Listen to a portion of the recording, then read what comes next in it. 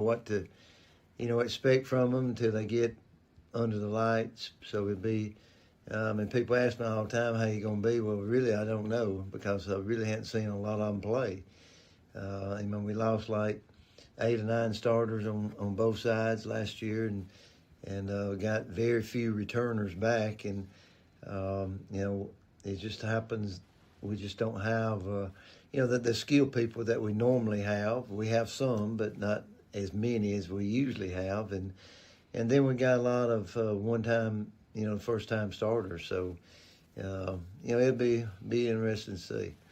Coach, I wanted to mention you didn't play a spring. That gives you an added week to start the fall. With that playing week 0, how big of an importance do you feel like that is, having that extra week? Because you only really go in full pads, that Friday of that first week? Well, it gives, if you don't have that, if you have a spring and you have a 0 date, then that only gives you 3 full weeks to practice and get ready. And I know you can do a lot in the summer, but you can't put the pads on, so you really don't know how some of them's going to respond when you put pads on. So, I like the option, if I've got a 0 date, to have that extra week of practice. So, I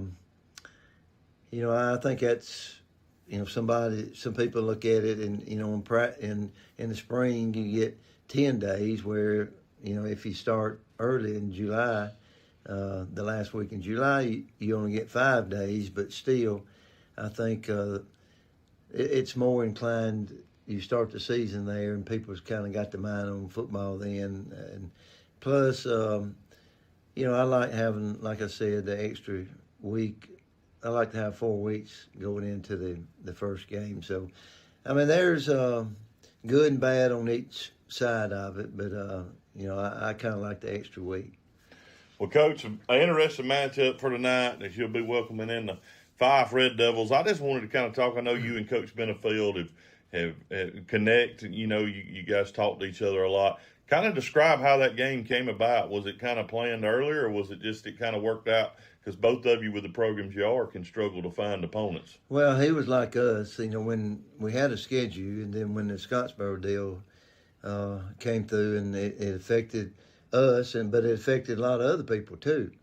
And I don't think it affected him. He just couldn't. He just had 9 games. But I just happened to randomly call him in the summer, which we usually talk, 3 or 4 times a year, and just see how things was going.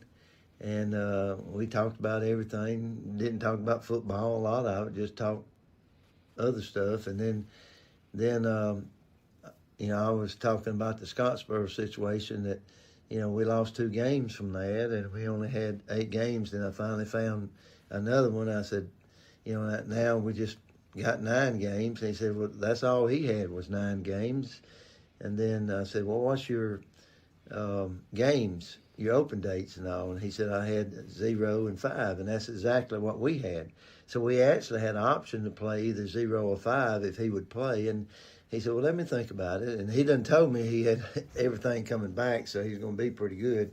So he couldn't tell me that because he'd already told me during the conversation, which I didn't know he had, the dates, and he didn't know I had the dates.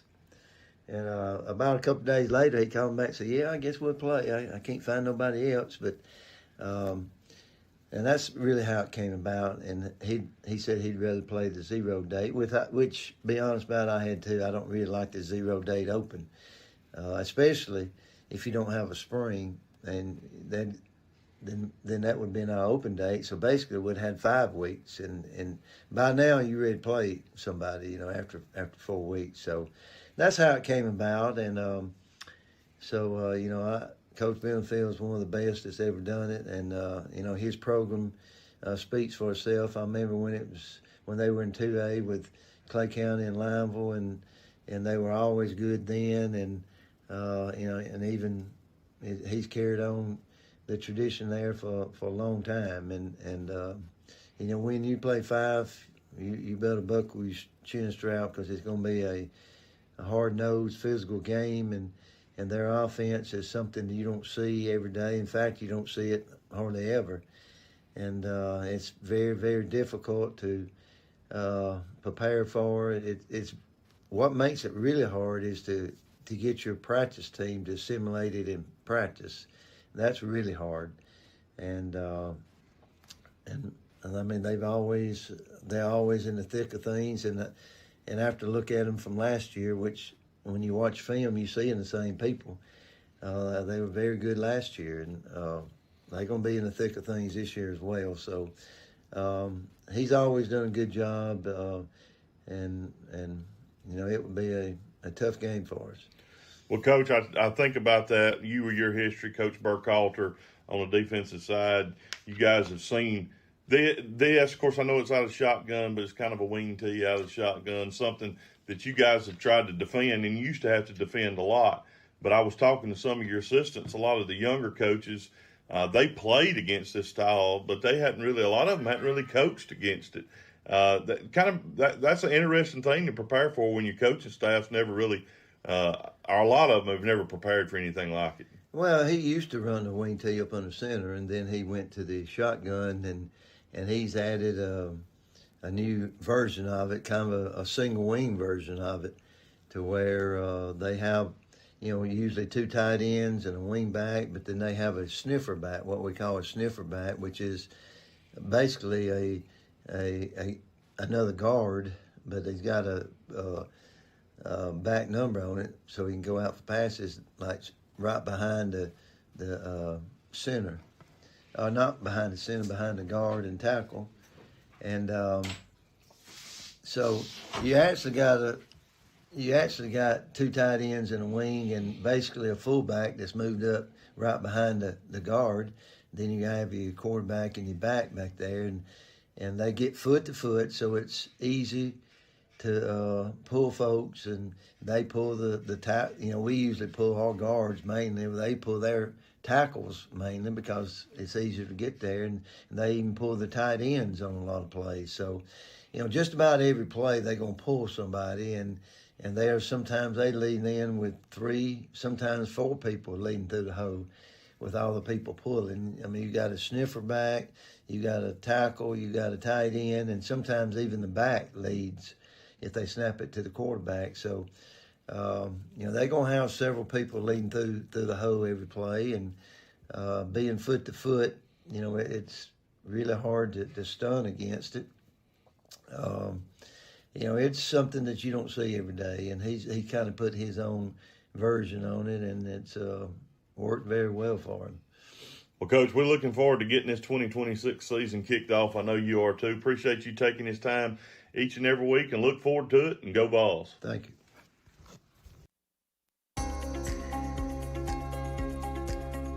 Chelsea Rush with Hunter Bend Realty provides residential, land, and commercial real estate services to buyers and sellers throughout East Central Alabama. More information is available by phone at 256-276-9153, by email at chelsea@hunterbend.com, or online at hunterbend.com. Chelsea Rush with Hunter Bend Realty is a proud supporter of the Clay Central Sports Network on Classic Country 90.9.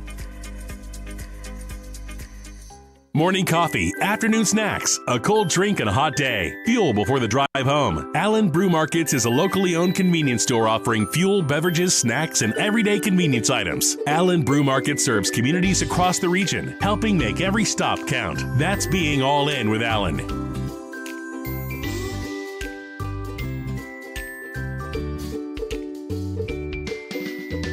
You're all in with Allen, oh yeah. Allen Brew Markets. The Clay Central Sports Network on Classic Country 90.9 is supported by Blair Family Farm and Market, located at 1015 Blair Road in Ashland. Blair Family Farm and Market offers meat from livestock raised on their farm without antibiotics, along with products from other local farms. Blair Family Farm and Market is open Wednesday and Thursday from 1 to 6 and Friday and Saturday from 9 to 6. More information is available by phone at 256-907-0982 or on Facebook under Blair Family Farm and Market.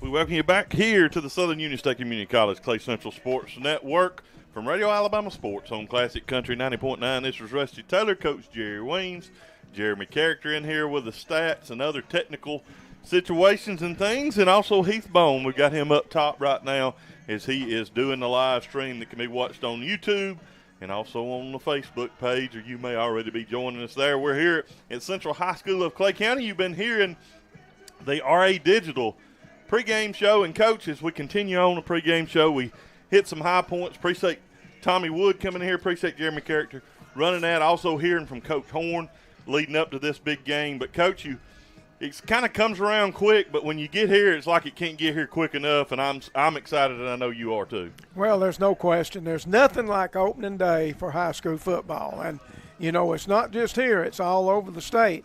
And, of course, some schools opened it up last night. A lot of them will tonight. And then there'll be a few that'll wait till next week to join the excitement. But always a great time of the year when high school football gets started.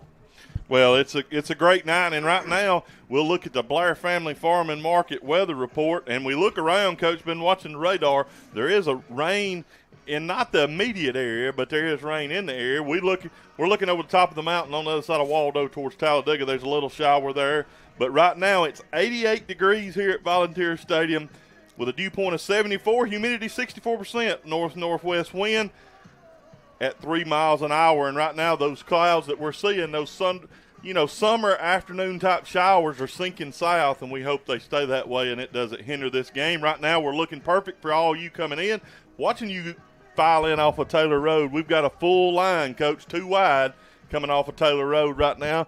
They're filing them in here though quickly, but we've already got a good maybe half to 3/4 full stands here on the Volunteer side, and about the same across the way as those Fyffe Red Devil fans, as we expected, are traveling well down south.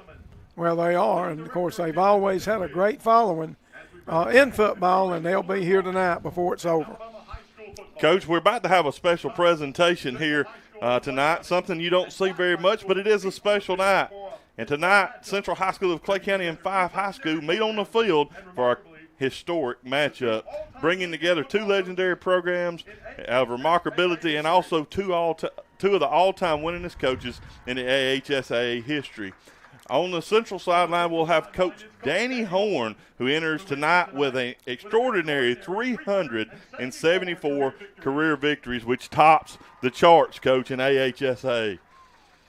Also, we look across the way, and leading the Fyffe is Coach Paul Benefield with incredible 368 career victories himself across the way. And Serve Pro will be here today to recognize these 2 men that have represented 742 career wins, along with 15 state championships and decades of leadership excellence and commitment to Alabama high school athletics. And surprisingly, Rusty, it's a former football official that's given this award. And, Coach, he's actually went back into officiating. That is, you Pete Story, which, and tonight Serve Pro, represented by, as we said, Pete Story. Serve Pro of Clay and DeKalb counties is honored to commemorate this historic meeting by presenting Coach Danny Horn and Coach Paul Benefield with special plaques, recognize their remarkable achievements and this milestone. Right now, it's a great opportunity as things get ready to close out. We're kind of pausing here, Coach. They're about to hand off. They've actually got representatives from DeKalb County Serve Pro and also Pete Story here, the Clay and Randolph County area. And I think it's a very nice token for Serve Pro to do this. They serve both communities, and they support the programs in both of these counties, and just a tremendous thing that Serve Pro is doing here tonight. Coach, this I appreciate them doing it, and it is a special, much deserved. I think this kind of adds to the night, and it's a big deal. Coach, as you see, Coach Horn and Coach Benefield right there in the middle of the field at the 50-yard line, giving each other a handshake and a hug. But, Coach, it'll be after the game before they do that again. Things get serious as they head to the locker rooms. But, Coach, I know you in your coaching career, obviously, real quick, and I didn't let you know that I was going to ask this, but you coached with Coach Danny Horn. You saw him from the start and coached with him and saw him kind of grow into the coach he is. But you also coached against Paul Benefield's teams a couple of times as well. Just speak to that. Well, you know, I was certainly there the first day that Coach Horn came back to Clay County as a coach, and he'd been over in Randolph County working under Ron Waters and as assistant. And I'll be honest with you, that first day that we practiced, I had my doubts, you know, if the right person had shown up. But, you know, we went day by day, and it kept getting better, and you could see things, the way he was doing things, and it was working, and the players started buying in. And, you know, it took us 2 or 3 years to get up to the competitive level, but once we did, you know, it was downhill from there. And Coach Benefield, the same way. He grew up in Fyffe. He left. The coach did a couple of stops before he came home to Fyffe. And, you know, their careers kind of parallel each other as far as being away and coming back home and bringing in people that he coached, you know, to come back and coach with him. And, you know, luckily I was on the staff that was there before Coach Horn came, and he elected to keep me, thankfully. So, you know, we kind of grew together in the coaching field as well. But you honestly can see some direct parallels between these two guys. And special recognition, we'll again appreciate ServPro doing that and making the night a little extra special as it already is, with the number 1 and number 2 winningest coaches in all-time AHSA history facing off tonight at Volunteer Stadium. It's with a 7 o'clock kickoff. We'll take a little break. We'll come back and we'll continue on the RA Digital pregame show. We'll be bringing you a few other things as we come back. We'll have the A&E Metal Roofing keys to the game. We'll also be bringing you the East Central Alabama Gas starting lineups, and as well as the Buddy Sports Country coin toss as we get ready for the Cook Foods of Ashland kickoff right here on the Southern Union State Community College Clay Central Sports Network from Radio Alabama Sports on Classic Country 90.9. East Alabama, this is Chance Jones with the Clay County EDC. In our county, small businesses are the heartbeat of our towns. The EDC is shining a spotlight on one small business each week, right here on Radio Alabama. Do you know a local business that deserves some love? Nominate them. Text SPOTLIGHT to 256-276-9319. That's SPOTLIGHT to 256-276-9319. And let's celebrate our businesses together. The EDC is proud to present the Small Business Spotlight on Radio Alabama. At First State Bank, we believe in the power of local. Your deposits help fuel local businesses, support local home ownership, and build a stronger community for us all. Our focus is on this community, and it's been that way for more than 50 years. First State Bank has been a stable financial institution for this area through good times and through bad. With locations in Ashland, Lineville, and Wedowee, First State Bank is looking to build an even brighter future right here in our backyard. First State Bank is proud to be a sponsor of the Clay Central Sports Network. First State Bank, member FDIC, and equal housing lender. Underwriting for Classic Country 90.9 comes from Integrity Cabinets in Lineville, a family-owned and operated cabinet manufacturing business established in 2004. Integrity Cabinets is on Highway 49 North in Lineville, and employment opportunity information is available by phone at 256-35. So it's kind of like it backed everything up. Fyffe in 3A last year, our Volunteers in 5A, and they've kind of just bumped down. But we've got a special game, Coach, and I know you've watched film, you've studied up just like you did back in the coaching days. Share some A&E Metal Roofing keys to the game for tonight for the Volunteers. Well, I think we got 4 important keys tonight that relate to the Volunteers. Number 1, Fyffe is going to play 7, 8, maybe 9 players both ways. And so I think we've got to rotate some personnel, particularly on defense, because if we can do that, we'll wear them down in the fourth quarter, you know, as far as heat is concerned here tonight. And then number 2, always the key to winning in football is to stop the run. And that has never been more true than it is tonight for Clay Central in this ball game. Running the ball is the basis of the Fyffe offense, and we've got to stop it. Number 3, we can't get ourselves into a situation where we have to commit more players on the back end of our defense to stop the run, because this is when Fyffe hits you with a big pass play. So we've got to be able to play with our constant front 7 on defense. And then number 4, we've got to defend the home turf. And what I mean by that, we've got to be physical early, let Fyffe know that we're here to play and that we're not taking them lightly because of their classification. Those are the important keys for the Volunteers here tonight. Some obviously special keys, Coach. Let's quickly go ahead and move into our East Central Alabama Gas starting lineups, and I'll start us with the Volunteer offense. Looking at the starting Volunteer offense tonight at center, Sean McCollum, 6'1", 235, and a junior. At right guard, Clayton Thomas, 6'1", 280, and a junior. At left guard, Gunnar Strickland, 5'10", 180, and a junior. Colin Sims will get to start at left tackle. He's 6'3", 275, and he's a junior. As you continue to see, all juniors on this offensive line. Alfred Gross is getting to start at right tackle. He's 6'2", 275, and a junior. And Clayton Tomlin, probably the most experienced offensive lineman there on the Volunteer line, at 6'1", 280, and a junior. Starting at X receiver, Jace Boyd, 5'11", 165, and a senior. At the Z receiver, J.D. Hall, 5'9", 160, and a junior. Starting at the Y receiver, Jaden Battle, 5'10", 160, and a junior. At the tight end and H-back, Ridge Waldrop. He's 6 foot 200, and he is a senior. Getting started running back is Dalen Houston, a 6'1", 190-pound senior. And at quarterback, getting started tonight, Hudson Foster, 5'9", 160, and he is a junior. Tonight, kicking for the Volunteers, doing the kicking duties, Landis Brown, 5'9", 185, and a freshman.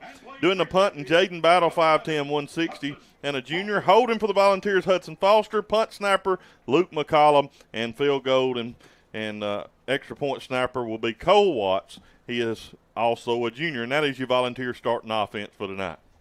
Well, looking at the Fyffe Red Devil defense, and they'll base out of a 3-4 up on the front. You've got Jay Lyles, a 6'3", 250-pound senior. In the middle, you've got Ian Slayton, 6'1", 280, and a junior. And at the other end, you've got Cooper Harrison, 6'4", 210, and a junior. So three pretty good guys, size guys on the front for a Class 2A school. Looking at the second level of the defense, the inside linebackers, you've got Bryce Green, who is a senior, and Weston Evans, another senior. And then the outside linebackers, Hunter Latham is a senior at 6'1", and then Josh Hill, a senior on the other side. So all four linebackers, seniors, a very veteran team there.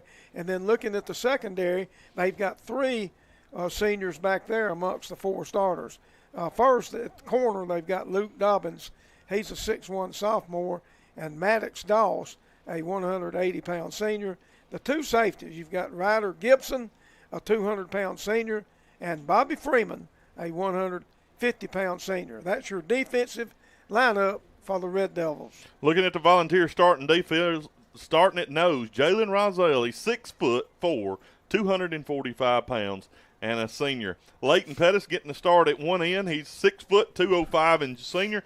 You may see him play some outside linebacker throughout the season and tonight as well, but Leighton getting the start right now at that defensive end spot. We like to call the old tackle coach, but it's kind of the end spot now. LaShamian Hardy, he is the lone starter there on the defensive line, returning starter. He's 5'11", 215, and a senior, and he's a good one. He actually swapped numbers to Trending Glenn's number. I know at some point this year I'm calling him Trending Glenn because Trending was such a dominant performer up there, but it'll be LaShamian Hardy. And we're going to pause right now for this, coaches. We're about to have the prayer and the national anthem, and we'll be back on the RA Digital pregame show. Support for the Clay Central Sports Network on Classic Country 90.9 comes from Bucks Island, an aluminum boat and marine dealership in Southside, Alabama. Bucks Island offers Sea Arc aluminum boats, including John boats and catfishing boats. Bucks Island also operates The Loft, a tournament tackle store. More information about Bucks Island is available online at bucksisland.com or by phone at 1-800-I'm-READY.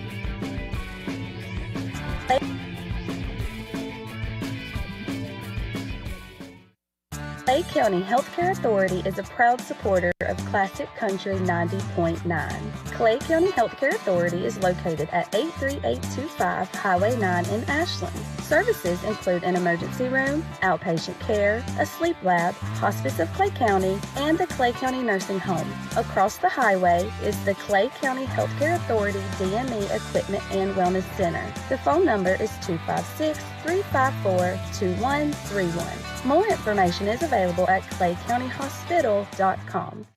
You know, being the PA announcer for volunteer football has been an incredible honor. One thing I love is celebrating each and every First State Bank, followed by the crowd responding with first down. That chant signals another successful play for our Clay Central Volunteers. But you know, it runs a little deeper. It also shows that First State Bank is also cheering on the Vols, much like they've supported this community for more than 50 years. First State Bank is proud to be a sponsor of the Clay Central Sports Network. First State Bank, member FDIC, and equal housing lender. This is District Attorney Joe Fickwit with a public safety message. Criminals are constantly finding new ways to deceive people. One new scam now appearing in our communities involves individuals posing as law enforcement officers and going door to door. They may wear clothing that resembles a uniform and claim you owe money to the court system and must make an immediate payment. Remember, legitimate law enforcement officers do not collect fines or fees at your doorstep. If this happens to you, contact your local law enforcement agency directly to verify the person's identity. Stay alert and let's stop scammers in their tracks. The Clay Central Sports Network on Classic Country 90.9 is sponsored by Ashland Auto Parts. Ashland Auto Parts is proud to sponsor Clay Central Marching Volunteers Halftime Show. Locally owned and serving Clay County since 1988, Ashland Auto Parts is a Napa Auto Parts store with a full line of Napa professional parts, along with paint and body shop supplies, welding supplies, and welding gases. Ashland Auto Parts is available by phone at 256-354-4873 and open Monday through Friday 7 to 5 and Saturday 7:30 to noon.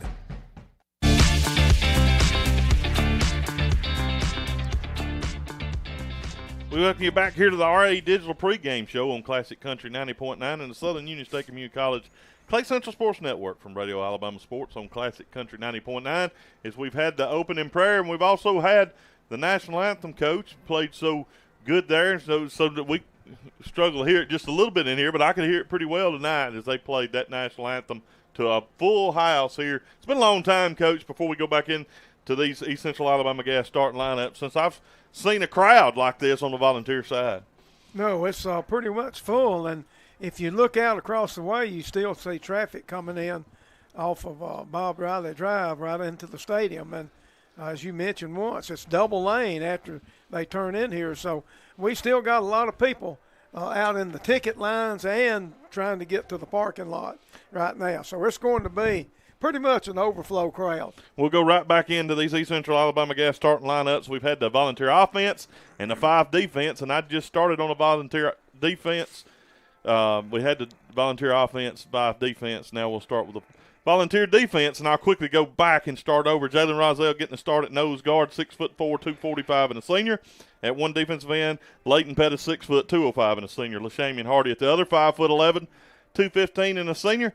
At one outside linebacker, we got Braden Sprayberry, the 6'2", 185-pound junior. The other outside linebacker, Jackson Fry. He's a 5'9", 180-pound junior. At one cornerback, we got J.D. Hall, 5'9", 160, and a senior. The other cornerback, we got Jace Boyd, a 5'11", 165 senior. At the starting strong safety here, Ryder Waldrop, number 12. He's 5'7", and he weighs 175 pounds. He's a junior. Getting the start at free safety, he's also the quarterback. Hudson Foster, 5'9", 160 pounds, and a junior. And, Coach, I kind of skipped around because those 2 middle guys, we've been calling those names for a long time, and we're excited to still have them. We've got Cole Watts, number 49, at inside linebacker. He's 5'10", 180, and a senior. And the other inside linebacker, Cam Mullins, 5'10", 190, and a senior. And probably the strongest coach. Well, he is the strongest on the team. I just wanted to mention that when we got the opportunity. The first player ever in Coach Horn's history to reach the 2,000-pound club. That's just an impressive feat by Cam Mullins, and he's only 5'10" and 190 pounds. No question. If you look at him, you would never guess that he could lift 2,000 pounds on 4 different lifts. Yeah, that being just incredible. That being a squat, bench, deadlift, and hang clean. That's what, ain't that the power clean? They use power clean. Yeah. But that's still just unbelievable stat there. But that is the volunteer starting defense. Well, looking at the offense of Fyffe, and it's an unusual style of offense. First of all, on the front, pretty good size for their class. One tackle, they've got Weston Evans. He's 250 pounds and a junior. The other tackle, Jay Lyles, also at 250 and a senior, both of them over 6'2". The two guards, you've got Kanan Ott, he's 220 and a junior, and then you've got Ian Slayton, 280 and a junior. The center is the small guy on this offensive line. He's 205 and a junior. And then one interesting fact about this offense, they're exclusively two tight ends. On one side, we'll see Hunter Latham, a 6'190" 190 senior, and on the other side, we'll see Cooper Harrison, a junior at 6'4". In the backfield, they'll have a wing back on one side or the other every time. Luke Dobbins fills that role. He's a sophomore. And then they'll have what we call a sniffer back. He'll line up anywhere across the line of scrimmage behind the offensive lineman. That's Hayden Parker, a 205-pound junior. Then they've got the running back, Ryder Gibson. He's a 200-pound senior, very good player.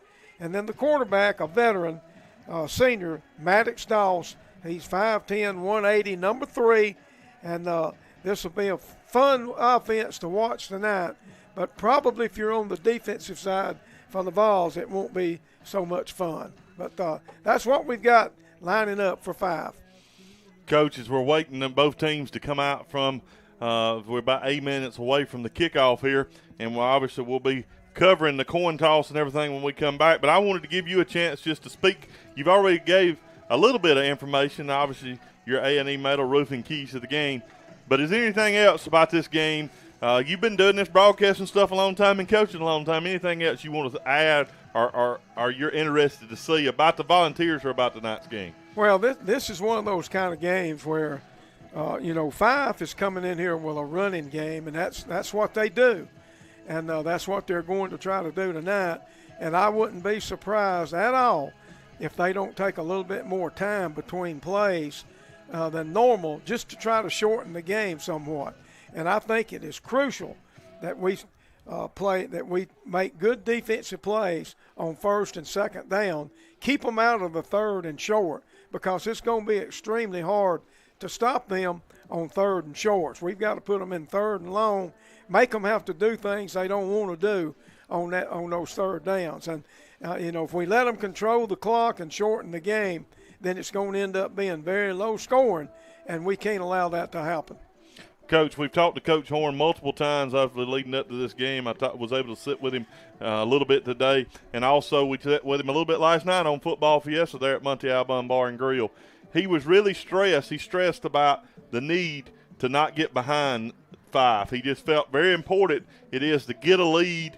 He didn't necessarily be a huge lead, but just get a lead, not get behind them, and allow them to really play the game they want to play. Well, that's absolutely true. And, if they were to get 2 scores ahead, it would be extremely tough. And vice versa. If we get 2 scores ahead of them, we're going to force them to have to play offensively a different way. They won't be able to run the play clock then. They'll have to run a normal offense. And I made a point in one of our keys is we've got to be able to stop them running without having to commit a secondary player up to the run. In other words, we've got to keep our secondary intact, our cover, whichever coverage we in, 1 or 3 or 4. We've got to be able to have those people there because they hit you with big plays when they can run the football and you commit more people to the run. Well, Coach, we're starting to see the teams come out right now.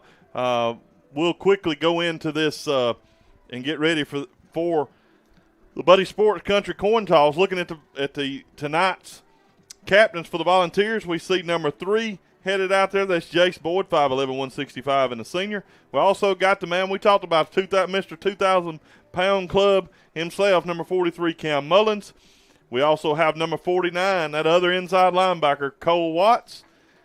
And also we see Leighton Pettis wearing number 55. Leighton getting the opportunity there at we look across the way, I see number 3, 4, 5, Maddox Doss. He's the quarterback, 5'10", 180. Also across the way, we see number 22 over there, that being Ryder Gibson. He's the running back most of the time. We see number 52. We've talked about him, Coach, leading up to number 52. He's not on the roster, but I think I think that's Jay Lyles across the way, or is that 62? My eyes is getting bad, Coach. I'm gonna have to get some glasses. But also number 2 across the way, Hunter Latham, the tight end. That's one of the guys that takes you to the football across the way. 62 is that number? Yeah, 62, and that's Jay Lyles. We talked about him last night and earlier in the week. He is a key player. We feel like the best lineman on the offensive and defensive side for the Fyffe Red Devils. Well, right now both captains on both sides waiting on the main official to bring them out, and a lot of people on the field. Of course, there's cheerleaders and all that on one end, and Fyffe. Real quick, we'll go over, I'll mention again, the Volunteers will be wearing the blue jersey with a white numeral outlined in red. They'll like to have blue headgear. No decals tonight. They will add them later in the years. They didn't have enough of those. White pant with a red and blue stripe down the side across the way. The Fyffe Red Devils, and all white pant with a white jersey, red numeral. Devils, or it's Fyffe across the chest, red headgear, black stripe with the Red Devils and the pitchfork sign on the side of the helmet, which they've been pretty consistent for a lot of years as the Fyffe Red Devils. They have. And, Rusty, maybe we should have done like the Pittsburgh Steelers and just put a decal on one side of the helmet. We might have had enough to done that, Coach. That is kind of weird, but I like it, Coach. Anything you can do different. As we see, that is the head official tonight is Matt Caldwell, by the way. We see Matt a lot, a very good official out of that group from the Ellick City group. And he'll as he has a lot of our games, we have him around the area. Yeah, he's here pretty regular and does a terrific job. And it was good to see, again, Pete Story here tonight, a former ref, making that serve. Coach, he's actually went back to refereeing this year. He's yeah, back. He went back. He said he retired, and he just couldn't stand it last year, so he's back officiating this year. Yeah. And I think he officiated last night, but I don't want to say, but I think he was at Childersburg B.B. Comer, I think. It's hard to get away from it. Well, when you're part of the game, you got to stay connected, whether it be coaching to the radio coach, whatever you got to do, right? That's exactly right. Well, it does. It's just a game that takes up a lot. A lot of people, whether it's just been able to go, but if you can stay connected in some way, as we've had the coin flip, and let's see. Well, we're about to have it. There it is. That's a big old coin Matt's got there, by the way. It's like the Volunteers have won the coin toss, and they have deferred their opportunity to the second half. And have elected to defer. Coach Horn's so worried about taking a lead, Coach, you might have thought he might have took the football. Well, he may be concerned about being behind and wants it for the second half. That's always. Volunteers will be kicking from our left to right, south to north. When we get started, Coach, we're going to end this RA Digital pregame show and get ready to move quickly into the first quarter when we come back right here on the Southern Union State Community College Clay Central Sports Network from Radio Alabama Sports on Classic Country 90.9. Support for the Clay Central Sports Network on Classic Country 90.9 comes from Clay County Tire and Retreading, a locally owned business located at 83531 Highway 9 in Ashland. Clay County Tire and Retreading provides tire work, front-end alignment, and commercial tire services for trucks, tractors, and passenger vehicles. More information is available by phone at 256-354-2515. Classic Country 90.9 is WFAZ-FM Goodwater, Ashland, Lineville, home of the Clay Central Volunteers on the Southern Union State Community College Clay Central Sports Network. They're not going to catch him, Coach. 20, 10, 5, touchdown Volunteers. From Radio Alabama Sports, Clay Central Football is on the air. He breaks a tackle. He's going to go, Coach. 5, touchdown Volunteers. This is the Southern Union State Community College Clay Central Sports Network. Clay Central Football is presented by Southern Union State Community College. First Bank of Alabama, where you are first. Toyota of Sylacauga, worth the drive, and they'll prove it. Clay and Coosa County District Attorney Joe Fickwit. Allen Oil Company of Sylacauga, fuel for your body, fuel for your car. You're all in with Allen. Central Alabama Community College, central to you, central to your success. And RA Digital, digital marketing built for you, built for growth. Now, alongside Coach Jerry Weems and Heath Stroud, here's the voice of the Volunteers, Rusty Taylor. We welcome you back. We're getting ready to tee it up as Landis Brown is teeing it up, and he's ready to swap the football. That wasn't his kicking ball, Coach. That young freshman said, that's the wrong ball. Give me the right one. Yeah. Now, you're home for live volunteer football play-by-play on the flagship station for Central High School of Clay County Athletics, Classic Country 90.9, and the Radio Alabama app. First quarter action is presented by Young's Drugstore. As we look, and the Fyffe Red Devils not very deep. Back at the 15, we got number 2, Hunter Latham, and also flanked. I'm having trouble getting this number over here. I think is that number 3? It is. Maddox Doss. Very looks like Doss is going to take it from about the 18. Pretty high kick. Across the way, Doss looking for running room, runs over a blocker out at the 30, falls forward out to the 33, and that's reasonable field position both ways, kind of about an average starting spot for high school. And again, Brandon Dahl, or Maddox Doss, their quarterback, back there fielding that kickoff and returning it. So up to the 33, as you mentioned, pretty good starting place for this Fyffe offense. As we'll see, Maddox Doss at quarterbacks, they'll break the huddle ball in the center of the field at their own 33-yard line to get this season go. They'll kind of spread out. Got 2 wide receivers, Coach, not what we're accustomed to seeing from the Red Devils.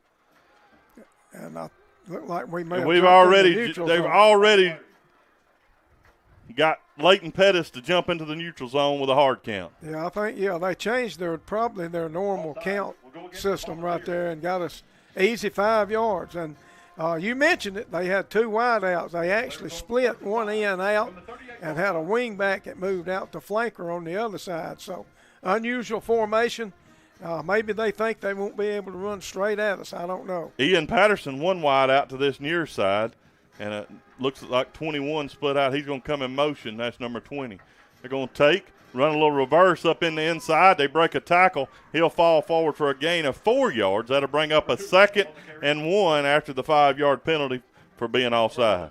Well, that's what we call the double handoff out of the old wing tee. Wingle tee, that makes sense. I like that name, Coach. Well, now that's what that was on that double. They wingled on that play. Yeah, absolutely. But that used to give us a lot of problems because you've got pullers going everywhere, and it's a misdirection. Good gain, by the way, of 4 yards. 2nd and 1 here for the Red Devils. Doss back in the shotgun. This time he's going to take and hand off to number 22. He's got his first down and more up inside of Volunteer territory down to the 48. That was number 22, the running back, Ryder Gibson. Well, Gibson kind of bounced in there for about 10 yards on that play. And just a straight handoff to the right side. And we've heard a lot about Gibson and his running ability, and he showed it to us on that play. Volunteers adding a defensive lineman, bringing a secondary guy out already, Coach, kind of changing the look here after a couple of big plays there for the Fyffe offense. Well, we're seeing this Fyffe offensive line. They're not intimidated at all. They're firing off the ball. It looks like maybe 6-man front for the Volunteers. Yeah. This time, quarterback looking to keep it, being patient. He'll be hit for about a 2-yard gain. That's Cole Watts on the stop, and that'll bring up a 2nd and 8. Well, he kind of faked the zone there to the wing back coming across and then kept the ball right up the center off of that, only a couple of yards on that play. Those linebackers, key players for the Volunteers. This is what the Volunteers have to do. Minimal yardage on 1st and 2nd down. Make them have to earn it on 3rd down. And they are taking a good bit of that play clock each and every time, Coach. Doss takes a snap. He hands off to Gibson. Gibson finds a hole. He's met in a hole and gets a good gain, probably about 5 yards. That'll bring up a 3rd and about 3 for the Red Devils. Well, that time they ran to the wing side. The wing blocked down on our defensive end. And, that's the problem when you've got a wing outside your defensive end. He's going to block down on you, and it's a good place to run. That's what they did. And it's a 3rd and almost 3, which is a little bit too short, I think, on 3rd down. This sets up a fairly easy play call, I think, for them. Well, Coach, you start thinking about 4-down territory as you go inside the 40, as they're just outside of it right now. Doss lines them back up for the Red Devils. He's going to take and hand it off to the wing back, but look, he's going to be met in the backfield by Cole Watts. That's going to be a loss of about 3 yards back to the 44-yard line. Big play by Cole Watts, a little bit slow developing. Little handoff to the wing back. We've got the right amount of personnel, and the Volunteers are going to have to take a timeout, Coach, and that's not good that you come out and you don't know who is coming and who is going. But either way, the Volunteers having to make that Clay County Healthcare Authority timeout, and as they take this Clay County Healthcare Authority timeout, we'll take it with them right here on the Southern Union State Community College Clay Central Sports Network. Volunteers 0-5-0. Looks like we're going to get a punt from Fyffe with 8:40 to go in the first quarter. Support for this program comes from Harris Plumbing and Electric in Ashland. Harris Plumbing and Electric has tools for multiple brands, scratch and dent appliances, a lumber yard, and building materials for a variety of projects. Harris Plumbing and Electric is located at 75 2nd Street Northwest in Ashland. Business hours are Monday through Friday from 7 a.m. until 4:30 p.m. and Saturday from 7 a.m. until noon. Information is available at 256-354-5600 or on Facebook. Harris Plumbing and Electric is a proud supporter of the Clay Central Sports Network on Classic Country 90.9. The first quarter is brought to you by Young's Drugstore. We welcome you back here to the Southern Union State Community College Clay Central Sports Network from Radio Alabama Sports. And Doss is the punter, and he gets a line drive punt. And it's going to be tried to be fielded there by – and we're going to be a safety. Or is it a touchback first? It's a safety. Well, you know, he fumbled the ball around. He never had possession. Let's see what the see. He fumbled it into the end zone, and he never had possession of the ball. They're going to talk about it and say, I think this it's may be a touchback. Other than the hang on, they're making a signal. It's a touchback. It's a touchback. That's because you don't have to kneel it. It's a dead ball once it went in the end zone on that chance. He never gained possession of it. They'll move the ball back to where he touched it, though. It won't go out to the 20. But if it's a touchback, it goes out to the 20. I'm a little confused, Coach. He signaled touchback. But do you agree it should go to where he touched it? No. J.D. Hall. It's a touchback. Even if you touch, not if you touch it. Yeah. It becomes a touchback. Okay, so I can pat it towards the end zone into the end zone. The only way that could have been a safety. I didn't say it should be a safety. Had he got out of the end zone and then went back. But you see what I'm saying? If I'm at the 10, that says I can just slap it in the end zone, and it'll be a touchback out to the 20. That's right. That just don't seem like that should be right. It's a touchback. I thought that from the very beginning. Well, you did, but you see what I'm saying? Yeah. If you had the – if it was going to die, if it was going to die at the 1, just run back there and slap it in the end zone. But in any event, you can't do that. Whatever the case is, we got a huge break. I agree. I agree. Whatever the situation Foster is. lines them up, and we look more tight. Coach jammed in there with a bunch set. Coming in motion is number 2. That's J.D. Hall. Hall cuts, and he's going to be cut down for no gain. A little bit too much dancing for J.D. Hall. He's the young man that tried to catch that ball over his shoulder on that punt and actually lost a yard there and to bring up a 2nd and 11. And I'll tell you what, that Fyffe defense was very aggressive on that play right there. Their pursuit was outstanding. So we may look for some misdirection stuff here if they're going to pursue like that. Just a jet sweep there, toss forward. The Volunteers like to toss that ball. That way if it's dropped, it's just an incomplete pass. We see Lacey moving over to the left as he's getting a start there at the H-back. They're going to get Volunteers 2 men in motion at the same time. And we had 2 guys moving at the same time, and that's going to cost the Volunteers 5, unless they decline it because it was a short game. I would think they illegal might decline shift. This. I would, if I was on the defensive side, I would decline. Because you got a 3rd and 9 if you decline. But I think they're taking it, Coach. Well, that may not be a bad idea because it's pushing us back inside the 15-yard line. But it does give us another play. Yeah, making it 2nd down. It'll be 2nd and 16 for the Volunteers after that illegal shift, and we definitely were moving. We had a wide receiver moving and an H-back. Volunteers line back up in the center of the field, going to take and hand off to Houston. Houston fires up in, gets a couple, so it's proved to be the right call as the Volunteers are just out to the 17, and that'll bring up a 3rd and about 13. Well, you know, that first play where we lost yardage kind of put us behind the 8 ball. It makes it difficult play calling wise here, backed up inside the 20. Right now we got trips to the right side, Coach, and they're playing us man, best I can tell. And look up the street up there. We drop back, looking to throw a wide receiver screen. We get it out to number 6, got some running room, 20.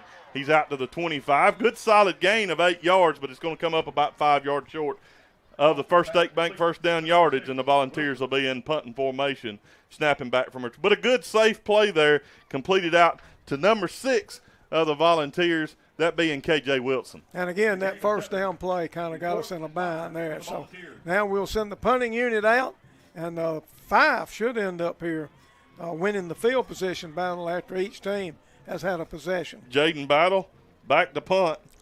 Punt snapper Luke McCollum. And I was going to say, Rusty, the line's trying to get in here as far as we can see. Good snap, back to Battle. A lot of time and a pretty good punt that's going to come to the Volunteer side and just kind of bounce straight right. It's going to be right about midfield there, but not a terrible punt, just no roll right at midfield. And that's where the Fyffe Red Devils will start 1st and 10 here for the against the Volunteers in the Young's Drugstore first quarter. And I think right here is going to be our heat timeout, right in the middle of the quarter. It is. We'll take this Clay County Healthcare Authority timeout for the heat timeout right here. You're listening on the Southern Union State Community College Clay Central Sports Network from Radio Alabama Sports on Classic Country 90.9. This is District Attorney Joe Fickwit with an important public safety reminder. As District Attorney, I've seen the aftermath of vehicle crashes caused by texting while driving. Many began with a simple distraction, a driver looking at a phone instead of the road, and ended with injury and death. Alabama's hands-free law was created to help save lives. In 2024 alone, distracted driving was linked to 65 deaths across the state. When you are behind the wheel, nothing on your phone is more important than arriving safely. Put the phone down. Stay focused. Protect yourself and those sharing the road with you. Don't text and drive. Is it time for a career change? Cook Foods of Ashland Complex features a variety of careers with excellent benefits and room for advancement. Current openings include various hourly positions at our processing plant, feed mill, hatchery, and live haul department. Support staff positions are also available, such as accounting, HR, purchasing, QA, and truck drivers. The website is cookfoods.com/careers. Cook Foods of Ashland is proud to sponsor the Clay Central Sports Network. Go Vols! Support for the Clay Central Sports Network on Classic Country 90.9 comes from Meek Dozer Services. Owned by Joseph Meek, the business provides excavation, grading, land clearing, and land management solutions for residential and commercial properties throughout East Central Alabama. More information is available by phone at 256-276-8725 or on Facebook under Meek Dozer Service.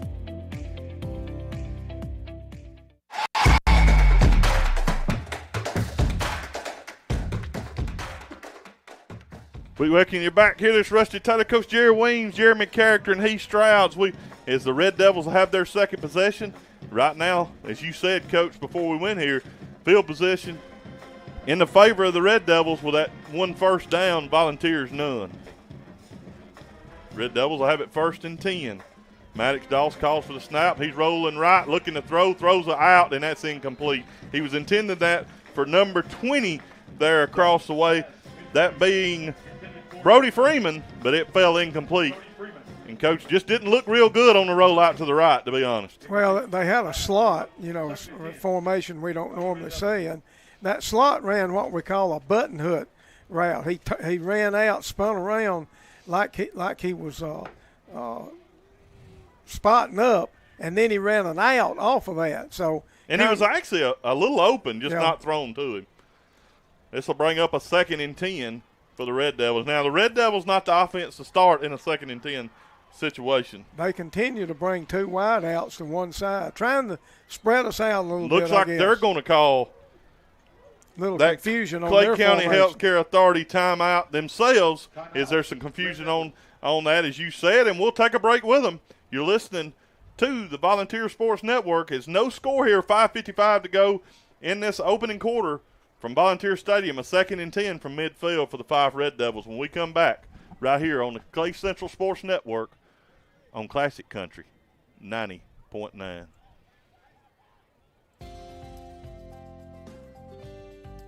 Southern Cabinet Company provides cabinetry, hardware, and countertops for kitchen and bath projects, including custom homes and multifamily construction. The family-owned business has more than 40 years of experience serving the region. Southern Cabinet Company supports the Clay Central Sports Network and Classic Country 90.9.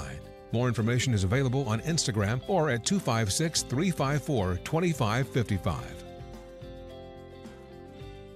We may disagree on which team to cheer for on Saturdays, but there's one thing we can all agree on. When you're not feeling well, you don't want the hassle of getting your medication. The drugstore in Ashland features personal service, whether you go inside or utilize their easy access drive-thru. The drugstore is open 7:45 to 5:30 Monday through Friday and Saturdays 8 until noon. Their phone number is 256-354-3784. Programming on Classic Country 90.9 is sponsored by the drugstore in Ashland, where your health is their main concern. As Doss goes out, rolls out the pass, I think it's plenty of fun. Enormous financial impact on our community with jobs at the Ashland location and growers throughout our area. Right now, there are many career opportunities awaiting at cookfoods.com. One could be just right for you. Cook Foods wishes the very best to the Clay Central Vols, cheerleaders, and the marching volunteers this fall. Go Vols! We welcome you back here to the Clay Central Sports Network, Coach. I don't know what you're doing, but we're playing football over here. He's out of practice. They're going to take and run a reverse back, and Jackson Fry's waiting on it. He'll end up falling forward for a short gain, but 2 great plays by Jackson Fry back-to-back. Well, right now this volunteer defense showing that they can stand up to whatever they throw at us, and right now forcing a second punt from this Fyffe team. Keep in mind their quarterback, Maddox Doss, is also their punter. That always concerns me, Coach, when if something goes bad there, that he's got an ability to throw the football. He's a comfortable quarterback. Yeah, we're actually putting nobody back deep. Well, now Hall will go back. That might not be a bad idea the way the last punt looked. Snaps good back to Doss. Doss is going to get a high punt. It's going to be fair catch call for at the 22-yard line. So a little field position swap there for the Volunteers. They'll be starting with the best field position they've had here with their second opportunity, 1st and 10 from their own 22. And I think it's going to be very important now what we do on first down. You remember we had a negative play the first possession on first down, and it threw us behind the 8 ball. So we need good plays on early downs.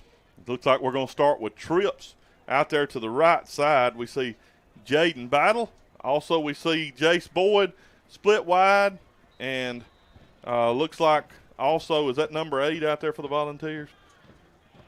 Carson Maddox. Going to take and hand off the right side. Houston finds a little hole this time, out across the 25 to the 26. Coach, you kind of think you may be doing something because it looked like he got to the line of scrimmage, and he gains 4 yards.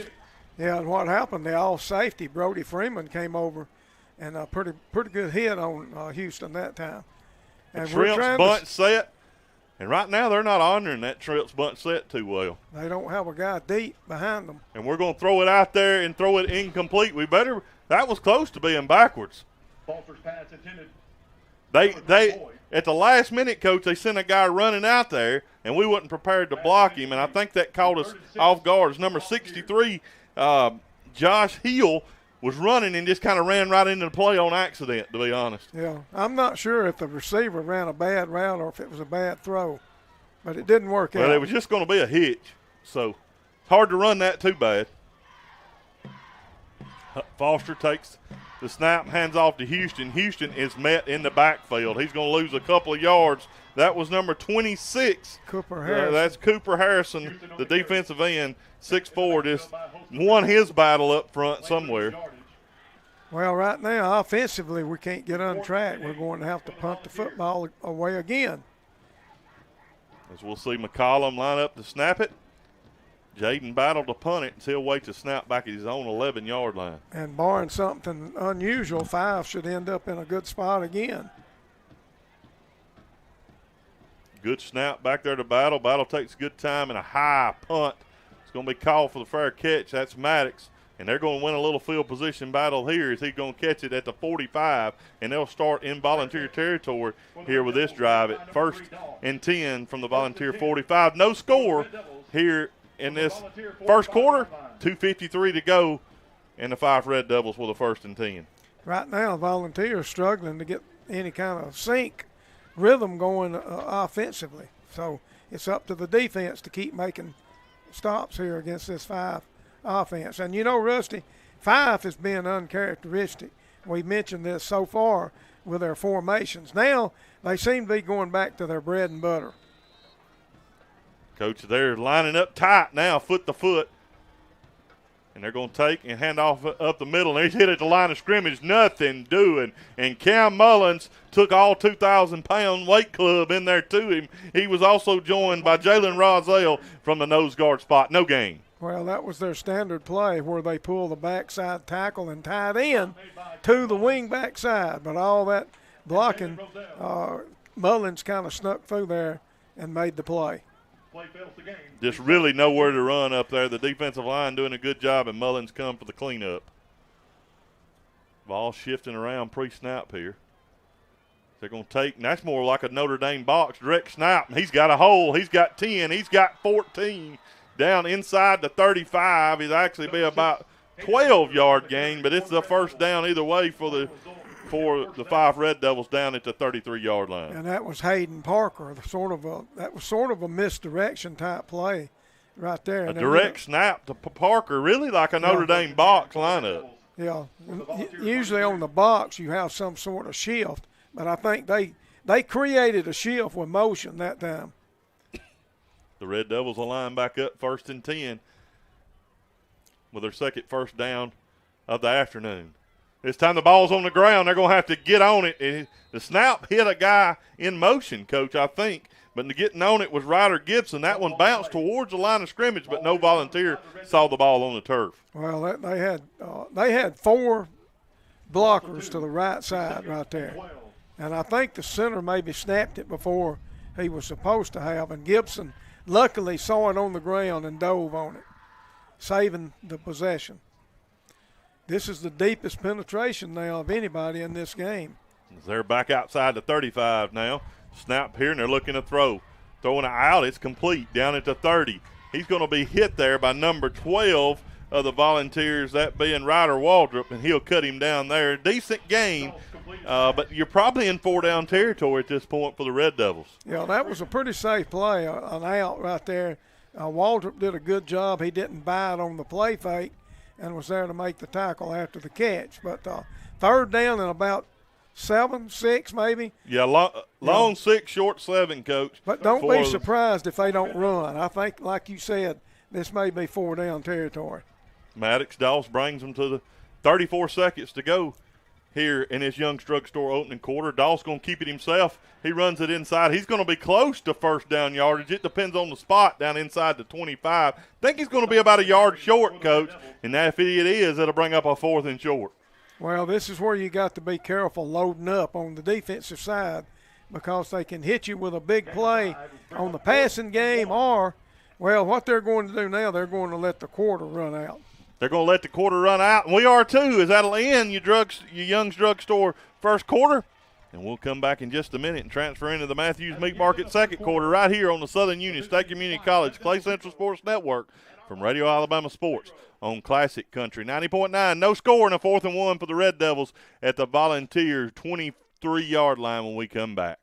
Chris here with Last Call Services in Delta, Alabama. Our team handles a range of residential, commercial plumbing needs and residential remodeling, including leaking pipes, clogged drains, water or sewer line services, painting, sheetrock, flooring, and other remodeling services. We spend a lot of time working across East Central Alabama, helping maintain plumbing systems in homes and businesses of all kinds. We are available around the clock. Last Call does it all, and we are available by phone at 256-343-4119 and online at lastcallservices.net. Farr and Associates Injury Attorneys handle cases involving auto accidents, 18-wheeler collisions, motorcycle and boating accidents, wrongful death, premises liability, workplace injuries, and medical malpractice. Information is available at tpharrlaw.com or by phone at 256-487-6080. Farr and Associates Injury Attorneys are sponsors of the Clay Central Sports Network on Classic Country 90.9. No representation is made that the quality of legal services to be performed is greater than those performed by other lawyers. Second quarter action is brought to you by Matthews Meat Market. Now, back to the action.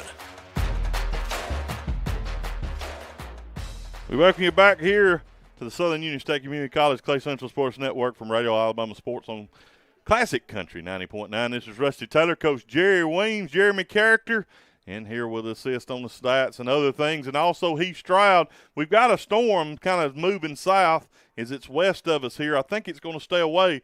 But, Coach, check out that sunset it's causing there in the northwest.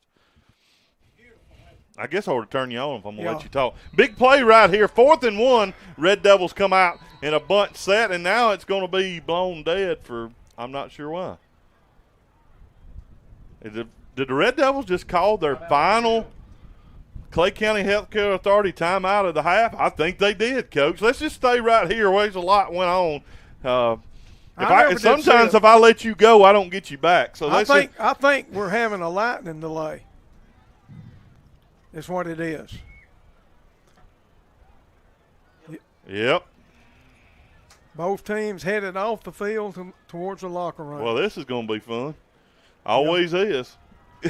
Yeah. So we can tell you right now that the earliest this game would restart, we want you to stick with us, but the earliest this could start would be 8 o'clock. That's right. It'll be a 30-minute delay. And every time there's a lightning strike, that 30 minutes will start over. But it's supposed to be a lightning strike within 10 miles, isn't it? So not just any lightning strike. But how do we know that? Well, if you can monitor that by radar and lightning tracker, Coach. Have we got a guy doing that? Well, that's a good question. I think once the game starts, I think it's the officials' call. You know, they can use – Coach Wes Campbell, our principal athletic director, he can use them and their what they've got going on. We've been seeing lightning since before the game started, if we're totally honest here. But I've yet to see a true streak. Have you? No, I mean it's been way off to the west and now moving to the south. Now I'll tell you, Coach, as you continue to talk about it, I'll pull up the radar and just see what I'm seeing. And so we've got a high vantage point, and there's not much in the way looking west. That storm has continued. Well, I'll tell you what may have caused it. Yeah. There is a storm right behind us to our east, just on the other side of Lineville, that we're not seeing. And I'm going to say that is the cause of that's where the lightning was. It's in between Lineville and the Randolph County line. There was a lightning strike. So that would be within 10 miles, just outside of the Lineville city limit. But we definitely have some to the southwest as well. Yeah, but that lightning in the southwest, it's definitely moving south. It's in the closest it is Sylacauga, so that's far way out of the problem. What we can't see is we only got windows in the front. We can't see the windows in the south, and there's a pretty heavy storm right now from just east of Lineville. So. And we've got a lot of spectators now starting to make their way. It's not raining. It's just and honestly, Coach, I don't think it's going to without something popping up. Don't let Jeremy pulls up that crazy radar. You have to watch him now. Where are we, Jeremy? There's the lightning strike that caused it. Right there. Just southeast of Actually, I can tell you exactly where it was if you really want to know. Where was it? It's in Almost at Jeremy's house. It was down at the county line towards Flat Rock. That's Maybe you'll get some rain. You'll get is. some rain over there, and you can cut grass. Actually, just south. It's actually just off of Cragford Road. Actually, I misread. Just off of Cragford Road, in between Cragford and 49, about halfway back to Shiloh, about halfway between Cragford School. And so you could hear the crowd as they saw a lightning strike. Yeah, so you can go ahead and add 30 more minutes, Coach. This is just what I needed. I got an early start in the morning, but anyway, we had one of these last year. Was it the first game of the year last year? We had this situation at one game. I don't remember which one, but this is not uncommon in August at all. Not at all. And it'll be happening all over the state as well. It won't just be here. You're right. It'll be happening, and we're going to be carrying on. What we're going to do, we're going to take a little break, run some spots. We're going to try to gather some scores and some other information from around the area and just try to keep you updated with what's going here. But, again, right now it's going to be about 8:05 at the earliest that we'll get started, but that's probably not very realistic. We may be looking more like 8:30 when we come back with that 4th and 1 in a long, long time. So we're just going to take a break. We'll come back, talk you through it, find some scores, find some other information right here on the Southern Union State Community College Clay Central Sports Network from Radio Alabama Sports on Classic Country 90.9.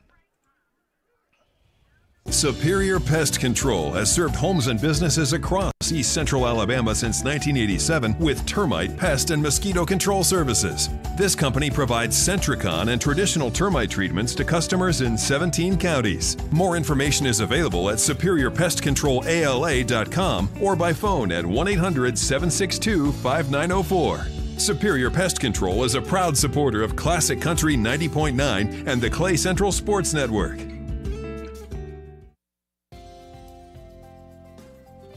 Southern Cabinet Company is a family-owned business with more than 40 years of experience in kitchen and bath projects. The company provides cabinets, hardware, and countertops for new construction, remodels, and multifamily developments throughout the region. Southern Cabinet Company is a supporter of the Clay Central Sports Network and Classic Country 90.9. More information is available on Instagram or at 256-354-2555.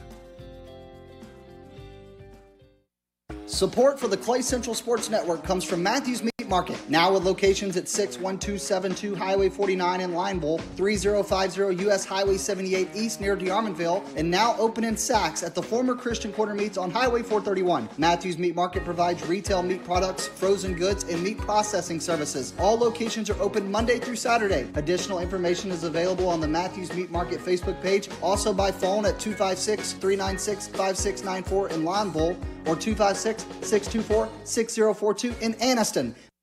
Support for this radio station and the Radio Alabama Foundation comes from Young's Drugstore, a locally owned pharmacy with locations in Woodland and downtown Lineville. Young's Drugstore provides prescription medications, over-the-counter products, and healthcare supplies. The Lineville location can be reached by phone at 256-396-5632 or online at youngsdrugstorellc.com. The Woodland location can be reached by phone at 256-449-2372 or online at youngsdrugandgeneralstore.com. Second quarter action is brought to you by Matthews Meat Market. Now, back to the action.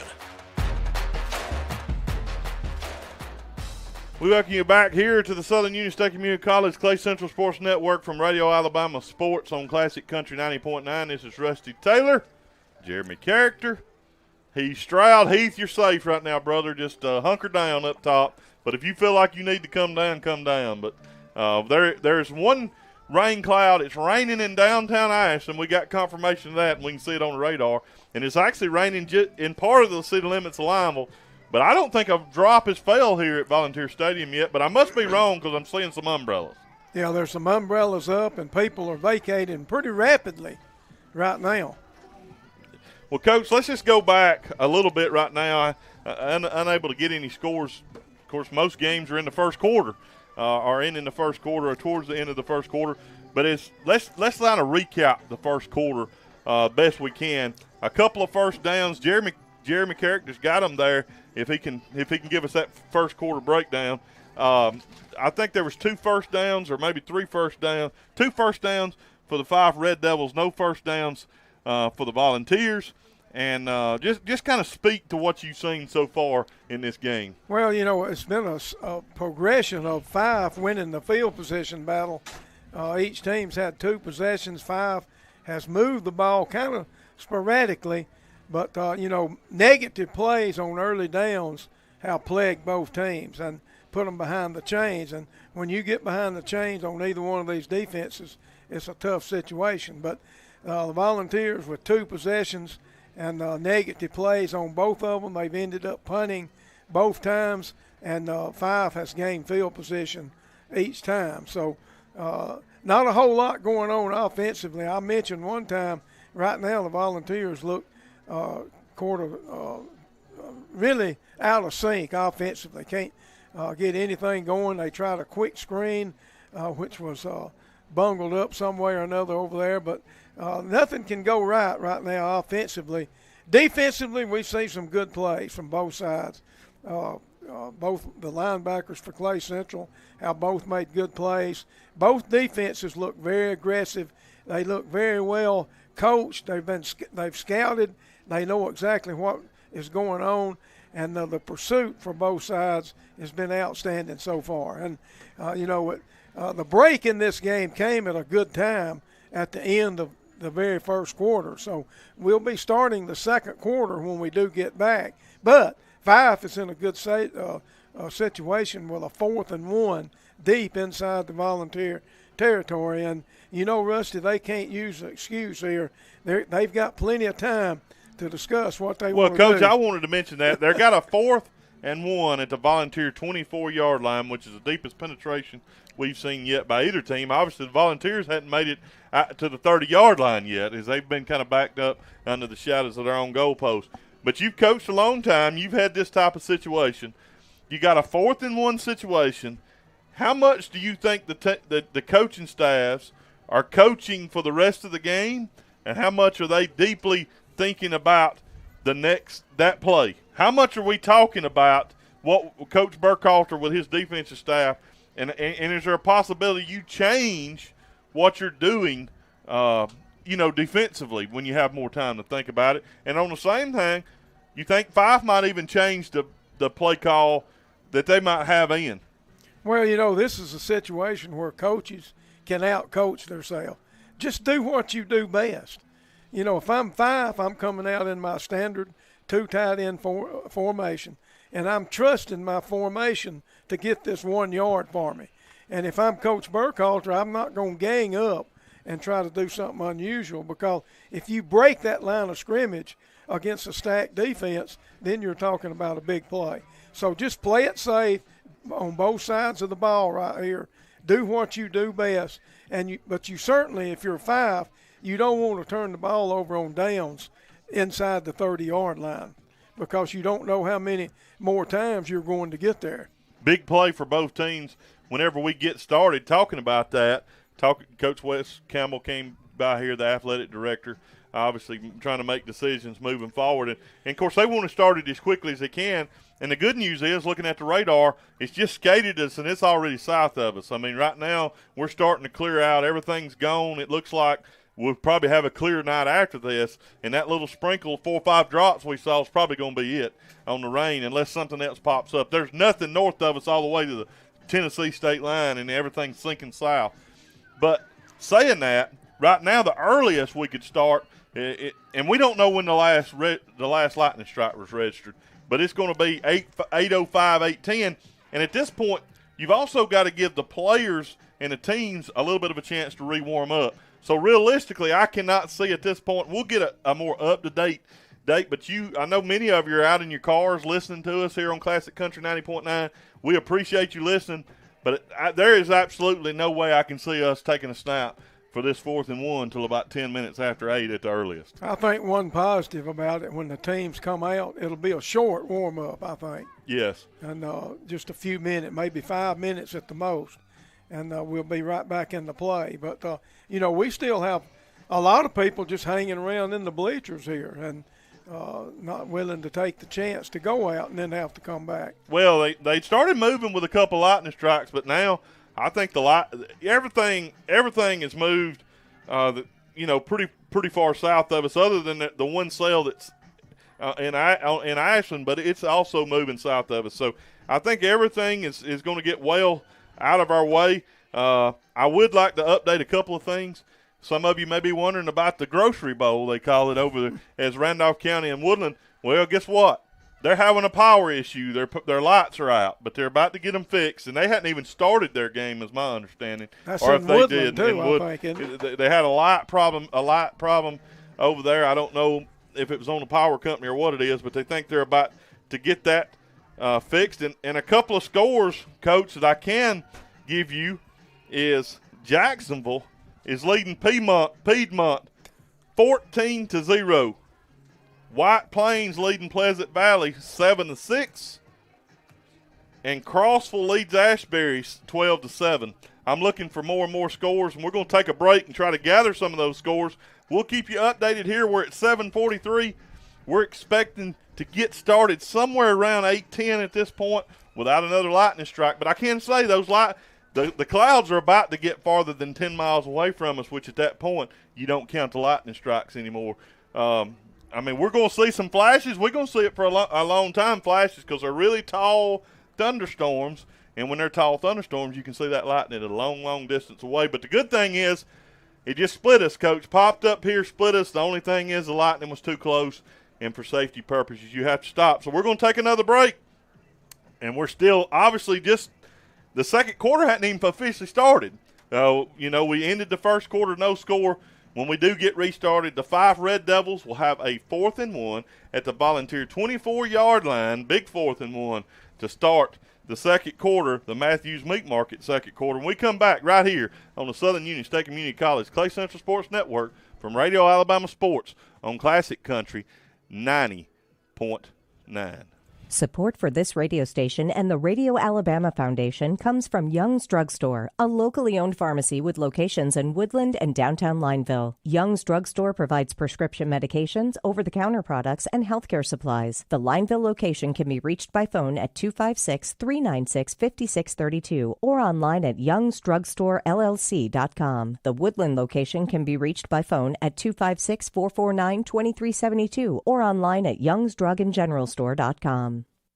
Support for the Clay Central Sports Network comes from Matthews Meat Market, now with locations at 61272 Highway 49 in Lineville, 3050 U.S. Highway 78 East near DeArmonville, and now open in Sachs at the former Christian Quarter Meats on Highway 431. Matthews Meat Market provides retail meat products, frozen goods, and meat processing services. All locations are open Monday through Saturday. Additional information is available on the Matthews Meat Market Facebook page, also by phone at 256-396-5694 in Lineville, or 256-624-6042 in Anniston. State Farm Insurance Company provides insurance products for residents of Clay County. Agent Mike Coleman and his staff offer a product line that includes automobile insurance, homeowners insurance, and life insurance policies. Located at 86401 Highway 9 between Lineville and Ashland, State Farm is open Monday through Friday from 8:30 a.m. to 4:30 p.m. Their telephone number is 256-354-2272. State Farm is a sponsor of the Clay Central Sports Network, and they are proud to bring you the Coleman Cowbell on Classic Country Mornings. Like a good neighbor, State Farm is there. When you're cooking up a plan or just need a snack, Piggly Wiggly's got your groceries packed. Fresh produce, meats, and hometown smiles. We've been down the street all the while. Hot meals waiting for you in the deli. Stores filled with treats to fill up your belly. Piggly Wiggly, we're your hometown store, serving up value and so much more. Piggly Wiggly, Ashland and Lineville is proud to sponsor volunteer athletics on the Clay Central Sports Network. Go Vols! Hot meals waiting for you in the deli. Stores filled with treats to fill up your belly. Support for Classic Country 90.9 is provided by the Law Office of Tyler Sims, offering legal services in areas including personal injury, estate planning, criminal defense, and juvenile law. The office serves clients in the region with a focus on legal representation across these practice areas. More information is available at Sims Law. The Law Office of Tyler Sims supports the Clay Central Sports Network. No legal representation is made that the quality of legal services performed is greater than that of other attorneys. Support for the Clay Central Sports Network on Classic Country 90.9 is provided by Timber Elite Auctions. Timber Elite Auctions conducts monthly online equipment auctions featuring skid steers, excavators, dozers, tractors, farm equipment, utility trailers, dump trailers, and pickup trucks. More information is available at timbereliteauctions.com or by phone at 256-846-0575. Auctioneer license number 5462. Support for the Clay Central Sports Network on Classic Country 90.9 comes from Spencer Lovelace with Southeastern Land Group in Clay County, Alabama. He works with landowners and farmers throughout East Central Alabama and West Georgia, focusing on farms, rural homesteads, hunting property, and recreational land. Spencer is also a member of the Poultry Sow team. Market valuations are available by phone at 256-283-3198 and online at selandgroup.com.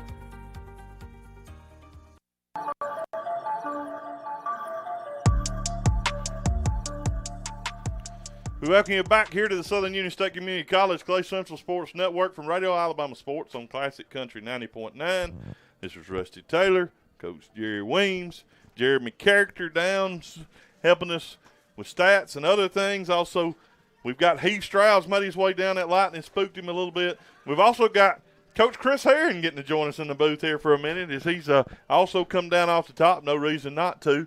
But, Coach, one thing I wanted to mention, I noticed one thing that happens. Anytime this kind of weather happens, we have got a lot of friends that I didn't know about. You know, that all of a sudden they just ready to – I don't know why. Everybody's just ready to see us at that point. And they all come at once, it seems like.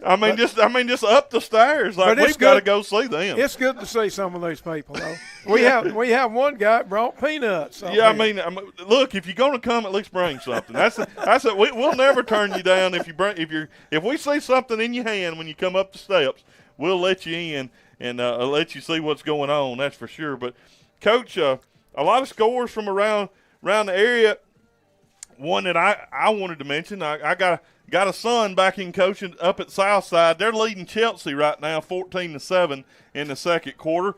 North Sound Mountain just going through some scores. North Sound Mountain leading Southeastern 14-0. Continue to look at as many scores as I can. I just got let's see. I've got a lot of scores. Oxford leads Gaston City 21-0. You're ahead of me. I just had 7-0. I mentioned White Plains leads Pleasant Valley 7-6. Jacksonville leads Piedmont 14-0. Well, that's one that everybody's been here. We've been hearing about Jacksonville, which is a region opponent, and all the additions that they might have made to their program. And Coach, it seems like they've made some good ones. There is a very good team in Piedmont right now. They're blanking them a 14-0. Yeah, Piedmont ranked number 1 in the state in 3A, and Jacksonville laying it on them right now. Of course, Jacksonville 4A. But Jacksonville also with a big game against Southside in a jamboree game. You gonna eat peanuts in the middle of this, Coach? You just no. You're not. I'm not, Russ. Okay. I'm just making sure. I wanted to check with you. Did I know there was some information just gathered. Did we hear the time that they're planning to restart? 7:50 whenever he said it. Well, that don't even make any sense. It's 7:50 now. Yeah. So 7:53. I just saw a lightning flash. Yeah, but it's got to be within 10 miles. So it don't matter if you see lightning flash. Just a reminder, ball fans, if you Let's choose see. to wait out the storm in your vehicle, all weather information can be heard on Classic Country. Listen, they're talking about us, Coach. You hear that? They said weather information can be heard on this station. Well, look. I mean, you're the weatherman. Yeah, well, I've already told you. Actually, as this storm has sunk, that new thing, Coach, that come out about 3 years ago, guess what's been issued for Clay County? What? A special weather statement. Special weather statement has been issued at 7:41 for Clay County. But the good thing about this is it's in the southern Clay County, and we see that. And they're saying it's a strong thunderstorm that will be impacting the southwestern corner of Randolph County, southeastern part of Clay County. And they look, if you look at the radar, it's a good thing they wouldn't have been if we were any farther south. There ain't no gap in it anymore. It's like it just went around us. Yeah. and it moves south. It split and literally went around. And right now it stretches from Millerville. Let's see if we can get some odd communities. Maybe towards Dadeville, down that way. Well, this ain't that far south. It ain't made it to Wadley yet. It's right now the eastern edge is on the Tallapoosa River between R.L. Harris Dam and Wadley. So it may be Kirk. Now, what better weather report could you get than that the right Clay there? County weather report, we've already got good reports from our good friend and partner. Spencer Lovelace really appreciated the mention of Shiloh earlier. And I did see some pretty good luck. Hey, Shiloh don't get mentioned on that many broadcasts, but they absolutely will on this one, Coach, on Classic Country 90.9. But we're not sure which one of these, we don't have anything right now that officially tells us everything is moved south. We can tell you that. It's moved south of us. We're on that borderline of a 10-mile mark right now on the lightning strikes. So I don't know if they're still counting these lightning strikes that we're seeing or not. We're really just seeing flashing in the skies. We're not seeing streak lightning. So, a lot. It's just what their definition of lightning is. That old definition, Coach, we mentioned that. We used to hear this a lot, heat lightning, but that ain't a real thing. You know what I mean? You're just seeing the lightning off in a long, long distance. There's not a – some people would argue. I probably just upset some people, didn't I? Oh, that's just heat lightning. Let's get back at it. So, hey, I'm with it. I'm with it. I'm with it. But right now, we can give a Blair Family Farm and Market weather report. It's 80 degrees with no rain here. Dew point at 74. Look, we're getting reports. He's coming a heavy lightning storm on County Road 5 south of Ashland. So that's about where the edge of it is right now.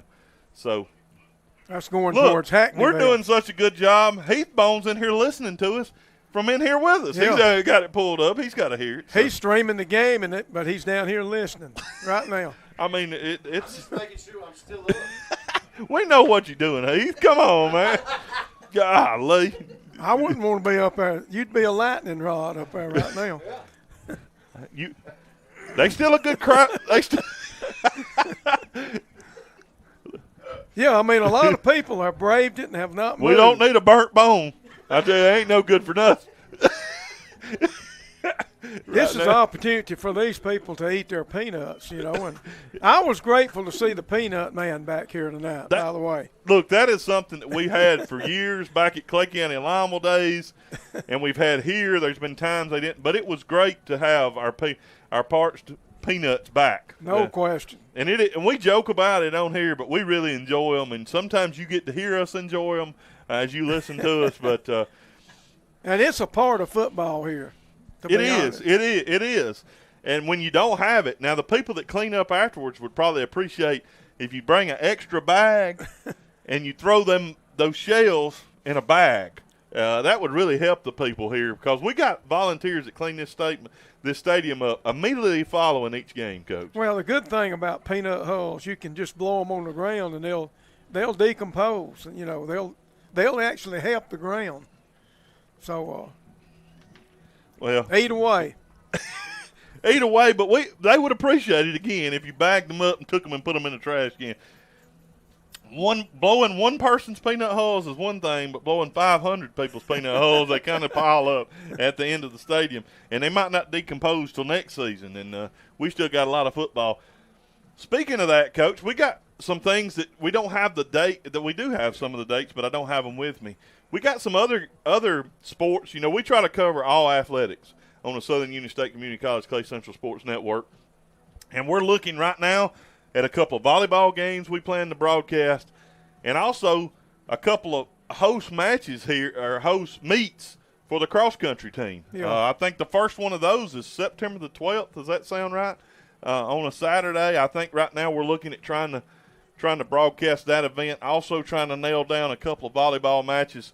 So we're not just a football radio crew. We do all athletics, and we'll be bringing you some of those. I'm excited about that. We've done all these before, and excited to bring you some volleyball. Keep up with us on, we got a lot of different ways to keep up with us, Coach. We got a website. What's that website, Bone? Let me see if I can find that. I got it. ClayCentralVols.com. ClayCentralVols.com. You can find that. You can find games. We can give information there. You can rewatch games. You can rewatch broadcasts. You can listen to the games on that. Always remember, you can also catch up on the 3-point stance each and every weekday morning from 8 to 10. All right, we got a message.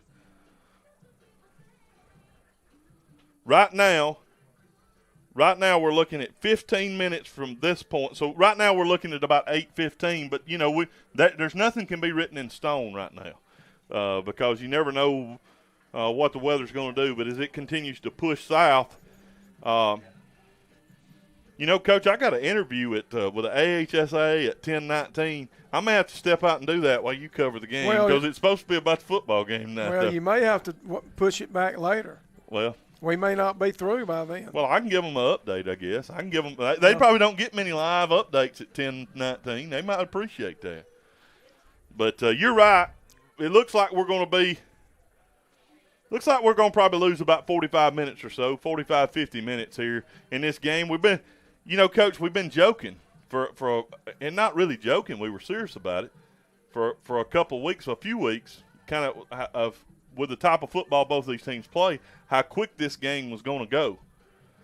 Well, the good Lord, I don't say much you can say Mother Nature, but the good Lord said, no, that ain't going to be too quick. We're going to slow y'all down a little bit. So, well, the people that are benefiting the most, the concession stand, they're benefiting more because it's going to be like 2 halftimes here. You're right. You're exactly right. And I'm wondering if our regular halftime, if it'll be standard length, because we're only going to play a quarter, and then we're going to have a halftime. Yeah, but maybe we should. Aren't they designated length that you have to have a halftime of a certain length? Probably in 20 minutes to allow both bands. Probably. I think you got to have at least 20-minute halftime. No matter, so I don't think that's going to change. So.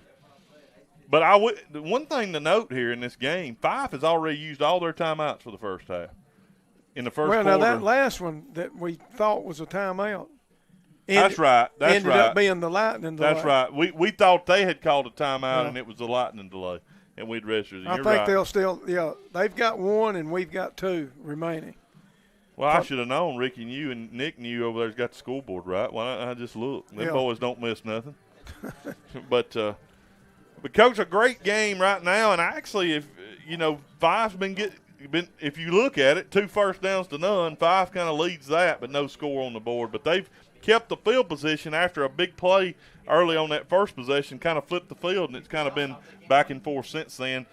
And they had their special teams, their punts was gaining them about 5 yards different from ours each time. Well, one good thing, a blessing in disguise, could have been this break for us because it was obvious we were having trouble offensively. We couldn't get any traction, anything going. And so maybe this little break, giving those guys time to get some adjustments made, figure out something we might can do as we get ready for the second quarter. Well, yeah, absolutely. We get ready to start that Matthews Meat Market second quarter with the Fyffe Red Devils at the Volunteer 24 with a 4th and 1 big play to get things started off.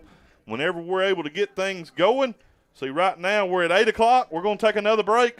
And right now we're shooting for about 8:15 to get back on live football broadcast right here on the Southern Union State Community College Clay Central Sports Network from Radio Alabama Sports on Classic Country 90.9. Classic Country 90.9 is WFAZ-FM Goodwater, Ashland, Lineville, home of the Clay Central Volunteers on the Southern Union State Community College Clay Central Sports Network. Support for the Clay Central Sports Network on Classic Country 90.9 comes from Clay County Tire and Retreading, a locally owned business located at 83531 Highway 9 in Ashland. Clay County Tire and Retreading provides tire work, front-end alignment, and commercial tire services for trucks, tractors, and passenger vehicles. More information is available by phone at 256-354-2515. Support for the Clay Central Sports Network on Classic Country 90.9 comes from AGL Solid Waste Disposal Authority. AGL provides roll-off containers in a variety of sizes for residential, commercial, and construction projects. The AGL office is open Monday through Friday, 7:30 a.m. to 4 p.m., and the AGL landfill at 1177 Landfill Road is open to the public Monday through Thursday from 7 a.m. until 3 p.m. and Friday from 7 a.m. till noon. More information available at 256-354-5803. AGL Solid Waste Disposal Authority, home of the Agile Boys, keeping the world clean one load at a time. This is Jody Rice of First Capital Insurance Agency, and once again, we are a proud sponsor of the Clay Central Sports Network. First Capital Insurance Agency offers personal, business, life, and recreational vehicle insurance coverage. Policies are available for homes, personal and commercial automobiles, commercial properties, general liability, watercraft, motorcycles, and all-terrain vehicles. We are an independent agency representing insurers such as Auto Owners, Progressive, Travelers, and Hartford. Located at 575 East College Street in Lineville, the office is open Monday through Friday from 8 to 4:30. The phone number is 256-396-2131, and our website is firstcia.com.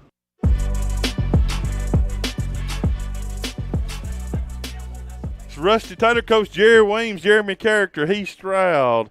Also, Coach Chris Herron in here with us in the booth. We also got Brian Horn spending a little time with us in here in the booth. But right now, Coach, earlier we were able to do the interview, and we played it in the pregame. A lot of people may have heard it on the RA Digital pregame show, but some people might not have. And it's about a 9-minute interview with Coach Horn that I was able to get a little bit earlier today. So right now I'm going to go back and play that interview. We're expecting to get started hopefully around 8:15 roughly. Maybe get the team out and warm up in that neighborhood. So if you're in the cars, you still got a few minutes, and it'll be a great time to listen to this interview and then get your plans to come in if the weather doesn't change. It's right here on the Southern Union State Community College Clay Central Sports Network from Radio Alabama Sports on Classic Country 90.9. Here with head coach Danny Horn for the loss of Tyler Sims Coach's Corner. Coach, getting ready to kick things off here, a home game. But first of all, I wanted to go back and kind of talk to you a little bit. How did the summer go? And then we'll talk a little bit about fall practice. But how did the summer go overall? Well, I thought it went pretty good. We, lifted and ran and, practiced a little bit and 3 days a week. And ever since, like the very first week in June, I don't know, I think it was June 2nd when we started. And then we took the 4th of July week off like we always do, then came back and did the same. And we maxed out and had some good maxes. And then practice started for us on July the 27th. So this is our 4th week of practice. So, it's August and it's pretty warm, but I think the players have really handled it well. And we're just trying to get better. And, we got a lot of new faces this year, a lot of one-time starters, and you really don't know what to, expect from them until they get under the lights. So it'd be, people ask me all the time, how you going to be? Well, really, I don't know, because I really hadn't seen a lot of them play. We lost like 8 or 9 starters on both sides last year, and got very few returners back. And, it just happens we just don't have, the skilled people that we normally have. We have some, but not as many as we usually have. And then we got a lot of one-time, first-time starters. So, it'll be interesting to see.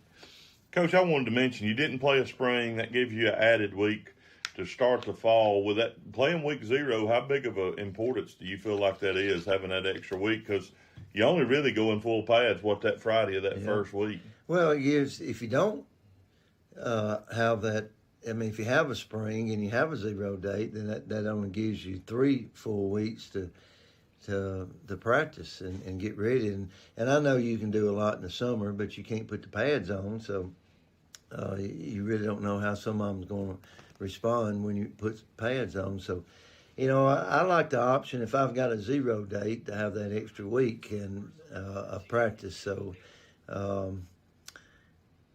think that's some people look at it and, in the spring you get 10 days where, if you start early in July, the last week in July, you only get 5 days, but still, I think it's more inclined. You start the season there, and people's kind of got the mind on football then. And plus, I like having, like I said, the extra week. I like to have 4 weeks going into the first game. So, there's good and bad on each side of it, but I kind of like the extra week. Well, Coach, an interesting matchup for tonight that you'll be welcoming in the Fyffe Red Devils. I just wanted to kind of talk. I know you and Coach Benefield have connect. You guys talk to each other a lot. Kind of describe how that game came about. Was it kind of planned earlier, or was it just it kind of worked out? Because both of you with the programs you are can struggle to find opponents. Well, he was like us. When we had a schedule, and then when the Scottsboro deal came through, and it affected us, but it affected a lot of other people too. And I don't think it affected him. He just couldn't. He just had 9 games. But I just happened to randomly call him in the summer, which we usually talk, 3 or 4 times a year, and just see how things was going. And we talked about everything. Didn't talk about football, a lot of it. Just talked other stuff. And then I was talking about the Scottsboro situation that. We lost 2 games from that, and we only had 8 games. Then I finally found another one. I said, now we just got 9 games. And he said, well, that's all he had was 9 games. And then I said, well, what's your games, your open dates and all? And he said, I had 0 and 5, and that's exactly what we had. So we actually had an option to play either 0 or 5 if he would play. And he said, well, let me think about it. And he done told me he had everything coming back, so he's going to be pretty good.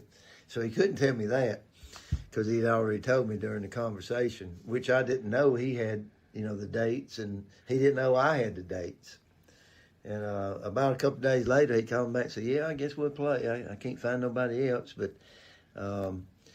and that's really how it came about. And he said he'd rather play the 0 date, which, be honest about it, I had too. I don't really like the 0 date open, especially if you don't have a spring. And then that would have been our open date. So basically, we'd had 5 weeks. And by now, you're ready to play somebody, after 4 weeks. So that's how it came about. And Coach Benefield is one of the best that's ever done it, and his program speaks for itself. I remember when they were in 2A with Clay County and Lineville, and they were always good then, and and even he's carried on the tradition there for a long time, and when you play Fyffe, you better buckle your chin strap because it's going to be a hard-nosed physical game, and their offense is something that you don't see every day. In fact, you don't see it hardly ever. And it's very, very difficult to prepare for. It's what makes it really hard is to get your practice team to assimilate it in practice. That's really hard. And they're always in the thick of things. And after look at them from last year, which when you watch film, you see in the same people. They were very good last year, and they're going to be in the thick of things this year as well. So he's always done a good job, and it would be a tough game for us. Well, Coach, I think about that. You or your history, Coach Burkhalter, on the defensive side, you guys have seen this. Of course, I know it's out of shotgun, but it's kind of a wing tee out of the shotgun, something that you guys have tried to defend, and you used to have to defend a lot.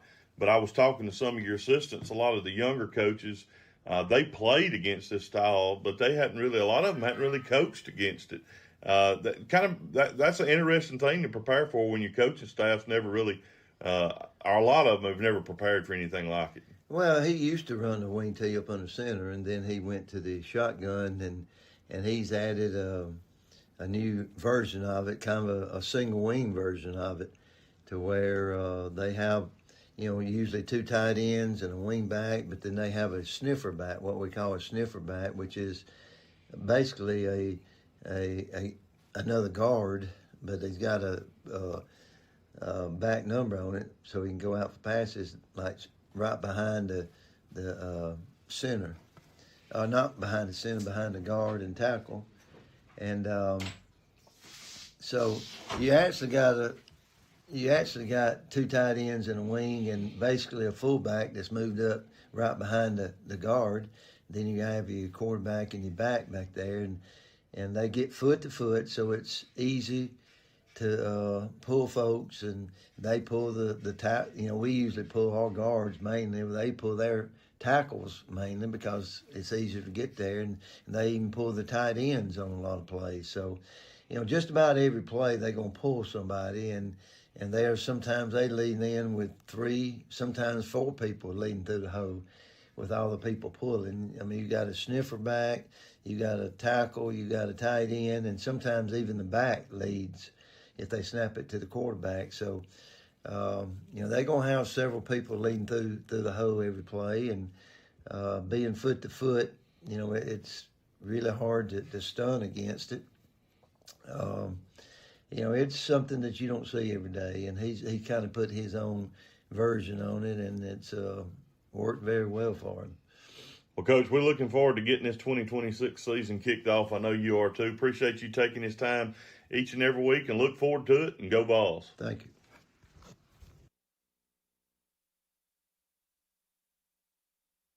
The Clay Central Sports Network on Classic Country 90.9 is supported by A&E Metal Roofing, serving East Alabama and West Georgia for more than 20 years. A&E provides metal roofing, siding, and pole barn kits for a variety of structures, including backyard sheds and commercial steel frame buildings. A&E has locations in Kellyton, Wedowee, and Smith Station. More information is available at aemetalroofing.com or by phone at 256-329-0034. A personal injury firm that takes tremendous pride in helping those at the most desperate times in their lives. Farr and Associates, sponsor of the Clay Central Sports Network video live stream, online at tfarlaw.com. This is Rusty Taylor, Coach Jerry Weems, Jeremy Character, Heath Stroud, and we are back in action. Both teams back on the field warming up. We're hoping to get things started by about a couple minutes here, Coach. It's not going to be long. Both teams out getting their warm-ups, and we'll get ready to get started. I think the officiating crews out there, we're still seeing it looks like a fireworks show off in the distance. But the thing about these storms have now moved to about 25, 30 miles away. So we're in the clear. Everything should be good throughout the night. We just got a few sprinkles here and good to go, Coach. But we've been running a lot of spots. But you've got some of our good friends that you want to talk about right now with some of our live read segment. Well, Toyota of Sylacauga. Whether you're looking for a new Toyota or a quality pre-owned vehicle, the team at Toyota of Sylacauga is ready to help you make your next car buying experience easy. With a strong selection and a team that knows how to take care of customers, they're ready when you are. Toyota of Sylacauga, worth the drive, and they'll prove it. Go online at toyotaofsylacauga.com. Coach, quickly looking back to your things as both teams the Vols choosing to kind of go through their normal stretches. Looks like the Fyffe is a little condensed, but as a coach, how tough was this, and how do you try to get the guys geared back up to restart a game after a full quarter? And probably it's been about 45 minutes since the last play was ran. Well, the toughest part of it is you go into the locker room, and, of course, as a coach, you kind of review what just happened. And then you have a lull in between that and when it's time to go back, and that's where you have problems, with 15, 16, 17-year-old boys in there. It's hard to keep their attention, their focus on the game at hand. And, they want to get to talking about other things than the football game, which is understandable. And you kind of, as a coach, you kind of allow that to happen for a few minutes. But then when the officials come tell you that time is drawing near, then it's time to refocus and get ready to go back out. And basically, it's like you're starting all over again, the game. But the situation that's about to present itself is certainly not like the first play of a game. We're looking at a 4th and 1 inside the 25 for Fyffe. And so we're looking at a key decision by them. We're looking at a key defensive situation for Clay Central. And this could be a big play of the game because you never know how many chances you're going to get down there near or in the red zone. And Fyffe doesn't want to give this one opportunity they've got here away. So I don't think it's going to be hard to regather the focus of the players for either team with the situation that's presenting itself here coming up. Coach, we were talking about the weather and the lightning and the other things, and as it's continued to move south, one of our partners, Sylacauga, they're the WSGN and the Aggie Sports Network, they're in a lightning delay, planning to restart at about 9. So they're trying to lead some of their listeners back to us. Some of them may be already listening. We appreciate you joining us. Right now, we're about to get our Matthews Meat Market second quarter underway, and we'll have a 4th and 1, Fyffe at the Volunteer 24-yard line when we start. Looks like we're within 5 minutes of getting this thing started.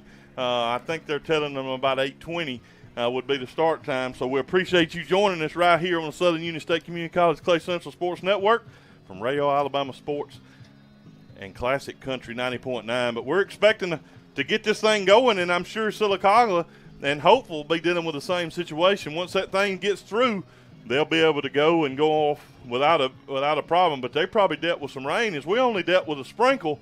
Luckily, it just kind of split us up here in Clay County. Rained in Ashland, rained in Lima, rained in Crackford, Shiloh, Millville, Middle Valley, but it didn't rain right here at Volunteer Stadium other than a few drops. Well, and both teams continue to warm up right now and on their respective end of the field. The officials are all huddled in one spot. The crowd is regathering, and we're just minutes away here from getting started. And right now I don't see the head ref out here. I see all the other officials. But, well, now I do see the head man down here talking with Coach Horn, and they seem to be still looking at the skies to see what's going on. Well, Coach, continue to look at that radar. And as I said, these are very tall thunderstorms, so you can see that lightning. And we're up here in the press box, high in the stands. But everything is right on the southern Clay County border. If you want to know where it's at, it's right on it's around Goodwater. Sylacauga is kind of starting to break up too and weaken as it moves south, it looks like. So things are looking up for the guys south of us, north of us. Without anything else popping up, we should be good. There's also some rain over in the Calera area. It's kind of all the way across the state to Tuscaloosa. It's kind of just a line pushing south. But right here at Volunteer Stadium, we're in the clear, and we're about ready to get this Matthews Meat Market second quarter started. If you're just now joining us, we appreciate you joining us. And this is a Clay Central taking on the Fyffe Red Devils. Number 2 and 2A comes south to take on the number 3 and 4A. And, Coach, honestly, Fyffe has kind of had the best of the game so far, but there's 3 quarters yet to play. Yeah, they've moved the ball a little bit more effectively. Of course, we haven't had a good sample size of the game yet to determine, who's going to take over dominating or what. But right now, Clay Central, as I've mentioned, they've struggled with their 2 offensive possessions and have actually gone backwards on both of them. But right now, both teams are huddled up on their end.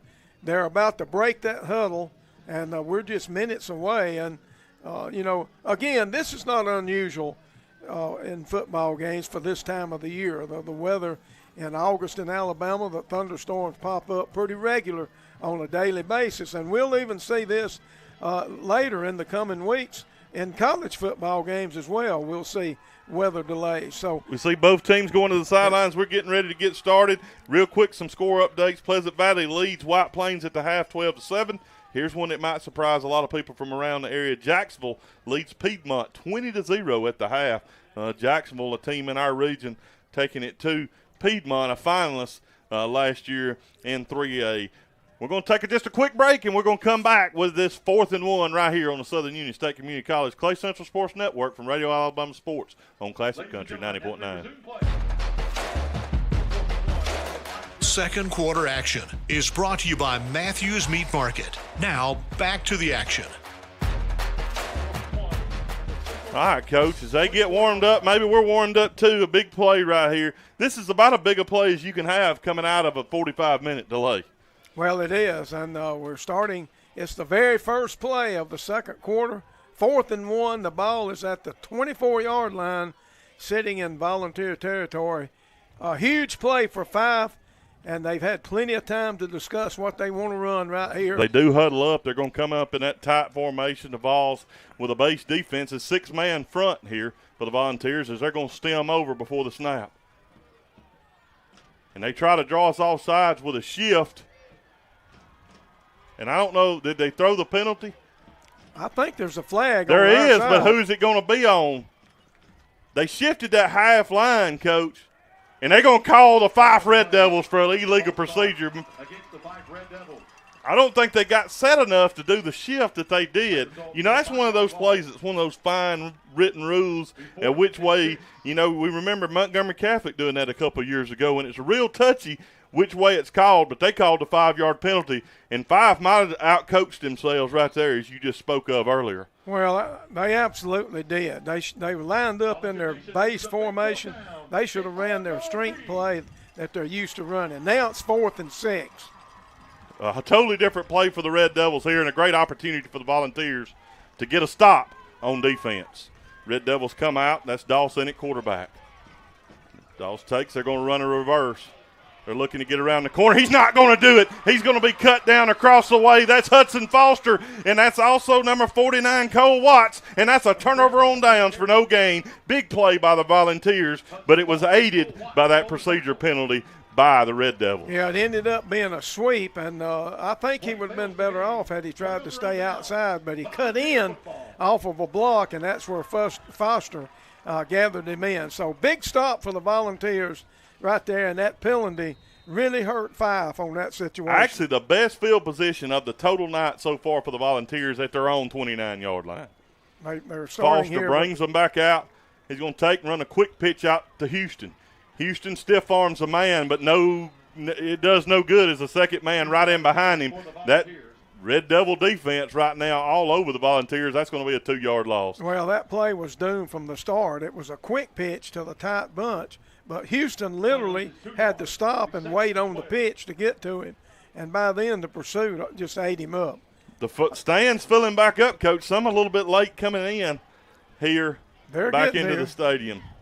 Another 2nd and 12 for the Volunteers. Another negative play on Coach, first one down. thing on that quick pitch, Houston bobbled it. I don't think he was able to get his speed up as he needed. Little high snap, and we're going to get – is that a penalty? Is a play clock? Did the play clock or they didn't reset it? There's a penalty flag on this near sideline. And they're going to call – we lined up. I guess the receiver lined up all sides. Well, we continue to hurt ourselves offensively. We had the negative play on first down, and now a penalty before second down, and we're behind the sticks again. 2nd and 18 now for the Volunteers. Clock running, 11:08 to go here in this Matthews Meat Market second quarter. No score. Vols with a football, but backed up into the shadow of their own goalpost, which is the only place they've been all night on offense. Last year we had the skill people to overcome these kind of situations, but we'll have to see this year what we can do. Hudson takes a snap, throws a little quick out to, that's number 6 out there for the Volunteers. That being K.J. Wilson. It's complete. It'll gain a couple, but not a lot, and that'll bring up a 3rd and 13. Just a safe little screen, wide receiver screen. Yeah, safe play right there, and maybe give Foster a little confidence. Little bubble completing screen that quick pass out in the flats out there.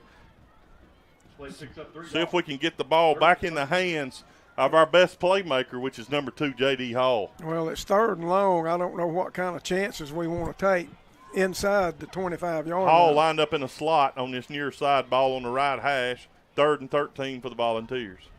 Foster takes. He's dropping back. He eludes the first pressure. He's looking to roll right, still rolling right, and he's just going to have to tuck it. He'll get back out nearly to the line of scrimmage, and that'll be all, as he might have got back to the line of scrimmage to stop the sack, but no gain, and the Volunteers will have to punt again. Yeah, that first pressure man got him, and then Jay Lyles ran him down from behind. So Volunteers faced now in 3 possessions. This will be the 3rd punt. Jaden Battle will go back to punt. Luke McCollum for the snap. Good hard snap back there. Plenty of time. A high spiral punt. It's going to hit and take a volunteer roll. This could be a big break for the Volunteers. This will be the worst starting field position for the Fyffe Red Devils back at their own 34 since the first possession where they started actually at about the same spot, Coach. Yeah, a relatively short punt, but a good roll for the Volunteers. You know, Central Alabama Community College ensures a solid foundation for your educational and career goals. With a range of programs and personalized support, Central Alabama Community College, central to you, central to your success. Online at cacc.edu. 42-yard punt there by Battle, coaches. Came at a good time for the Volunteers. Fyffe just looking to run a quarterback lead off the left side. Nothing doing. He'll gain a couple following that train of blockers out there as they pull tight end tackle and an H-back over there, and he's going to gain about 2 yards. That'll bring up a 2nd and 8. Yeah, Maddox kind of tiptoeing on that particular lead play right there. The offensive line didn't Actually, get as that much was Hayden push. Parker getting the direct snap that time. Yeah, they're moving different people in there taking the snaps. It's kind of hard to keep up with it. Parker, the 5'10", 205-pound junior, a large back there. He's mainly the guy that they use in that fullback type position. Fyffe comes back. They've got 2nd and 8 men on the right side. This time they're going to run a quarterback sweep outside. A pretty good game there. He'll be cut down. I believe he got first down yardage as number 12, Ryder Waldrop, makes the tackle from his strong safety spot, but not before they pick up a first down. You know, they had a tight end, a wing, and 2 sniffer backs all on the same side, and that is a power formation. You know, hopefully we would slant towards that, you would think, to get more defenders in that area. It's going to be a 1st and 10 for Fyffe at their own 45-yard line. Ball nosed almost against the line there at the 45. Right now, Fyffe the only team in this game that has a first down. Hayden Parker still in the backfield. 3 of them. This is more the Notre Dame box look, and they're going to take again and run that quarterback lead. This time he runs over a tackler. He was hitting the backfield, but ran over a tackler and a blocker and gains about 3 yards. A good hard run there by number 6, Hayden Parker. Yeah, Parker's becoming their number 1 ball carrier here. And he's just patient with it, Coach, following those blockers, those pulls, and getting behind them. And then when he gets to the point of attack, he's lowering the shoulder and getting positive yardage. Yeah. You know, it's fun to watch what they're doing, but if you're over on that defensive side, it's miserable because they're attacking everywhere. This time they're overloaded to this right side. And they're going to take and run weak side. And he's got a hole. He's out across in the Volunteer territory, 45-40, fighting down inside the 40, down to about the 36. Coach, the first time we've seen them go back weak side, we know they do it, and it was a big play there for Parker. Well, they pulled a guard back up in that hole, and he followed that guard. It was a nice play for right at 14 yards, I think. That'll bring up a 1st and 10 for the Fyffe Red Devils back. Well, driving inside of Volunteer territory down to the 37. They're hoping that we over-adjust to their strength, and I think that's what happened. And why they went back weak right there. Now they're loading up to this near side again. They've got a tight end, a wing back, an end over, and a sniffer back. This time they're going to direct snap it back to their running back. That's Gibson. Gibson fires up in there. Another good gain. He's going to gain about 7 yards down to the 31. That'll bring up a 2nd and 3. And you know what happened on that play? Gibson kind of cut back, and we had our defense flowing to those unusual number of blockers. He cut back underneath that. A good play on first down of about 6 yards. Yeah, we'll give him 6, and it'll bring up a 2nd and 4. But right now, Fyffe kind of getting the power. Boy, they really running this clock down. And, Coach, really what's so strange looking about it is they're just methodical. They're not hitting the hole hard. They're just patient and just running right at you. And they're almost telling you where they're going by how they're lining up. Same formation to the right side. This time they're going to take and run weak. This time we're going to be there with an answer for it. Cam Mullins meets him at the line of scrimmage, no gain. Yeah, he tried to go back weak, which was a mistake. They didn't pull anybody back that way that time. We're going to have the heat timeout as we take this Clay County Healthcare Authority timeout. As they take it, we'll take it with them. You're listening on the Southern Union State Community College Clay Central Sports Network from Radio Alabama Sports on Classic Country 90.9, 5:29 to go in this first half. No score, but Fyffe with a 3rd and 4 when we come back right here on Classic Country 90.9. Clay County Healthcare Authority is a proud supporter of Classic Country 90.9. Clay County Healthcare Authority is located at 83825 Highway 9 in Ashland. Services include an emergency room, outpatient care, a sleep lab, Hospice of Clay County, and the Clay County Nursing Home. Across the highway is the Clay County Healthcare Authority DME Equipment and Wellness Center. The phone number is 256-354-2131. More information is available at claycountyhospital.com. Hill Auto Sales is a proud sponsor of the Clay Central Sports Network. Located at 89010 Highway 9 in Lineville, Hill Auto Sales is an automotive dealership operating within our local community since 2014. The inventory consists of pre-owned vehicles, including cars, full-size trucks, service trucks, and sport utility vehicles. Complete inventory details and vehicle descriptions are available online at buyfromhill.net. The telephone number is 256-396-1100. Hill Auto Sales, the home of the Hill deal. A personal injury firm that takes tremendous pride in helping those at the most desperate times in their lives. Farr and Associates, sponsor of the Clay Central Sports Network video live stream. Online at tfarlaw.com.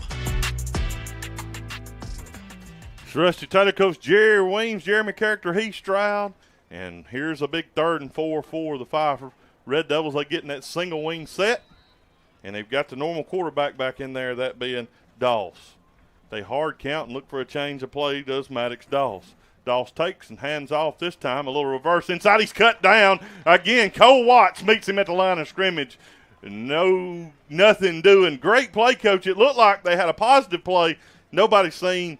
It looked like nobody there to make the tackle, and then that backside linebacker, Cole Watts, scrapes back in there and makes a tackle at the line of scrimmage. Well, that was a double handoff again. Sort of a reverse play, but it takes place so quick, I don't know if you really classify it as a reverse. But Watts did a great job staying at home and making the play. Maddox also lining back up. Big 4th and 4 here at the Volunteer 32. They're going to take and run the option as they pitch it back. He's met, and he's going down, and that is number 12, Ryder Waldrop, and another turnover on downs for the Fyffe Red Devils. Big lick from the strong safety, Ryder Waldrop. Yeah, Gibson tried to get outside on a pitch. A sweep is what it turned out being. They had blockers. Yeah, really an option. The quarterback run and then pitched it. So a speed option, I guess you would say, but unusual play for them nonetheless, and they're attacking outside on that 4th down. District Attorney Joe Fyffe serves Clay and Coosa counties.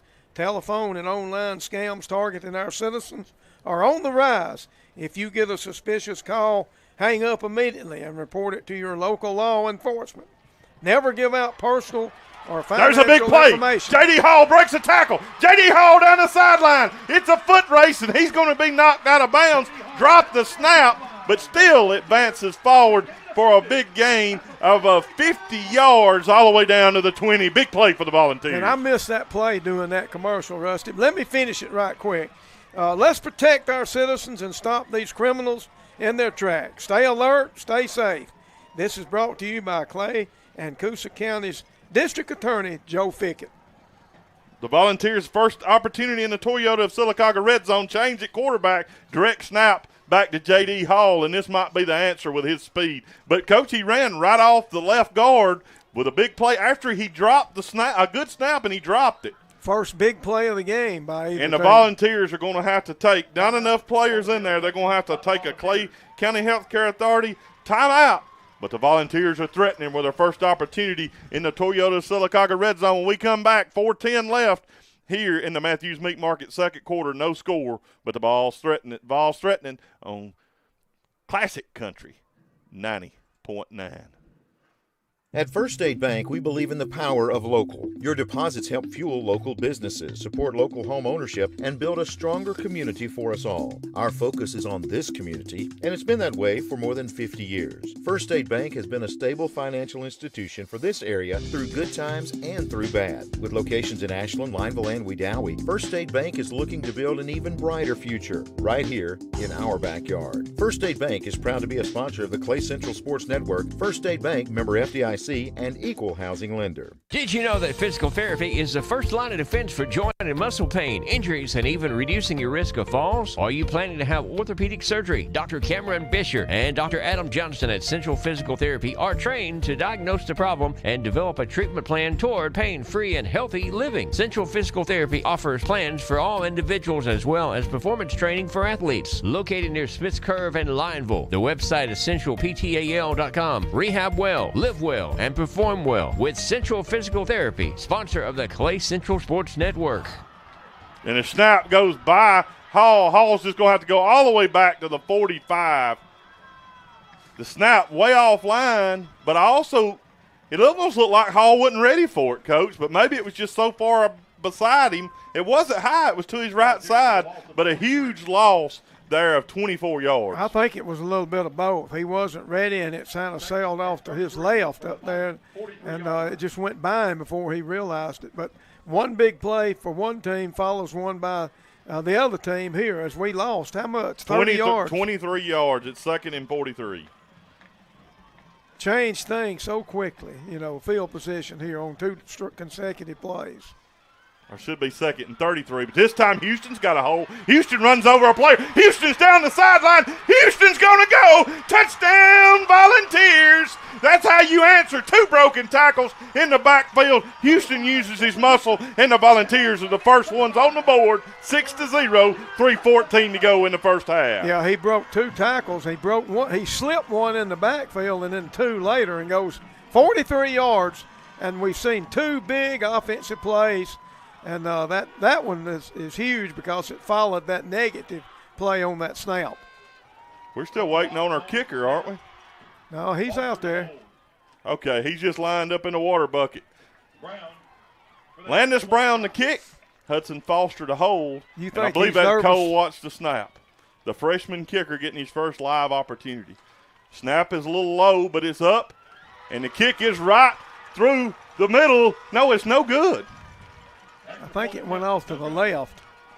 Boy, I thought from our angle it looked like it hit the end in Volunteers on the field house, but it was low enough it would have been between the goal posts. Coach, let's just stick back here. I made you miss one play, but I didn't make you miss the second one. What a run by Dalen Houston. That was really just Houston's effort and speed getting that 43-yard touchdown. Yeah, it was just a zone play to the left, and, he kind of slipped the guy back behind the line of scrimmage. Then he got up to the line of scrimmage and about 3 yards beyond and got out of 2 different tackles. And then he turned on the jets down the sideline. So, I think that's one advantage that we do have here is speed in the skill positions. And I think we've seen it here on 2 plays with J.D. Hall and then Dylan Houston. Dalen Houston, coach, a 6'1", 190-pound senior. He's got size, but he's also got speed, and he showed it down this near sideline, going south into that south end zone for 6, and the Volunteers lead 6-0. Now the only question is going to be, how big is that missed extra point going to loom as we go through this game? Right now, Coach, the Volunteers got about 75, 80 yards total offense and 1 First State Bank first down. Yeah. With 3:14 to go, Landis Brown will tee it up, and that is in the first half.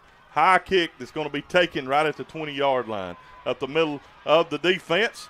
Good tackle there by number 36, Caden Lacey, coming across the field, making the stop, but not before the Red Devils make it up to the 40-yard line. Well, Fyffe has moved the ball fairly well, better, honestly, than I thought they would against this defense, but they've had trouble once they get deep. Finishing drives, and we've seen that happen twice here tonight. And Fyffe right now, 3:08. Of course, their offense not conducive to a 2-minute drill, so we'll see how they approach this last 3:08. They'll line up in their normal set, 3:08 to go here. And I'm not sure they have one timeout left of the Red Devils. He's going to be upended in the backfield. Guess who it is? Number 49, Cole Watts, but also Hudson Foster, the quarterback, coming up in there from the free safety. Foster having a great night so far on the defensive side, and that tackle for a loss. Yeah, Hudson came up in there. He needs to make sure his read is correct, though, before he does that, because don't want to give up a big pass play. Unusual to see the safety come up and make a play. Coach, that's a pretty slow developing play. I mean, I think he had plenty of time to make that read. Well, they continue to overload this near side. Dawes going to take and run a little misdirection. Solid play out across the 45 to the 46. That's going to be a gain of 6. That'll bring up a 3rd and 4 clock running at 2:15 to go here in the Matthews Meat Market second quarter. Volunteers leading 6-0 here on Classic Country 90.9 and the Clay Central Sports Network. You know, that last play was a straight dive with the wing back looping back to the inside and leading that running back on that play. Good play. Very odd play the way they blocked that, but it's difficult to defend because it made it look like a crossbuck almost. Yeah, he got 8 yards, I know that. But like we say, the clock's running under 2 now, and this time they're going to take and just run a quarterback up the middle. He's met. He was down. They got to mark him back. He was hit there and looked like he went down with his forearm down, and they didn't blow the whistle. They're going to give him the first down. He might have made it there. But what got me, they didn't blow the whistle, and he was laying there with his whole forearm on the ground. But they did mark the ball back, and that's probably about the right spot. But yeah. I thought they was going to give him a couple more yards. It ended up being a first down. And the issue is the clock's at 1:20, and they only have one timeout to the Fyffe Red Devils. Maddox Doss. He's rolling right. They're looking to run a great job. Did you happen to catch that play right there by Ryder Waldrop, Coach? He jammed the receiver coming out of the backfield and didn't let him get downfield into his pattern, and so Doss had nobody to throw to.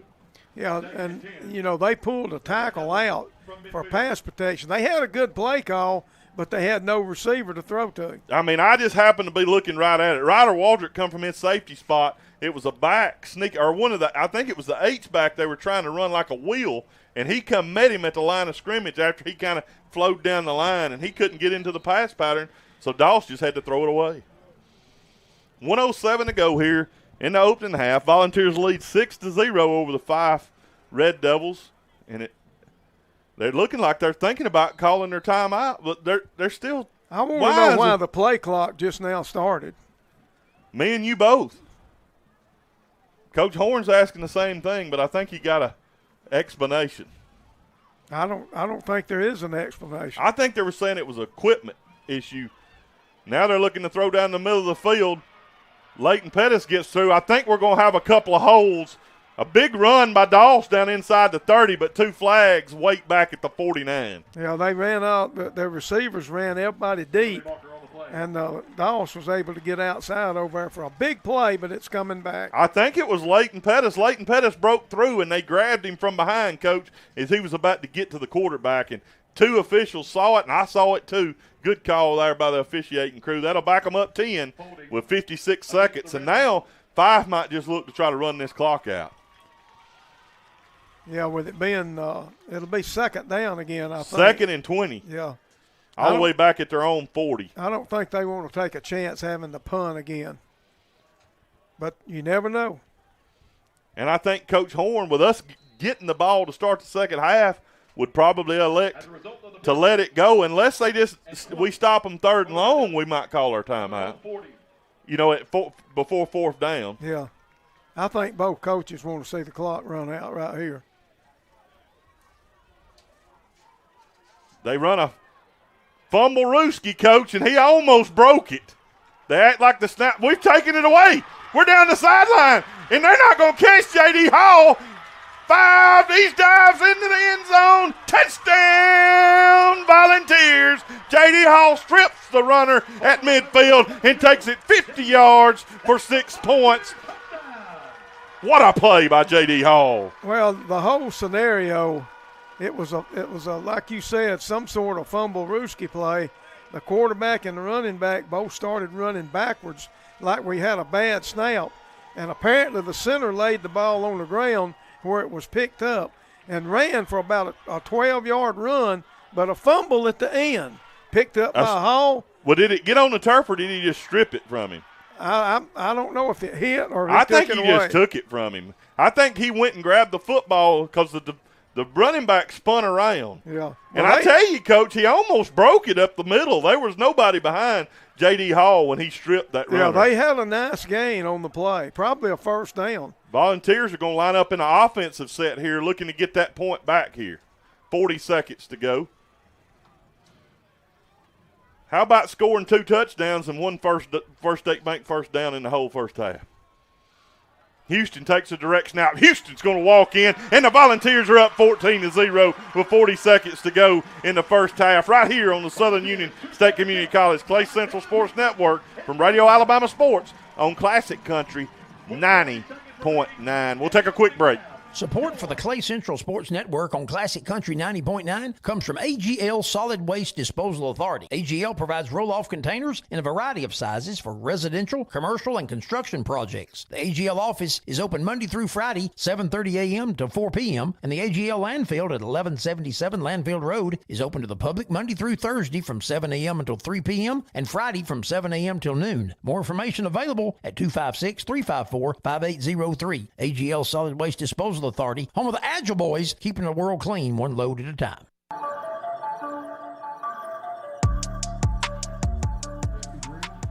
We welcome you back as the Volunteers just extended their lead on a 50-yard fumble return from midfield. And there's a little stoppage of play here. I don't know what's going on, Coach. While we have this stoppage of play, why don't you share some of our friends and our partners? All right. The law office of Tyler Sims provides legal services in civil litigation, estate planning, criminal defense, and juvenile matters. With a strong focus on client care and community values, Tyler is committed to offering thoughtful and reliable support. Learn more at sims.law. The law office of Tyler Sims, the official law firm of the Clay Central Sports Network. Landis Brown will be teeing it up. Coach, I've been a little nervous on these kickoffs. I don't know about you. It seems like they're just a tackle or two away from breaking one, and we don't need that to happen with 40 seconds left here in this first half. Well, what happens, they're short, and we're leaving good field position for the return team. This time we're going to squib kick it out to the 40. I think that's a wise move by Coach Danny Horn, and just to be safe. And we've been starting them at the 40 when we're kicking it deep, so why not just make it a sure thing and they don't have any return? Yeah, prevent the run back attempt. Only 39 seconds left here for Fyffe to operate, trailing 14-0 to our Volunteers. And if you just joined us, we had a 45-minute delay earlier for Lightning, and now at that point, Fyffe was 4th and 1 at the Volunteer 24 to start the second quarter. And then since that time, the Volunteers have went to work making 2 big plays, and they lead 14-0. That extra point play was a big one. It was just a direct snap to Houston and a power sweep to the left to get those 2 points. Maybe something we run at a different point later in this game. This time Maddox going to take the quarterback keeper. He's ran across the line. Tackle made, that looked like, to me, number 46. Evan Knight for the Volunteers. Is that, or maybe that was 45 on the tackle. Kadarian Allen. About a 4-yard gain, and now it's a matter of whether Fyffe wants to run another play or not. Yeah, their play clock, 15 seconds on the game clock. I don't know why the play clock's running, because it can't run out. And it looks like Coach Benefield, if he does anything, it's going to be one play, but I don't think they're going to get it off, Coach. I think that's going to end the first half. They're quickly coming to the line. Too little, too late, and that'll end the first half with the Volunteers up 14-0, and we're going to transfer into the Wiggins Parts and Supply halftime show. You'll want to stick around for that. We'll have some Timber Elite Auctions halftime adjustments. We'll also have the drugstore scoreboard, and you'll also get to see and hear, if you're watching or listening, the Marching Volunteer halftime show presented by Ashland Auto Parts. When we come back, right here on the Southern Union State Community College Clay Central Sports Network from Radio Alabama Sports on Classic Country 90.9. Support for the Clay Central Sports Network comes from Matthews Meat Market, now with locations at 61272 Highway 49 in Lineville, 3050 U.S. Highway 78 East near DeArmonville, and now open in Sachs at the former Christian Quarter Meats on Highway 431. Matthews Meat Market provides retail meat products, frozen goods, and meat processing services. All locations are open Monday through Saturday. Additional information is available on the Matthews Meat Market Facebook page, also by phone at 256-396-5694 in Lineville, or 256-624-6042 in Anniston. Southern Cabinet Company is a family-owned business with more than 40 years of experience in kitchen and bath projects. The company provides cabinets, hardware, and countertops for new construction, remodels, and multifamily developments throughout the region. Southern Cabinet Company is a supporter of the Clay Central Sports Network and Classic Country 90.9. More information is available on Instagram or at 256-354-2555.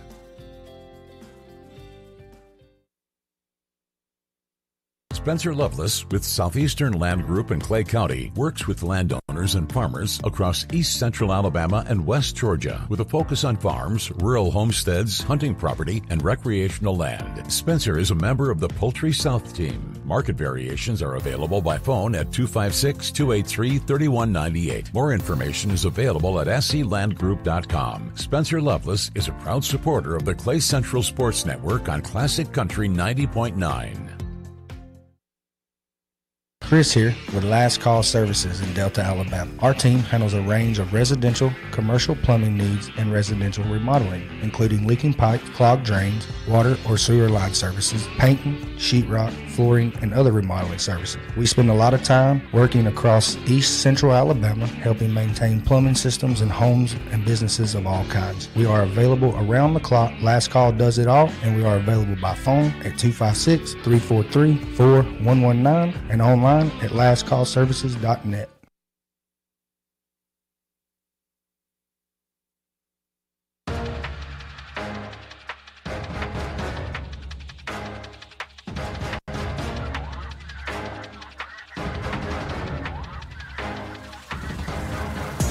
This is the Williams Parts and Supply Halftime Show on the Southern Union State Community College Clay Central Sports Network. Welcome you back here. This is Rusty Taylor, Coach Jerry Weems, Jeremy Character, Heath Stroud. As we're live from Central High School of Clay County. We're just now, you're right, if you're just joining us, we're just moving into Williams Parts and Supply halftime show after a 45-minute lightning delay here at Volunteer Stadium. But, Coach, Volunteers kind of made things happen late in that second quarter, and they lead 14-0. Jeremy Character's worked hard on some stats, and I know you got some information to share with us and the listeners right here about this first half. Well, prior to the lightning break, the Volunteers were struggling getting anything going offensively. A lot of that was due to Fyffe's defensive unit making some good plays. But ended up here, the Volunteers only one first down in that first half with 14 points. Imagine if we had 3 or 4 first downs. This would be a blowout by now. But some unusual plays helped set up those 2 touchdowns. We'll mention how that happened in a moment. But Fyffe, meanwhile, had 5 first downs. So, you're looking at consistency, I think Fyffe was a little bit better in that area from a rushing standpoint. Fyffe did have 76 yards rushing, and the Volunteers had 71. And their 71 yards came primarily on 2 plays.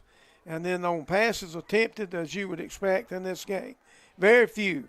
Fyffe went 1 for 3. The Volunteers 2 for 3 throwing the football, and the yardage was no factor. 6 yards picked up by Fyffe on the out route they completed, and 11 yards picked up by the Volunteers. Each team ended up offensively with 82 total yardage, and penalty yards, the Volunteers penalized 3 times for 15 yards, and Fyffe penalized 2 times for 15 yards, and 1 turnover in the game by Fyffe, and it ended up being a big one.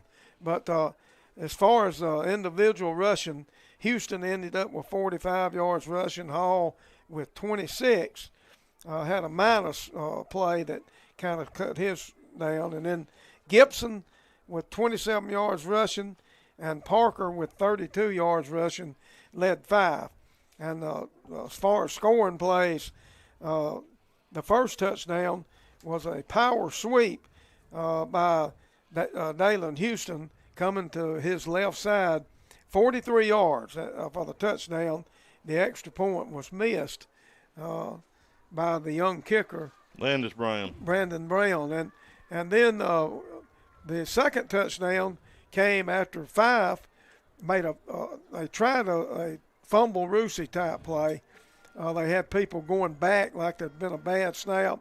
The center set the ball on the ground. It's picked up and run ahead, and it was an apparent first down for Fyffe, but J.D. Hall stripped the ball from the ball carrier and carried it 45 yards and set up, put the Volunteers in good shape. But then a bad snap knocked it back before the Vols were able to score following that. And then a 2-point play with Houston running the ball in to make it 14-0. So some big plays by the Volunteers, explosive plays. And, I think right now the speed of Hall and Houston is the difference between these two games. Fyffe has matched up very well on the line of scrimmage against the Volunteers on both sides of the ball.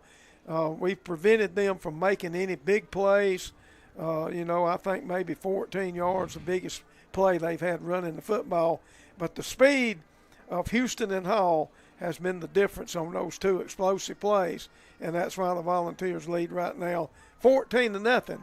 And, we talked about this all week. We've placed now Fyffe in a situation where they're behind, and they'll probably have to make some sort of adjustments, do something a little different offensively because, they can't afford to get behind another score with the nature of their offense that they run. But the Volunteers have taken advantage of the one turnover. They've created a big play on their own, and right now they've held their own defensively as well against this strong Fyffe running game, and that's where we stand right here at halftime from a statistical standpoint. Coach, I've got some. I tell you, I almost want to just dive into them right now, but I won't. But I've got some scores that's going to shock you when we come back. You don't ever know what's going on with teams and what they've got returning and what they're going to look like. But I've got some shocking scores to go through. A lot of them in our region with some of our region opponents, and then some from all around the state. So I'm anxious to hear them. Well, I can't wait to – I tell you what, I don't know how much we got right here, but let's just go ahead and get on some of them. The drugstore scoreboard, quickly looking down. And one that matters to me, because I mentioned, and, I told you my son's back into coaching. You know this. Southside was facing off against Chelsea, and they're up on them 28-7 right now on Chelsea. So that's looks like the Southside Panthers may get a big win there. But looking down the score, I've been unable to get a Elmore County, Chilton County. They could be dealing with weather. But listen to this one, Coach. Geraldine leads Anniston 41-6. Oh. But yeah, you see what I'm saying? Jacksonville leads Piedmont 20-0, so they go both ways. Yeah, well, from what we've heard, I'm not really shocked by that. Lincoln picked up a 36-29 victory over Talladega last night. Sylacauga and Hopeful tied at 0, but they're in a weather delay. We know that. Briarwood up on Moody 28-0. That's surprising. Yeah, I mean, just putting it to Moody right now, the reigning 5A state champion. Yeah. These are region teams. Looking at some other – now this is a team that played last night. It's a non-region game, but we do play them. St. Clair County, they lead 34-7 over Gardendale. Some games from last night, Cleveland County defeated Etowah 21-0. Hope Christian over Donahoe 48-7. Gaston over Spring Garden 36-12. Wadley over Horseshoe Bend 46-13. Quickly, New Hope over Ohatchee 16-0. That's right now. Oxford leading Gadsden City 42-7. Pleasant Valley leads White Plains 12-7. Randolph County over Woodland 7-6 at the half. Welborn leads Weaver 46-0. How about that, Coach? That's Welborn shocking. over Withey 46-0. Winterboro and Vincent lead, tied at 0. I mentioned Southside over Chelsea 28-7. Childersburg defeated B.B. Comer 35-6. Hewitt Trustful over Auburn 28-7. Reeltown over Beauregard 27-0. Williamson over Baker 20-0. West Morgan trails Athens 14-6. Scottsboro leads Fort Payne 20-7, and Northside leads Winfield 21-14. We'll touch some of those and check on those when we come back, but right now we're going to transfer into our volunteer Machin Vols, and that is brought to you by Ashland Auto Parts right here on the Southern Union State Community College. Clay Central Sports Network will let you hear them live. And make welcome to the field the Central High School Marching Volunteers.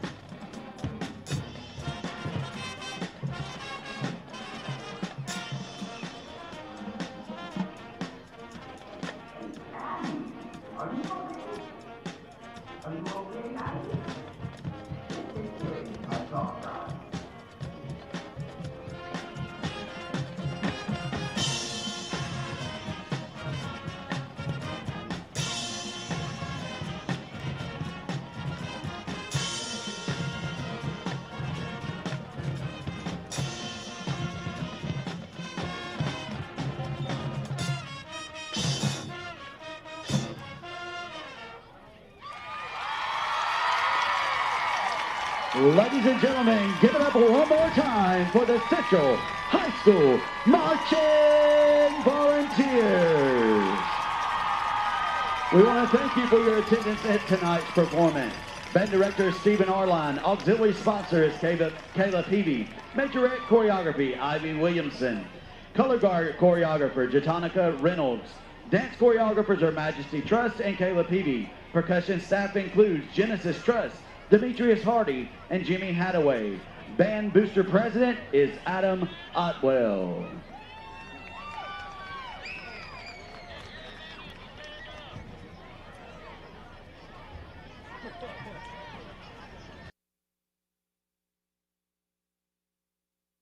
Support for the Clay Central Sports Network on Classic Country 90.9 comes from Bama Guns and Outfitters with locations in Heflin on Almond Street and in Talladega on Highway 77. Bama Guns and Outfitters offers firearms, fishing gear including urchin baits, outdoor equipment, shotguns, ammunition, decoys, and related accessories. More information is available by phone at 256-253-2635 or 256-368-5449. Bama Guns and Outfitters is also on Facebook and Instagram.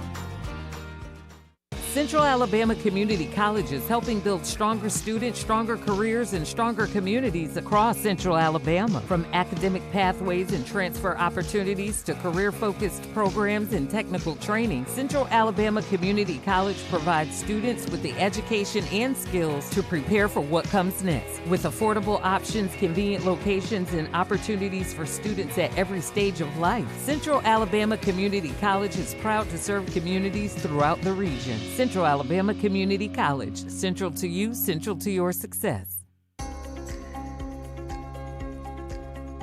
Chelsea Rush with Hunter Bend Realty provides residential, land, and commercial real estate services to buyers and sellers throughout East Central Alabama. More information is available by phone at 256-276-9153, by email at chelsea@hunterbend.com, or online at hunterbend.com. Chelsea Rush with Hunter Bend Realty is a proud supporter of the Clay Central Sports Network on Classic Country 90.9. This is Jody Rice of First Capital Insurance Agency, and once again, we are a proud sponsor of the Clay Central Sports Network. First Capital Insurance Agency offers personal, business, life, and recreational vehicle insurance coverage. Policies are available for homes, personal and commercial automobiles, commercial properties, general liability, watercraft, motorcycles, and all-terrain vehicles. We are an independent agency representing insurers such as Auto Owners, Progressive, Travelers, and Hartford. Located at 575 East College Street in Lineville, the office is open Monday through Friday from 8 to 4:30. The phone number is 256-396-2131, and our website is firstcia.com.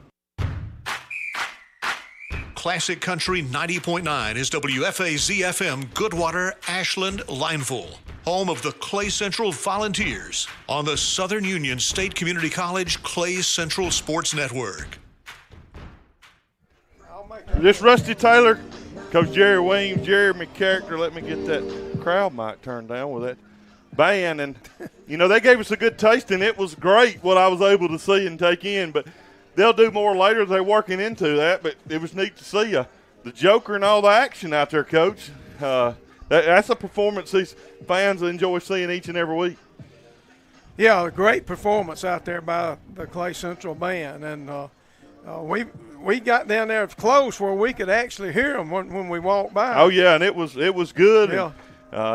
But speaking of good, it might not have started out good, but our Volunteers lead 14-0 after two big plays.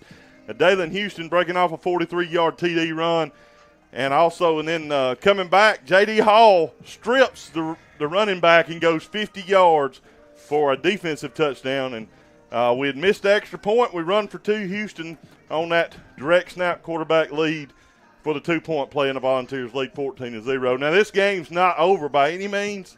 But as we talked about earlier in the week, all week, you know, you wanted to get a lead against this team, and right now the Volunteers get the football. If they could go ahead, you know, make a time-consuming drive and maybe score points, but at least keep the football a while, it would be big for this Volunteer team.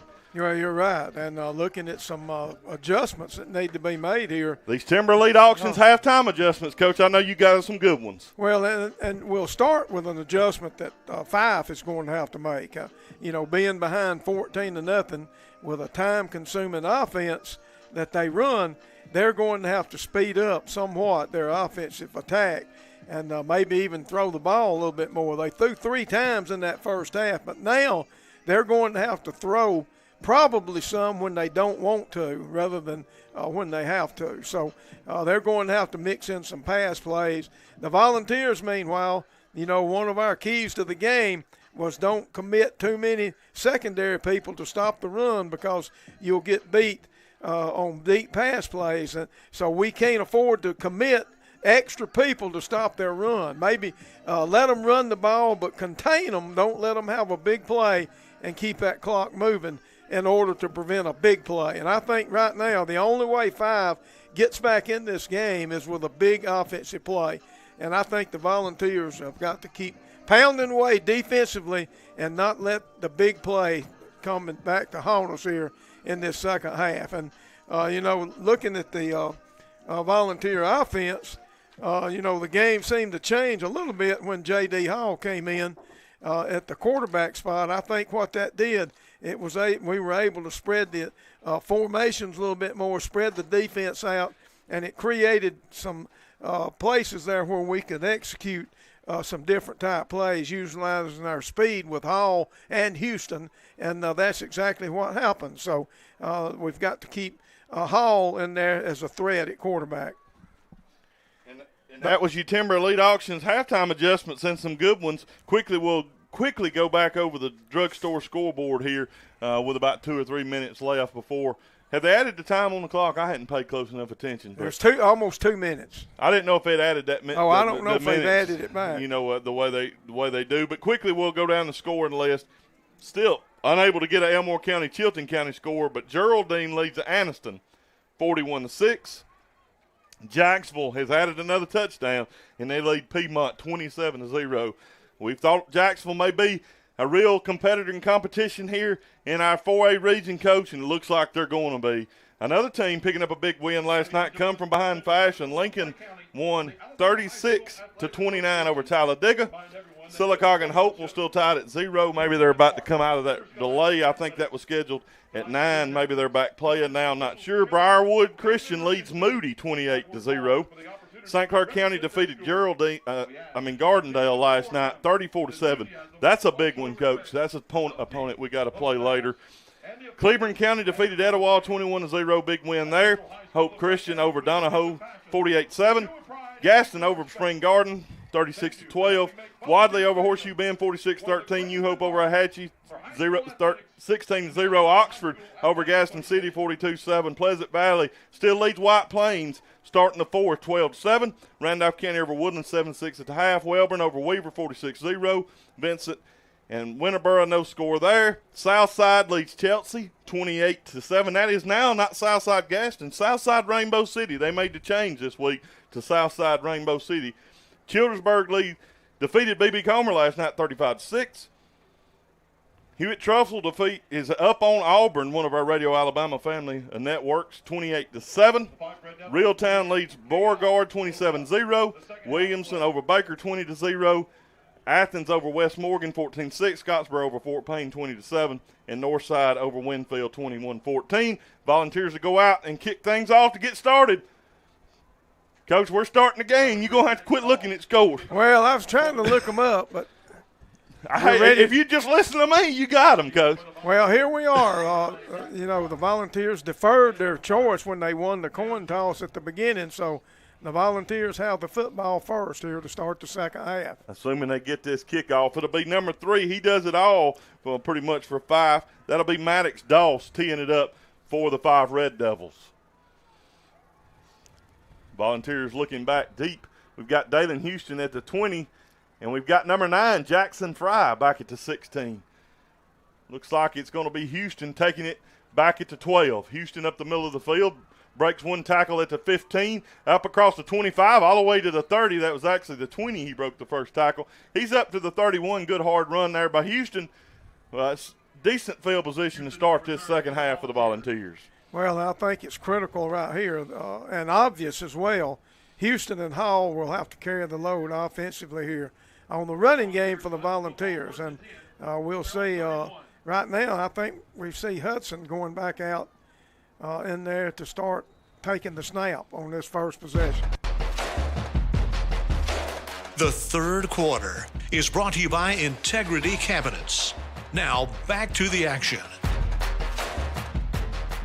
We take a handoff to Houston. Houston tries to run off tackle and blowed up by number 22 right there, Coach. I thought we had something doing, but then Ryder Gibson busts into the backfield. He comes across the face of maybe our best offensive lineman, Clayton Tomlin. Yeah, Gibson, one of those young men playing both ways for Fyffe, made a good play there from his linebacker spot. 3-yard loss, and that's another negative play on first down.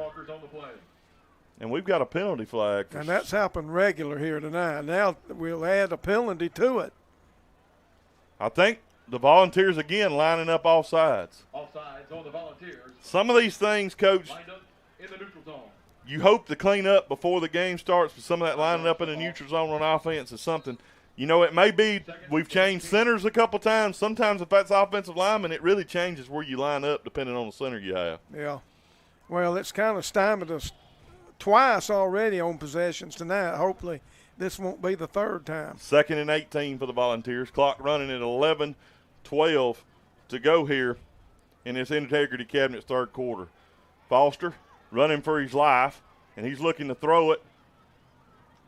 And there's going to be another penalty flag as Foster's hit, throws the ball, and it's going to be a hold on the Volunteers. It'll be interesting to see if Fyffe chooses to take this. They probably will with it being on 2nd down and back the Volunteers up even farther back around the 12 or 13-yard line. Yeah, I would like, if I was Fyffe, I would want to pin them deep right here.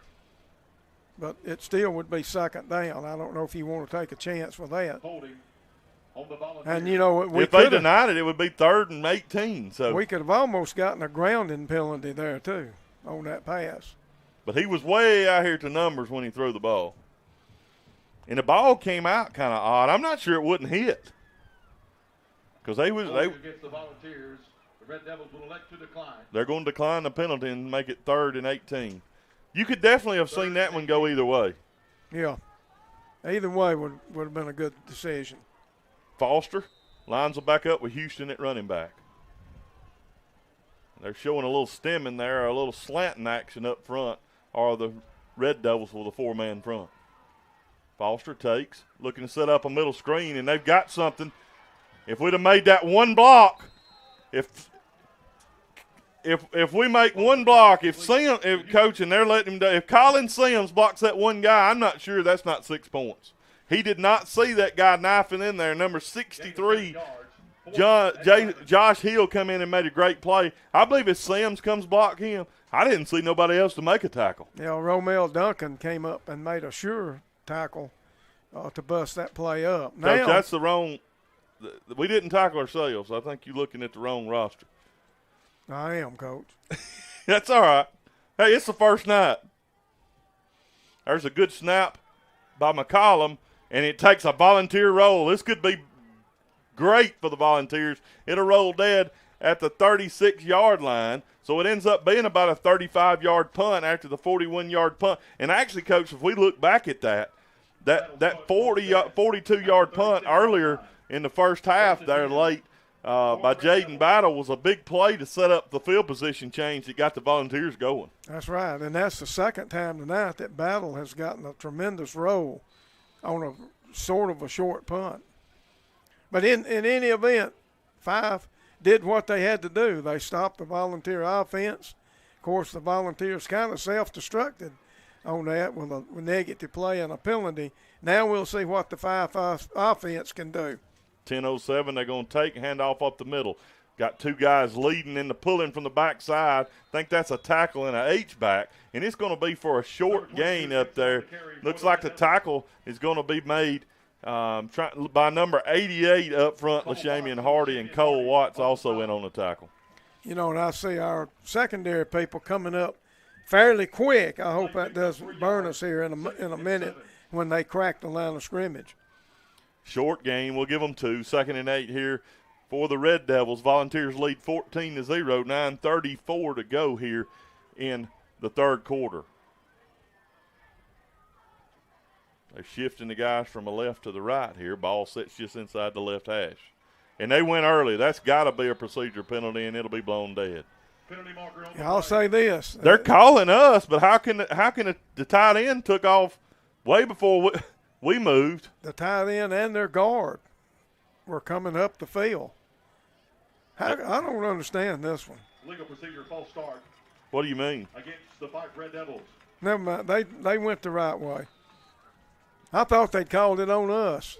Well, they were begging for it over there. I think the quarterback just said, and it looks like the Fyffe Red Devils are going to take a Clay County Health Authority timeout, and Coach Benefield is going to talk to his team over there and lose a timeout here with 9:19 to go in the Integrity Cabinet's third quarters. They take this timeout. We'll take it with them right here on the Southern Union State Community College Clay Central Sports Network from Radio Alabama Sports on Classic Country 90.9.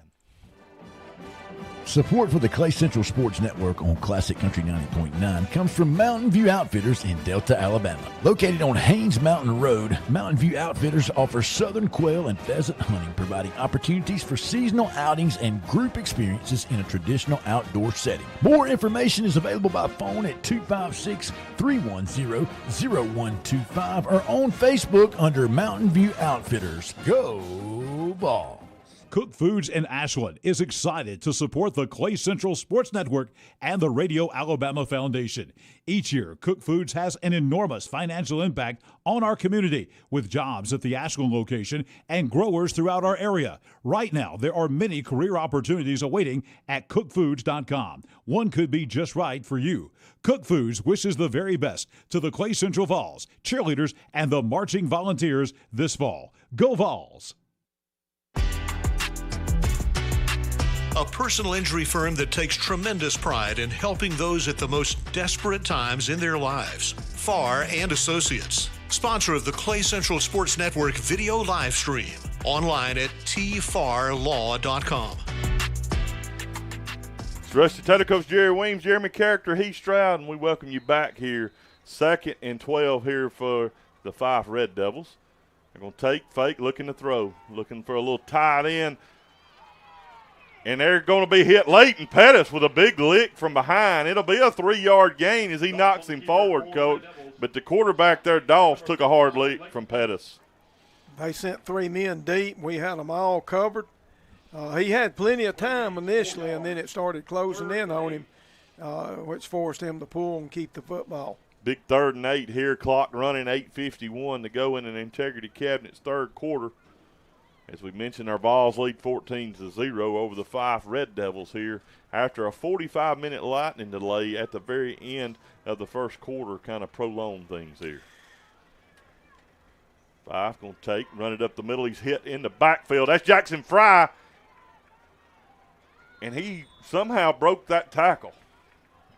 Gibson running hard in there. But that's going to bring back, he gains about 4, Coach, but it's going to bring a 4th and about 4. Yeah, they're thinking long and hard here, but I think like they're sending out the punt team. Keep in mind, Braden Sprayberry ended up making the stop after Fry had led. That's the 2 outside linebackers for the Volunteers.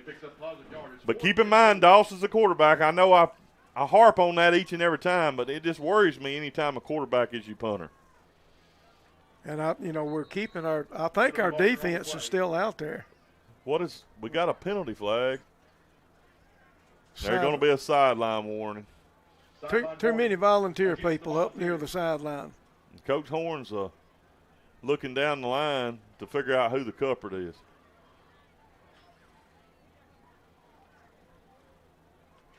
Seems to be an odd time to call it when you're running people on and off the field. You know what I'm saying? Yeah. I'm not an official, though, Coach. I'm a broadcaster, or some people call me that. They need officials. If you wanted to sign up. I think I'll stay up here in this air-conditioned booth. How about you? Yeah, I'm staying. If I didn't have this opportunity, I might just study about it, but I think I'll take the one I've got. With you retiring from your job, you've got ample opportunity. There's a punt, high kick, end over end kick, and Hall's going to let it roll, and this is going to be huge. That's going to put us in a hole right here.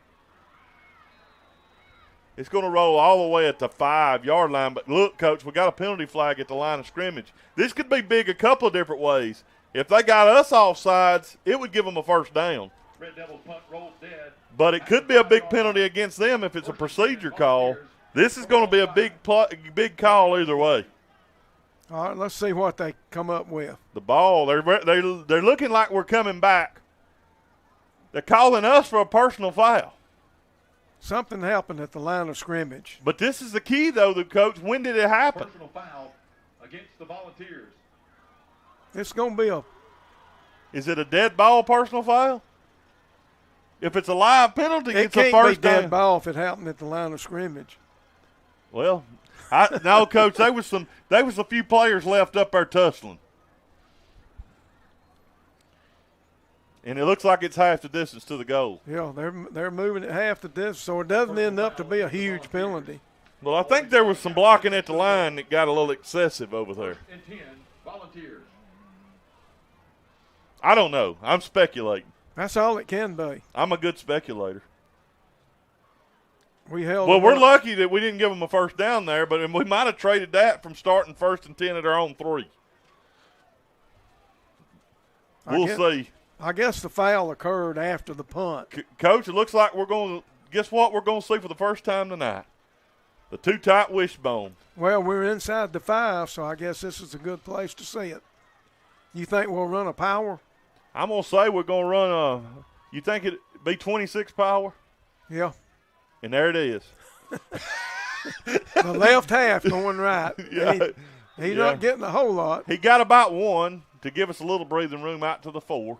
Number 5, Dana Houston. Houston on the carry. Clock running at 7:18. Play results in a 1-yard gain, 2nd and 9. And we've got an injury, Coach. Looks like they're going to have to take on us. So I do believe we. Well, he's trying to get up, but he's not. Okay, we'll take a Central Physical Therapy injury timeout right here on the Southern Union State Community College Clay Central Sports Network from Radio Alabama Sports on Classic Country 90.9. The drugstore in Ashland features personal service, whether you go inside or utilize their easy access drive-through. The drugstore offers PHIP, state and government health screenings, and has plenty of vaccines available, including flu and COVID vaccines. The drugstore is open 7:45 to 5:30 Monday through Friday, and Saturdays 8 until noon. Their phone number is 256-354-3784. Programming on Classic Country 90.9 is sponsored by the drugstore in Ashland, where your health is their main concern. Buddy Sports Country is a proud sponsor of the Clay Central Sports Network. Located on Highway 431 at Hollis Crossroads, Buddy Sports Country is open Tuesday through Saturday, 8 till 5 p.m. Buddy Sports Country is a locally owned retailer featuring firearms, ammunition, suppressors, hunting equipment, fishing gear, outdoor supplies, and sporting goods. More information is available on the Buddy Sports Country Facebook page or by phone at 256-253-2254. Buddy Sports Country, serving the outdoor community throughout our area.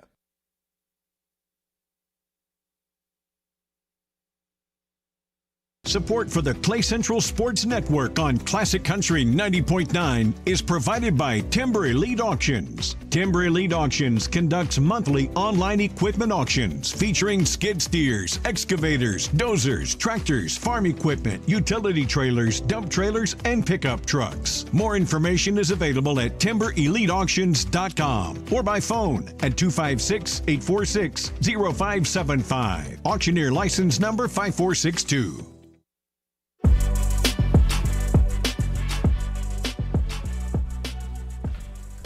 We welcome you back. It looked like a cramp, Coach. Was that number 2? That was Hunter Latham, outside linebacker, number 2. Looked like it's catching a cramp there for that Central Physical Therapy injury timeout. Volunteer staying a too-tight wishbone. Going to hand it off to the fullback, the big strong guy. Big gain up the middle all the way out to the 10. 6-yard gain, Coach, and this makes it doable. Well, it's going to be 3rd down and 3 from the Volunteer 10. Yeah, it makes it a very good opportunity to convert. Just a handoff right there to Mullins at fullback. Need to work our way out of this deep hole they put us in. Foster lines up. We're going to take and run the crossbuck. And that's the Fry. Fry breaks one. Fry got the First State Bank first down out across the 15-16. I'm going to tell you, Jackson Fry hit that hole with his first carry of the night. Well, and that's a big play because it keeps us from having to punt really out of the end zone right there. For sure. So we can run some more time right here. We're approaching the midway point of the 3rd quarter. Volunteers Running the toss this time with Fry. Fry with speed, but he's just going to get up to about maybe a positive gain of about a yard we'll give him, and that'll bring up a 2nd and 9. Yeah, a toss sweep coming to the near side and out of the wishbone. The good thing about that play, you got 2 extra blockers. But That's now the heat timeout, Coach. The Clay County Healthcare Authority timeout and the heat timeout with 5:59 to go here in the Integrity Cabinet's 3rd quarter. We'll take this break with them right here on the Southern Union State Community College Clay Central Sports Network. Every day brings a different destination. Allen Brew Markets is a locally owned, family-operated convenience store offering fuel, coffee, cold beverages, snacks, and everyday essentials. With locations across the region, Allen Brew Market serves local communities with food, drinks, and convenience items. Support for the Clay Central Sports Network on Classic Country 90.9 comes from Meek Dozer Services. Owned by Joseph Meek, the business provides excavation, grading, land clearing, and land management solutions for residential and commercial properties throughout East Central Alabama. More information is available by phone at 256-276-8725 or on Facebook under Meek Dozer Service.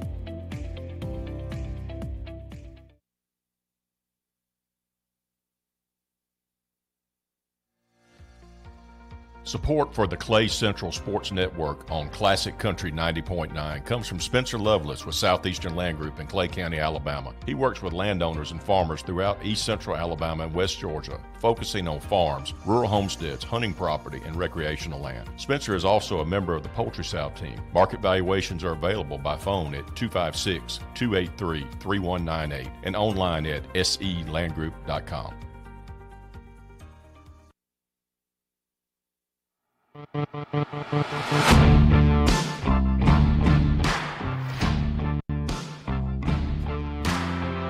Welcome you back. It's Rusty Taylor. Coach Jerry Weems, Volunteers with a 2nd and 10, back at their own 16. After that Clay County Health Authority heat timeout. This time a handoff to Dalen Houston, nothing doing. He's going to lose about 2 yards.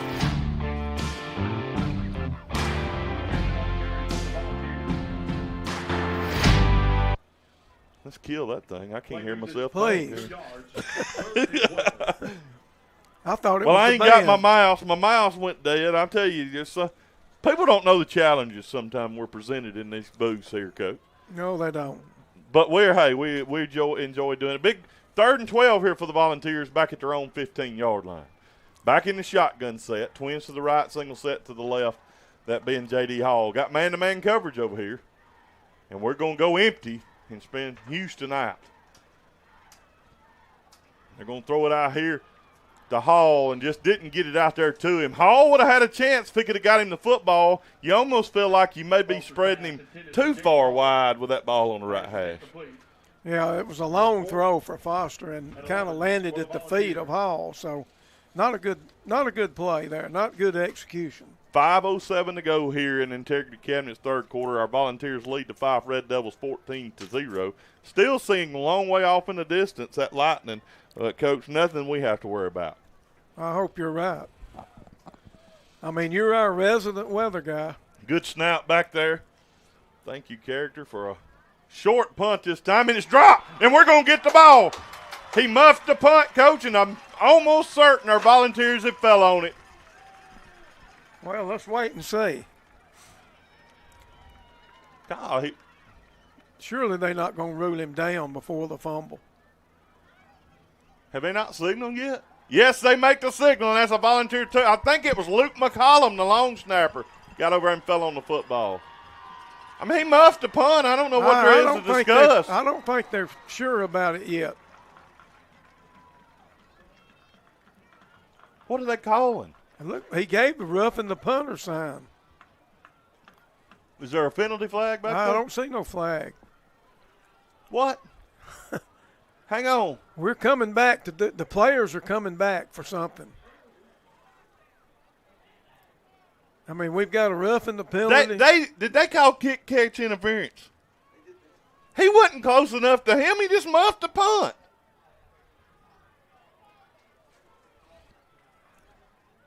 He bumped it forward, and then we fell on it. We wasn't that close to him.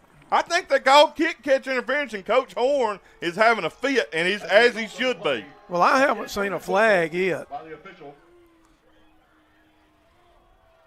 There hasn't been a flag on the field. This is a huge play, too. Oh, yeah, it'll put them a chance to get back in the game.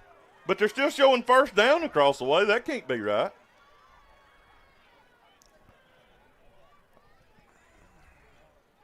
Looks like we're going punt again. They muffed the punt and we recovered it. I'm confused. Well, they absolutely did that.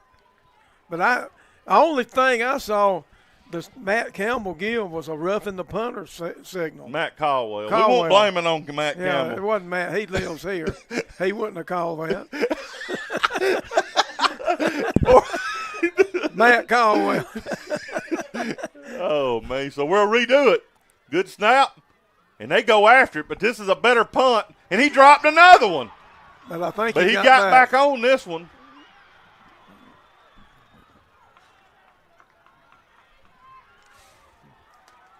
Strange set of circumstances. I would love to get an explanation. Yeah. They had to call kick catch interference, didn't they? I don't know. But they signaled like a roughing the punter. That's the signal he gave. 1st and 10 for the Red Devils from the Volunteer 42-yard line. Kick catch interference, the signal would have been like pass interference. They didn't give us the. I don't know what the call was. Football. Well, here we go. Fyffe with the 1st and 10 at our 42. Vols lead 14-0. They're going to direct snap it back to tight end. He's got a pretty good running back. I don't know. They liable to slap it back for the tight end, but a good solid gain on first down, about 6 yards there by number 22, Ryder Gibson. Well, this is an excellent opportunity right here for Fyffe to get back in this game, but they've got to get something going here and get the ball in the end zone. Play picks up 6 yards. 4:24 to go in Integrity Cabinet's third quarter. Ball down at the Volunteer 36. Their deepest penetration, I think, was the 24 when they failed on that 4th and 1. This time they're going to snap it back. And a big gain. He's in the opening, 20-15. And that's number 6, Coach. That's kind of been their best play when they've snapped it to Hayden Parker, the 5'10", 205-pound junior. I think that may be their longest run of this game as well. And this is their deepest penetration. They've got a 1st and 10 at the Volunteer 15. For the Fyffe Red Devils. Yeah, they were presented with good field position, and right now they're taking advantage of it. If they score here, we've got a game again. Of course, you always do when it's only a 2-score game. Doss brings them out this time, or it's actually Parker bringing them out. This time they're going to direct snap it to Gibson. Gibson fires in there. A gain of about 3 down to the 11-yard line. We'll give him 2, and that's going to bring up a 2nd and 8. Coach, this is more of a Notre Dame box look, in my opinion, is what they're doing. They kind of sneak it in there occasionally. 2nd and 8, 3:19 to go here in Integrity Cabinet's third quarter. I don't want to be the bearer of bad news, but I think that Lightning's getting closer. There's a timeout on the field. This is a timeout here by the Fyffe Red Devils. We'll take this Clay County Health Authority timeout right here on the Southern Union State Community College Clay Central Sports Network. 2nd and 8 when we come back for the Fyffe Red Devils, all the way down at the Volunteer 12, but the Volunteers lead 14-0. You're listening on the Southern Union State Community College Clay Central Sports Network from Radio Alabama Sports on Classic Country 90.9. Hill Auto Sales is a proud sponsor of the Clay Central Sports Network. Located 89010 Highway 9 in Lineville, Hill Auto Sales is an automotive dealership operating within our local community since 2014. The inventory consists of pre-owned vehicles, including cars, full-size trucks, service trucks, and sport utility vehicles. Complete inventory details and vehicle descriptions are available online at buyfromhill.net. The telephone number is 256-396-1100. Hill Auto Sales, the home of the Hill deal. This is Jody Rice of First Capital Insurance Agency, and once again, we are a proud sponsor of the Clay Central Sports Network. First Capital Insurance Agency offers personal, business, life, and recreational vehicle insurance coverage. Policies are available for homes, personal and commercial automobiles, commercial properties, general liability, watercraft, motorcycles, and all-terrain vehicles. We are an independent agency representing insurers such as Auto Owners, Progressive, Travelers, and Hartford. Located at 575 East College Street in Lineville, the office is open Monday through Friday from 8 to 4:30. The phone number is 256-396-2131, and our website is firstcia.com. We welcome you back, 2nd and 7. We do have some clarification we'll share with you after this play. They're going to snap the ball back here to 22, and he's going to go in the end zone. And what a big play that is, and a mess up by the official. What we had a while ago was an inadvertent whistle. He blew it thinking he caught the ball, so they replayed the down, and we would have had the football at about the 40, and now they get it at the 40 and put it in the end zone. So that's a huge mistake by the officiating crew. Well, we've got Ken Brewer, a long-time official right here next door to us, running the clock, and he's the one that gave us that information. That inadvertent whistle because he thought it was a fair catch, but it ended up being a fumble and a turnover. They had to replay the down, and now it's resulted in a touchdown for Fyffe. It's changed this game in a big way. That was a 17-yard run by Gibson to get the Red Devils right back in this game. And a big extra point here by number 64, Jay Lyles. And that's going to be blown dead, the play clock run dry. I mean, you don't want to dwell on that, and we won't, but what a big call right there. Is the Vols would have had the football near midfield, 1st and 10, and you end up not getting a turnover, and then Fyffe goes and scores. Yeah. Well, it would at least flip the field position. This penalty right here, delay a game, could be a big play if he misses his point, because it'll keep them in a situation where they've got to score 8 just to tie. Lyles' kick. He put it through there, Coach. He didn't miss it. He did a good job. And to get this lead cut to 7, it's 14-7. Volunteers. We'll take a quick break and come back right here on the Southern Union State Community College Clay Central Sports Network from Radio Alabama Sports on Classic Country 90.9. Farr & Associates Injury Attorneys handle cases involving auto accidents, 18-wheeler collisions, motorcycle and boating accidents, wrongful death, premises liability, workplace injuries, and medical malpractice. Information is available at tpharrlaw.com or by phone at 256-487-6080. Farr & Associates Injury Attorneys are sponsors of the Clay Central Sports Network on Classic Country 90.9. No representation is made that the quality of legal services to be performed is greater than those performed by other lawyers. Cooking up a plan or just need a snack, Piggly Wiggly's got your groceries packed. Fresh produce, meats, and hometown smiles weaving down the street all the while. Hot meals waiting for you in the deli, stores filled with treats to fill up your belly. Piggly Wiggly, we're your hometown store, serving up value and so much more. Piggly Wiggly, Ashland and Lineville is proud to sponsor volunteer athletics on the Clay Central Sports Network. Go Vols! Hot meals waiting for you in the deli, stores filled with treats to fill up your belly.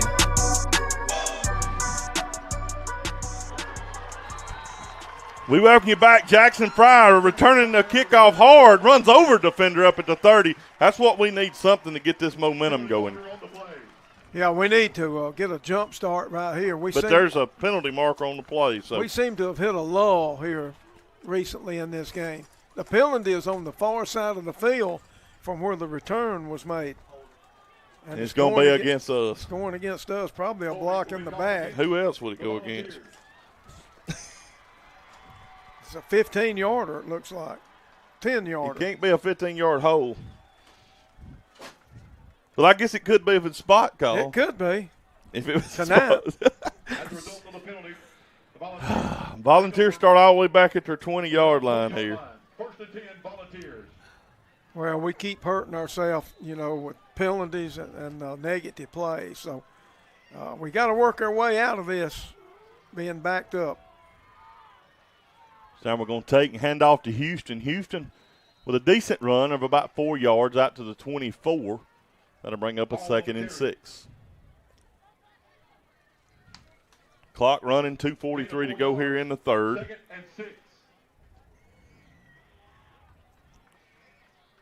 Volunteers needing to put the negative plays behind them and get another positive. Yeah, we need to punch out some first downs right here. Good first down, one of the better ones we've had of about 4 yards. Houston in a pistol set this time. We're going to fake and throw it. And that's going to be completed to Hall. Hall makes the guy miss. Hall makes another guy miss and steps out of bounds up at the 40-yard line. But I tell you, Coach, that looked like a dangerous throw, honestly. But it was a big throw and a big gain in the First State Bank first down. I tell you what, Hall made a great catch to keep that from being intercepted. And, you know, he had to go back behind him, reach back behind him to catch that ball, or it could have been a pick. But it ends up being a big first down. A long throw on that play for a wide receiver screen. We're quickly out to the 40-yard line. 1st and 10. Clock running at 2:08. Or actually stopped with him going out of bounds.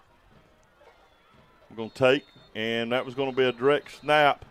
Change of quarterback, sometimes the cadence changes, and I think that got the Volunteers right there. You know, in big games, your best players have to step up and make plays.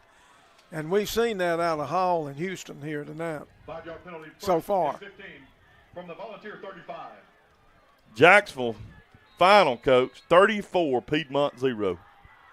Yeah, that's not good news for us or anybody else in our region, because Jacksonville looks to be very strong. 1st and 10 for the Volunteers. Hall in at quarterback. Clock stopped. Good snap.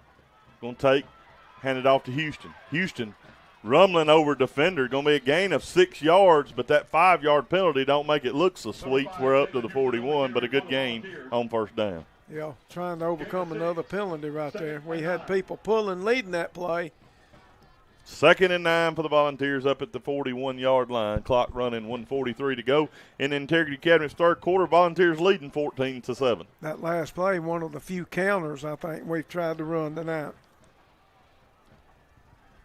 Hall still in at quarterback. Hall going to take the snap, take it up the middle. Running hard out across the 45 up to the 48. It's going to bring up a 3rd and 2 for the Volunteers. 3rd and 3, we got 2 totally different marks here. Gain of 6 yards. They're going to give him 6 and then bring up a 3rd and 3. Much more manageable, though, than what we've been dealing with most of the game. Another big situation right here at the 47. At our own 47, ball on the right hash. Hall. Hard counts. We got trips to the left side. That being Boyd Battle.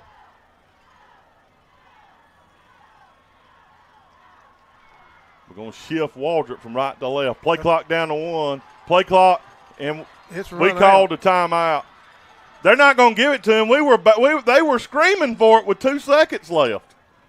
And that's what Coach Horn. This guy over here on our sidelines the one that should have called it. Yeah, and they were screaming for it because I looked with 2 seconds and they didn't give it to him. I mean, Chase was looking, screaming, give it to 2 seconds left. Yeah. Well, you lay that one on this guy here on the near sideline. Now we're in a 3rd and 8. You know, totally different play call here. Golly, it's like we keep everything seems to be going against us here.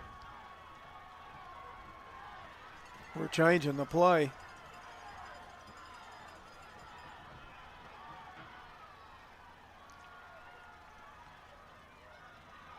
Hall cuts it up inside, breaks the tackle, up to the 45, up to the 47 again, but now it's 4th and 3. Well, and it looks like we're going to keep the offense in there, but we don't have to run a play here, and I don't expect us to. This may be too far. 4th and 3. We're going to run the timeout right here. There'll be a lot of discussion on this one. Well, we're going to take this one to the fourth quarter with the Volunteers leading 14-7, 4th and 3. When we come back at the 47-yard line, our own 47, right here on the Southern Union State Community College Clay Central Sports Network from Radio Alabama Sports on Classic Country 90.9. The Clay Central Sports Network on Classic Country 90.9 is supported by Blair Family Farm and Market, located at 1015 Blair Road in Ashland. Blair Family Farm and Market offers meat from livestock raised on their farm without antibiotics, along with products from other local farms. Blair Family Farm and Market is open Wednesday and Thursday from 1 to 6 and Friday and Saturday from 9 to 6. More information is available by phone at 256-907-0982 or on Facebook under Blair Family Farm and Market. Chris here with Last Call Services in Delta, Alabama. Our team handles a range of residential, commercial plumbing needs and residential remodeling, including leaking pipes, clogged drains, water or sewer line services, painting, sheetrock, flooring, and other remodeling services. We spend a lot of time working across East Central Alabama, helping maintain plumbing systems in homes and businesses of all kinds. We are available around the clock. Last Call does it all, and we are available by phone at 256-343-4119 and online at lastcallservices.net.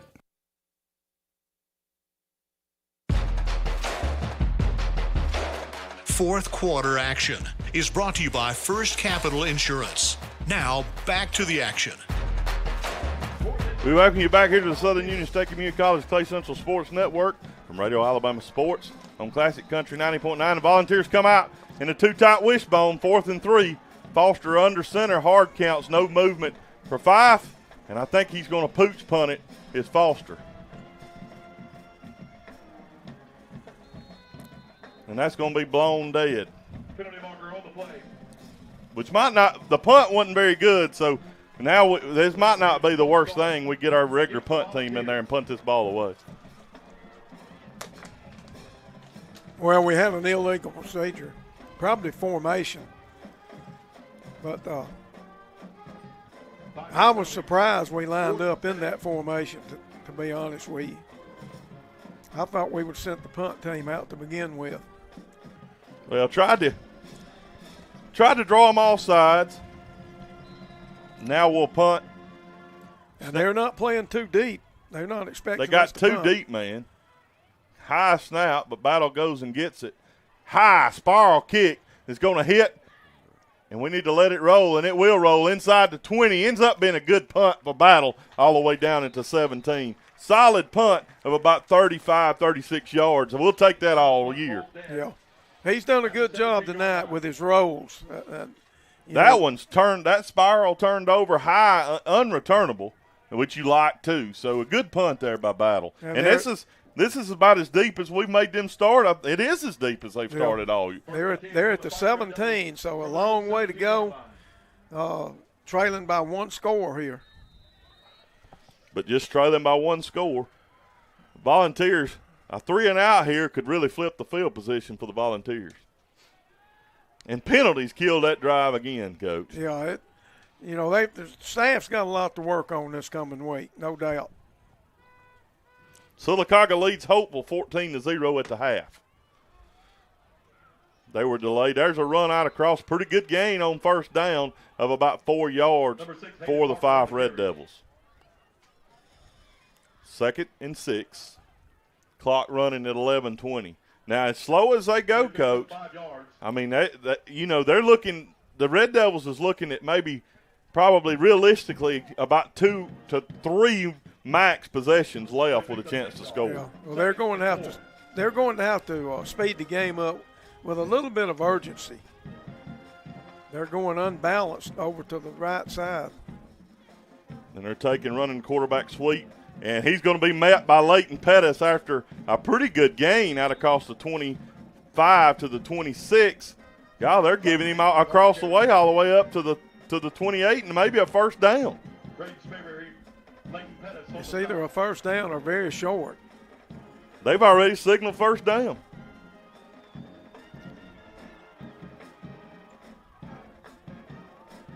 And I'm not saying he didn't get it, but look, we had him stood up and allowed him to get those extra couple of yards. And I'm still shocked how long they're taking between plays.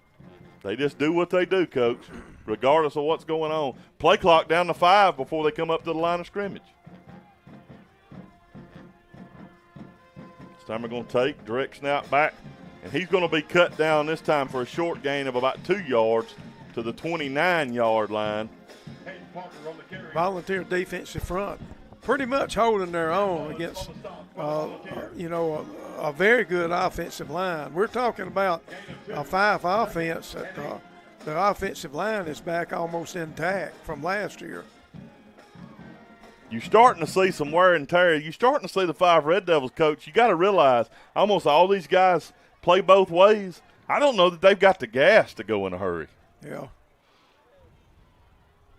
Maybe this depth is starting to take over for the Volunteers. Going to take and snap it back to 22, the running back. He's going to be hit, dragging Braden Sprayberry, though, across the 35 to the 36. Going to be a gain of about 6, and that's going to bring up 3rd and 2. Well, he kept bouncing to the outside and turned it into a good play. That was Gibson. Actually going to be a 3rd and 1 here for the Fyffe Red Devils. Clock will go under 9 minutes before the Red Devils snap it again. Volunteers lead 14-7. We are in the 4th quarter here, but a lot of time left in this First Capital Insurance 4th quarter. I'll tell you, we need to make sure we wrap up Gibson and Parker because a missed tackle could end up in a tie game. Time we're going to take. He's going to cut it backwards, a missed tackle, and he's down the sideline, 50, 40, 30. We're going to run him down from behind is Jackson Jackson Fry all the way down inside the 30 at the 27. And he's not going to get up.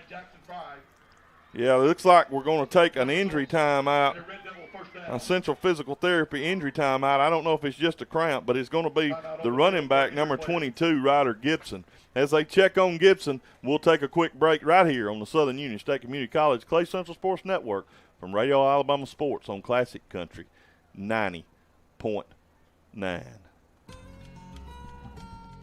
Support for Classic Country 90.9 and the Clay Central Sports Network comes from Honey's Cafe in Lineville. Honey's Cafe is a locally owned restaurant open Sunday through Friday. Honey's Cafe includes a banquet room available for meetings, parties, and gatherings. More information is available by phone at 256-396-9101. Honey's Cafe, located at 30 Park South in Lineville. Every day brings a different destination. Allen Brew Markets is a locally owned, family-operated convenience store offering fuel, coffee, cold beverages, snacks, and everyday essentials. With locations across the region, Allen Brew Market serves local communities with food, drinks, and convenience items.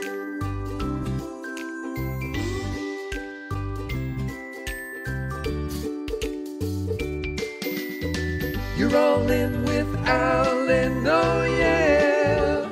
Allen Brew Markets.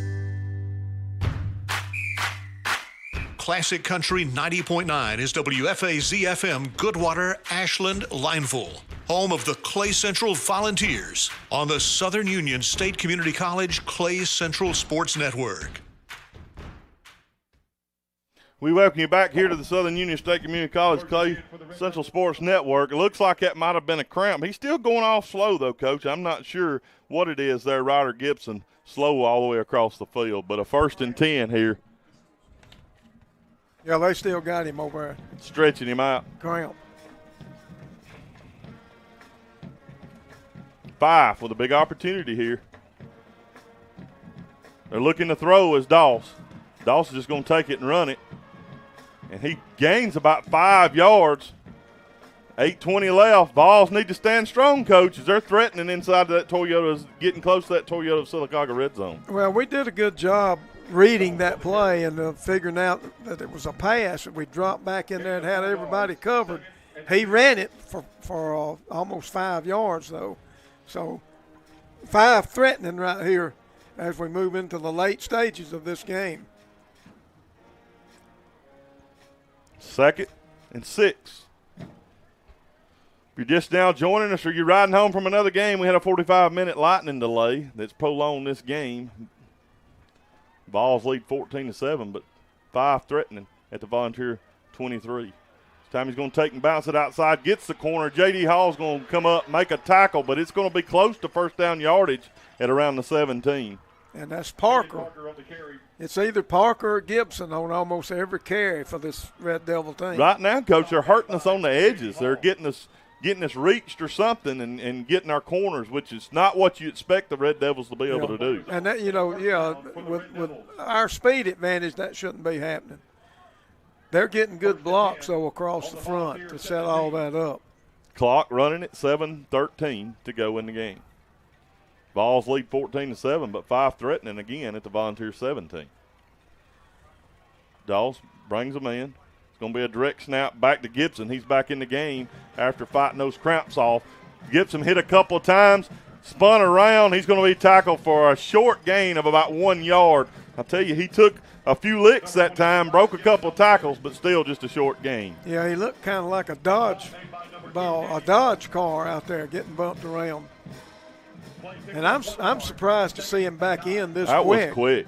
2nd and 9. They realize, Coach Benefield and the staff across the way realize that this is a big opportunity here for the Red Devils. Volunteers defense need to realize the same thing, step up and make a big play we here. need to be careful here with play action. Well, they're taking a lot of time in the huddle as they break it with 8 seconds left on the play clock. Clock running at 6:16 in the game. They've got to hurry. Only one timeout left. They're again going to take it back to Gibson. Gibson cuts across. Going to gain positive yardage, about 4 yards. That'll bring up a 3rd and 5 here. Clock will run under 6 minutes to go in the game here. You think they'll approach this now like 2 downs? For sure. I mean, they got to get 7 points. We're going to get the heat timeout, Coach, here with the. It's coming at a great time for Fyffe as well. The Clay County Health Care Authority timeout. We'll take it right here. You're listening on the Southern Union State Community College Clay Central Sports Network from Radio Alabama Sports on Classic Country 90.9. Volunteers lead 14-7, but Fyffe threatening down at the Volunteer 12 with a 3rd and 5 when we come back.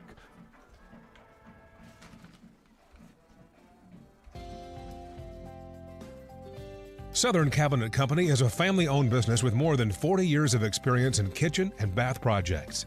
The company provides cabinets, hardware, and countertops for new construction, remodels, and multifamily developments throughout the region. Southern Cabinet Company is a supporter of the Clay Central Sports Network and Classic Country 90.9.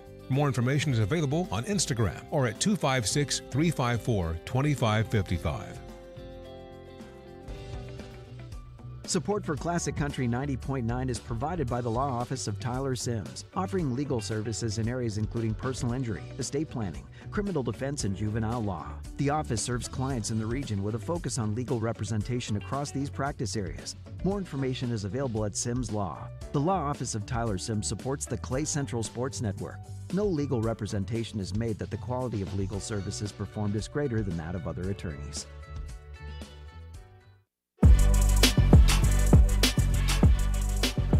Welcome you back here. Big play, big couple of plays here. 3rd and 5, Fyffe Red Devils down at the Volunteer 12.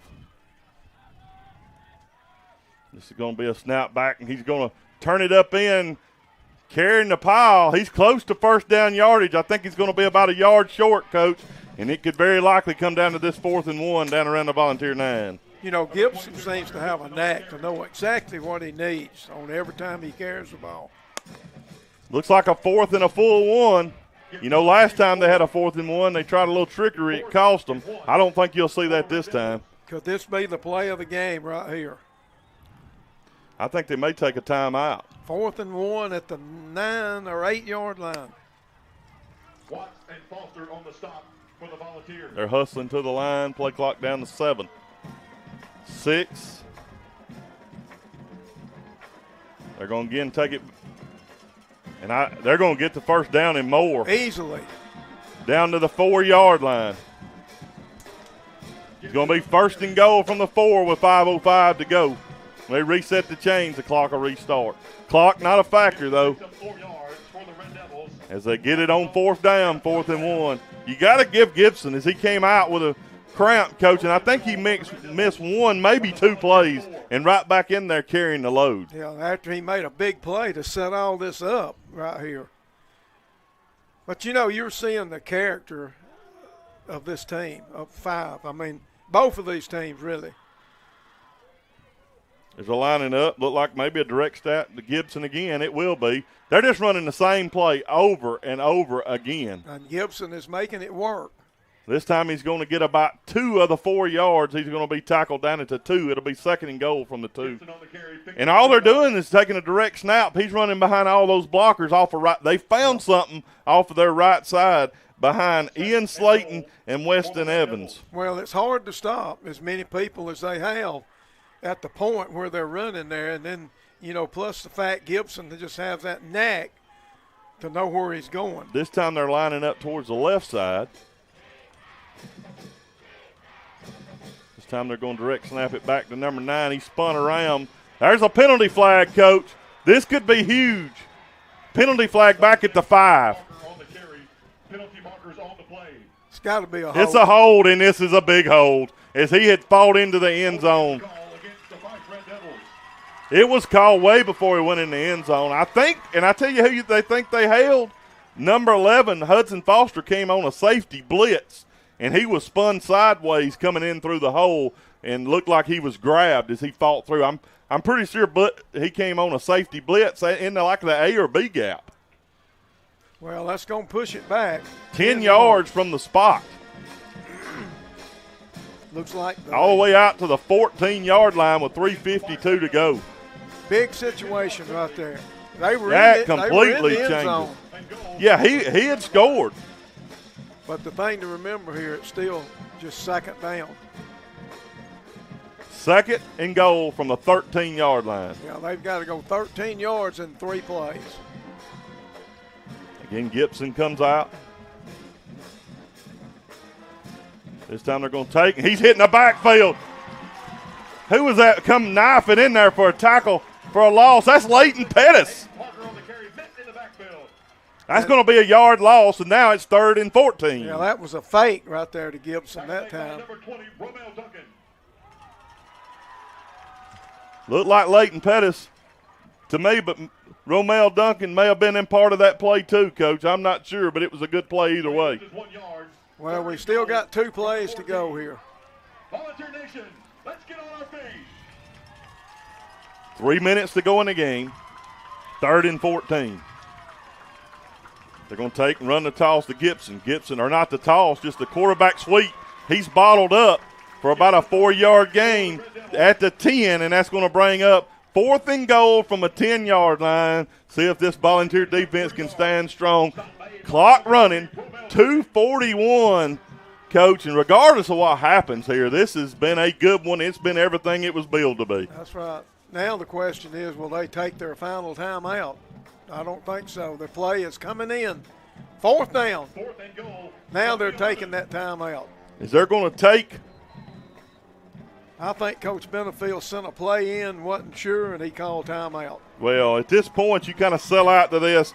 If we can stop them, Coach, we can pretty much run the clock out. It comes down to this play. Clay County Health Authority, timeout right here. We'll take a quick break and come back on the Southern Union State Community College Clay Central Sports Network from Radio Alabama Sports on Classic Country 90.9. Support for the Clay Central Sports Network on Classic Country 90.9 comes from Meek Dozer Services.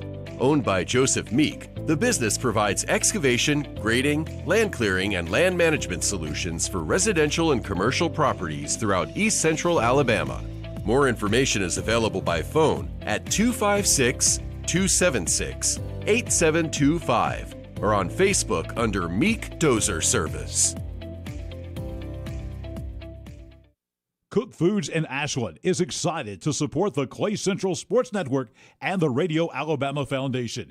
Each year, Cook Foods has an enormous financial impact on our community with jobs at the Ashland location and growers throughout our area. Right now, there are many career opportunities awaiting at cookfoods.com. One could be just right for you. Cook Foods wishes the very best to the Clay Central Vols, cheerleaders, and the marching volunteers this fall. Go Vols! Classic Country 90.9 is WFAZ-FM Goodwater, Ashland, Lineville, home of the Clay Central Volunteers on the Southern Union State Community College Clay Central Sports Network. It pretty much comes down to this: 4th and goal from the 10 here for the Fyffe Red Devils. They're going to take a snap, run in reverse, and it's blown dead. Penalty flag. They were looking to run a reverse pass, Coach. I think we had it bottled up and covered up, but they brought their quarterback. They put Maddox Doss in a slot, and they brought him on a reverse, and they was going to try to throw a pass out of it, and now they're going to have to score from the 15-yard line. Yeah. It's going to come down to this, Coach, because with no timeouts, 40-second play clock, by my math, we can pretty much run the clock dry without ever running a real play. That's not a bad penalty for them because it actually gives them more room They're actually deep to work with. Out at the 16-yard line. 4th and goal from the 16 for the Fyffe Red Devils. Doss just going to run straight up. And now the Volunteers are going to call that. Let's just stay right here, Coach, and talk this over. So we've had back-to-back timeouts here, that Clay County Health Care Authority timeout. But, Coach, what are you thinking defensively here? I mean, they've got to go 15. You pretty much feel like they've got to throw the football. Or do they? I mean, that's not their game. But you got to be careful. You can't give them anything on a pass interference or anything like that call. You got to play smart here. Well, I would say it's almost 98% chance they're going to pass because it'd be hard to run a play 16 yards, let's be honest. And, the thing about we can't do anything with our secondary. We can't bring a safety or anything like that. I think we need to bring a linebacker, perhaps, get a little bit extra pass rush. And don't give them any extra time. Yeah. I think put a little pressure on him maybe with one linebacker and play safe in the secondary, and I think we'll be okay. But like you said, you never know. You could have a pass interference. You could have a tip ball that's caught. I mean, the way this night is with, you could have an inadvertent whistle. Yeah, you could. I mean, you got to add that in there. I mean, that's always muff punt, inadvertent whistle. They'll get you every time. But yeah, I mean, any of that could happen. But let's just say, I think we'll maybe send one linebacker. They've got twins to this near side, ball on the right hash. Right now, we're just playing man-to-man over the top of those two receivers. I'm not sure that's good either. They're going to take, and they're rolling left, looking to throw. We got a wide-open guy, and he caught it one-handed. How did we let him roll? Where did he come from?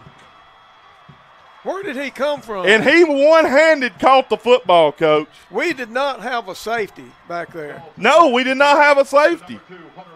I don't know. I said we needed to play safe. That's Hunter Latham went up and climbed and one-handed it with a right hand. But now it looks like they're going to send in the extra point team. I'm surprised they're not going for two. They could run some kind of fake. They got the quarterback as the holder. We'll have to talk with Coach B about that alignment there because our safety was nowhere in the picture. And they just went right across the middle of the field with a tight end or a H1. Snap is good, hold is good, kick is up. And the kick is right through there, and it's tied at 14 with 2:13 to go, Coach. You had exactly what you wanted, but you couldn't make it count right there with a 4th and 16. You let a team that wants to run the football have somebody running wide open, but you got to give them everything. Hunter Latham climbed the ladder and went up, and made a one-handed catch. I mean, it was a great catch. Yeah. But now he was wide open. He was so wide open he stopped his route, and that's the reason he was almost overthrown. Yeah, that was a good play call, no doubt. But I'm still concerned about our defensive alignment. Volunteers have 2 timeouts with 2:13 to go. Well, who threw that ball, Jeremy? Who was? It was Doss. It was Doss. I'm pretty sure the quarterback, Maddox Doss. Well, right now, 2:13 remaining, 14-14. And I said this earlier, Rusty. Both of these teams showing the will to win right here. You're seeing the quality come through that's always been in these two programs right here. And you really got to commend Fyffe coming in here battling us, a team 2 classifications larger. Well, here's a kickoff. Let's play this out. It's going to go out. to Jace Boyd. And Boyd's going to be slung down at the 31. Remember, there's still 2:05 to go in the game, and the Volunteers with 2 timeouts. And we do have some big play potential there with Houston and Hall. So let's see how we decide to play this final 2:05. Well, go back. Fyffe with a great drive. I'm telling you, I'm impressed with Fyffe. You got to hand it to them. You do. Coming in here on the road playing a team 2 classes bigger. I mean, things got things going when they muffed the punt and we recovered and they invert and whistle and they go score. What are they? They don't have a timeout.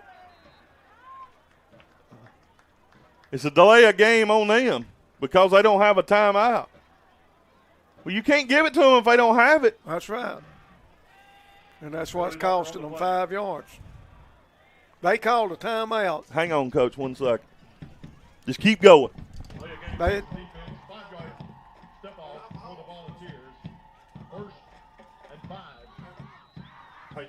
Now we're back in play. It's going to be 1st and 5 for the Volunteers at the 37-yard line.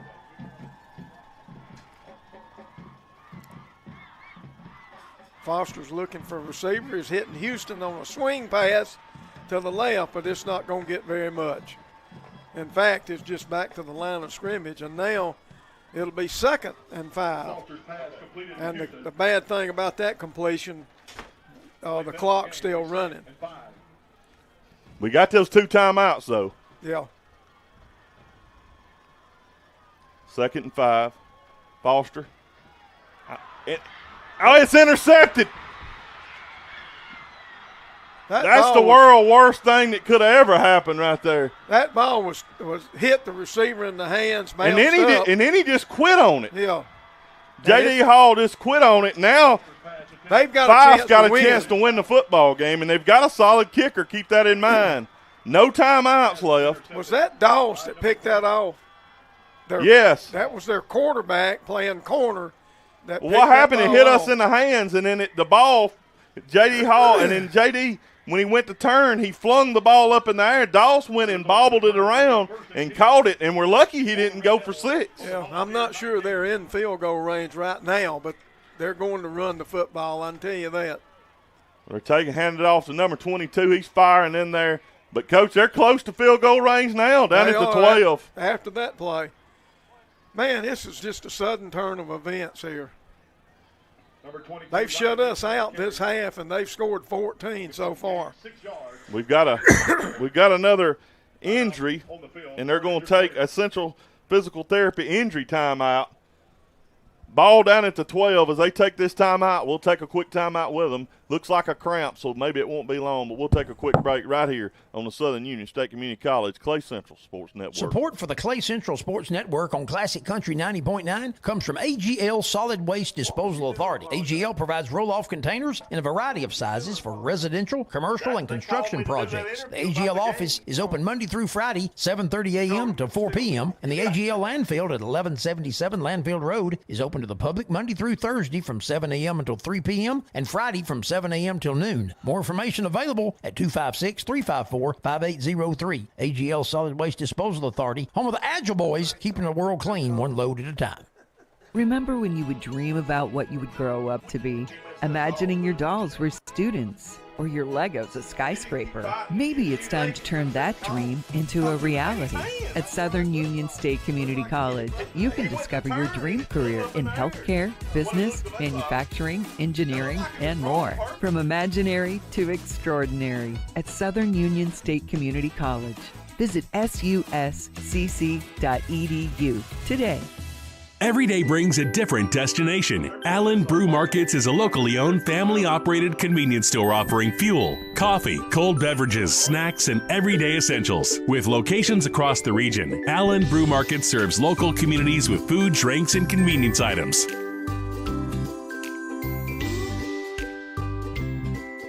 This is District Attorney Joe Fyffe with an important public safety report. As District Attorney, I've seen the aftermath of vehicle crashes caused by texting while driving. Many began with a simple distraction, a driver looking at a phone instead of the road, and ended with injury and death. Alabama's hands-free law was created to help save lives. In 2024 alone, distracted driving was linked to 65 deaths across the state. When you are behind the wheel, nothing on your phone is more important than arriving safely. Put the phone down. Stay focused. Protect yourself and those sharing the road with you. Don't text and drive.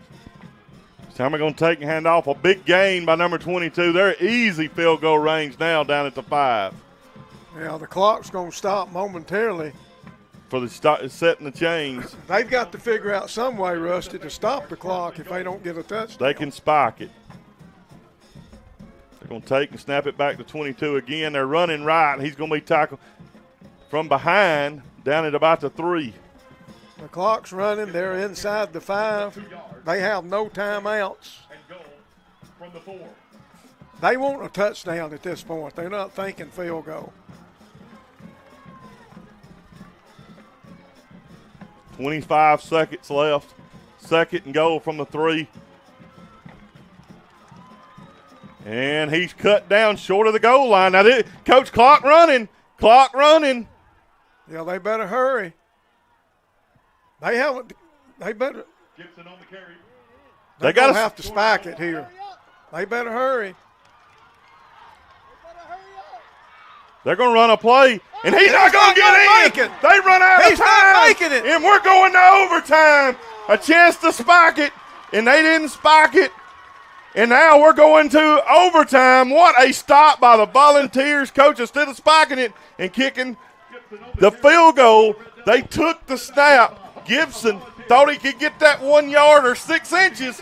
I'm not sure who the defenders were, but he was met in the backfield, and we're going to some extra football in the first game of the season. What a great stop by the Volunteers. This has been an unreal game here. Well, the ball was inside the 1 yard line. In fact, Fyffe thought they'd scored on the previous play, but they lined up, direct snap, straight ahead, and somebody got in that gap and met him straight on to keep him from getting Jeremy, in the end did you zone. happen to see who it was?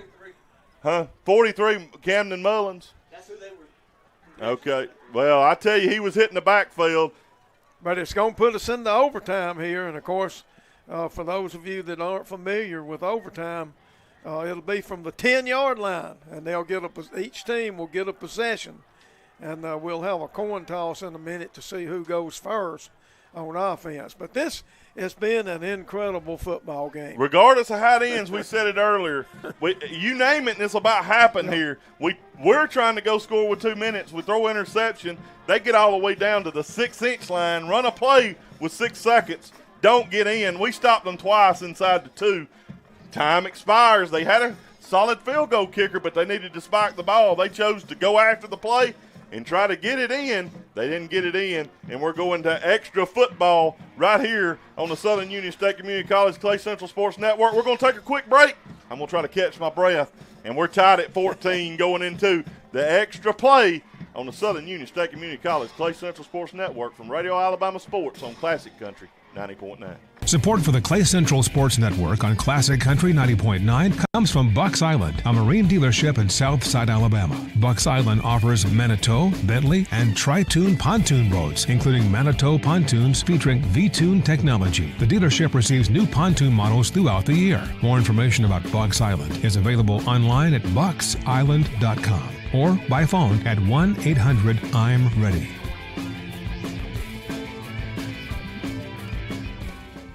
Support for the Radio Alabama Foundation comes from Williams Parts and Supply, a locally owned business located next to Dollar General in Lineville.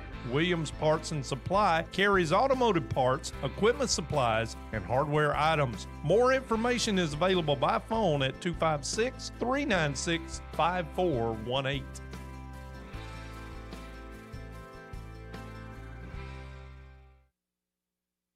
Farr and Associates Injury Attorneys handle cases involving auto accidents, 18-wheeler collisions, motorcycle and boating accidents, wrongful death, premises liability, workplace injuries, and medical malpractice. Information is available at tpharrlaw.com or by phone at 256-487-6080. Farr and Associates Injury Attorneys are sponsors of the Clay Central Sports Network on Classic Country 90.9. No representation is made that the quality of legal services to be performed is greater than those performed by other lawyers. State Farm Insurance Company provides insurance products for residents of Clay County. Agent Mike Coleman and his staff offer a product line that includes automobile insurance, homeowners insurance, and life insurance policies. Located at 86401 Highway 9 between Lineville and Ashland, State Farm is open Monday through Friday from 8:30 a.m. to 4:30 p.m. Their telephone number is 256-354-2272. State Farm is a sponsor of the Clay Central Sports Network, and they are proud to bring you the Coleman Cowbell on Classic Country Mornings. Like a good neighbor, State Farm is there. A personal injury firm that takes tremendous pride in helping those at the most desperate times in their lives. Farr and Associates, sponsor of the Clay Central Sports Network video live stream. Online at tfarrlaw.com. As we welcome you back, Coach, we had something we don't have a lot. We had another Buddy Sports Country coin toss. Did you happen to keep up with? I was running spots with what the call is. Who's got the football first? I'm assuming that Clay Central won the toss because we're going to be on defense first, and Fyffe is on offense. Fyffe won. And Fyffe's going to – they wanted to go – that is – you sure? I've never heard anybody do that. I hadn't either. Fyffe won the toss, and they wanted to play offense first. We got some issues, Coach. There's two cars with their lights on. It's blinding everybody. I'm getting all kind of texts from the baseball parking lot. If you happen to be listening, please turn your lights off. Everybody's looking straight into your headlights. It's time they're going to take and run a sweep around the outside. Going to be a penalty flag. Foster had his pads pulled and still made the play, but that should be a 10-yard holding penalty, but we got two different flags. That is a big start right there, a holding play. Yeah, that'll really put them behind the 8 ball. After only about a 2 or 3 yard gain, but 10 yards could be huge. But Coach, they battled through it earlier and scored a touchdown. Well, you're right. I mean, we had a holding on them a while ago, and it ended up in a touchdown. So, you know, they've got another play somewhere in their book to pull out. That's going to pull it all the way out to the 17-yard line, 18-yard line. One thing they don't have here, Coach, is they've got all 4 downs to go. But, man, what a football game. The two winningest coaches in the AHSA history, and they're living up to the billing today as they face each other. That's right. And, you know, they're showing why they're ranked so high in their class as well, both teams. Doss brings it back up. They're going to take and hand off to number 22. He's cut in. Braden Sprayberry grabs him as soon as he's cut in. Short gain. They'll give him 2 down to the 16. And Gibson keeps running the ball over and over. Jeremy, how many times right now has he ran the football tonight? You're asking a lot. 27? 27 touches for 145 yards. 27 touches, 145 yards. Gibson's carry picks up 1 yard. Second and goal. You know he's tired right now. But second and goal from a 17 in overtime. We're tied at 14 if you're just now joining us. Fyffe takes, fakes, looking to throw. Gibson being hurdled out, broke the first tackle. Now he's got room. Penalty flags everywhere. That's going to be a clip. I'm pretty sure that Leighton Pettis was blocked in the back, then tackled in the back, and it's a block in the back. It's going to be huge. Yeah, it is. This occurred back all the way back at the 22-yard line, somewhere in that neighborhood. And it was right at the quarterback. Dawes had broken loose. We had him sacked for about a 6-yard loss, but he spun out of that tackle, and then nobody was there to keep contained. And he went right and came all the way back left. it was a long developing play. It was a block in the back is what they called, all the way back to the 27. Now they got a 2nd and goal from the 27. Well, we saw a play a moment ago where a guy slipped into the middle of the field uncovered. So they've got something. We're running 2 safeties, Coach, but we've got them tucked up pretty tight, but we're starting to back them up a little bit now. Right now we need to cover the slot receiver over there as well. This time they're taking the snap back to Doss. Doss is getting immediate pressure. Again, he's rolling out. He's going to escape. And a great tackle across the way, one-on-one by Cole Watts. I didn't think he could make it, Coach, but he knocks him down at the 20. A great tackle by Cole Watts. Yeah. And you got to remember there's no clock here on these plays in the overtime other than the play clock. Be 3rd and goal from the 20. I thought that was about to be a much bigger play, and it would have been if Cole Watts don't make that tackle around his ankles. It looked like Dawes had more yardage, but I think the speed factor came into play, and we've got a timeout. Each team gets a timeout in this overtime. They're going to take their timeout. We're going to stay right here. From auto and 18-wheeler accidents to wrongful death and medical malpractice, Fyffe and Associates injury attorneys handle a wide range of personal injury cases. Their attorneys stay personally involved from start to finish. No case managers. Online at tfarlaw.com. Coach, we've seen a little bit of everything, so I'm not comfortable till it's all. There's already 0 on the board, but till it's over and we see everybody head off the field, that's when I'll feel good about this or not good. It depends, but it's 3rd and 20 from the 3rd and goal from the 20 here. 4-5. Yeah, we'll be happy when we see nothing but tail lights here. Yeah, headed back north. But hey, Coach Paul Benefield has brought a 5 team. Coach, this team is going to be something to handle in 2A. I promise. There ain't no question. They're ranked number 2 for a good reason. Returning 18 starters from last year, and they're proving why here. They've got that number 2 ranking in 2A. I can't see another 2A team being able to line up and stop this offense. 3rd and goal from the 20. The offense is and the defense, Coach, has been great. Very good. I mean, we scored 1 time on offense and 1 time on defense. I mean, and we broke a big play. Well, here's that 3rd down play. They've got 2 wide receivers to the right. They've Dawson got 2 at to the left. Gibson at running back. They're going to take, fake, Dawson. They're throwing it up in the end zone. Did he catch that? There's a penalty flag, though. I think we interfered is what it is. Oh, but I think he may have caught that. He did. They signaled touchdown. It's going to be interference on us, I'm pretty sure. Dawson's pass complete to number 20, Brody Freeman. It's going to be on us. Had them 3rd and 20, Coach. And they don't run nothing special. And that's twice they burned us on passes on long yardage. Well, again, this is a huge extra point. Absolutely huge, but not as huge as that play they just throwed for the touchdown. There's been a lot of big plays. Well, we still get our possession. Don't give up yet. Snap is low. Snap, the kick is up, and the kick. Coach, it's about 5 yards over the goalpost, but it just needs to be about 1 inch, and That's it's right. over. And they take a 7-point lead in overtime after getting back in a 3rd and 20. We're going to take a break. Let me compose myself and get ready for 4 more downs or maybe 1 more. Who knows? Right here on the Southern Union State Community College Clay Central Sports Network from Radio Alabama Sports on Classic Country 90.9. Support for the Clay Central Sports Network on Classic Country 90.9 comes from Mountain View Outfitters in Delta, Alabama. Located on Haynes Mountain Road, Mountain View Outfitters offers southern quail and pheasant hunting, providing opportunities for seasonal outings and group experiences in a traditional outdoor setting. More information is available by phone at 256-310-0125 or on Facebook under Mountain View Outfitters. Go Vols!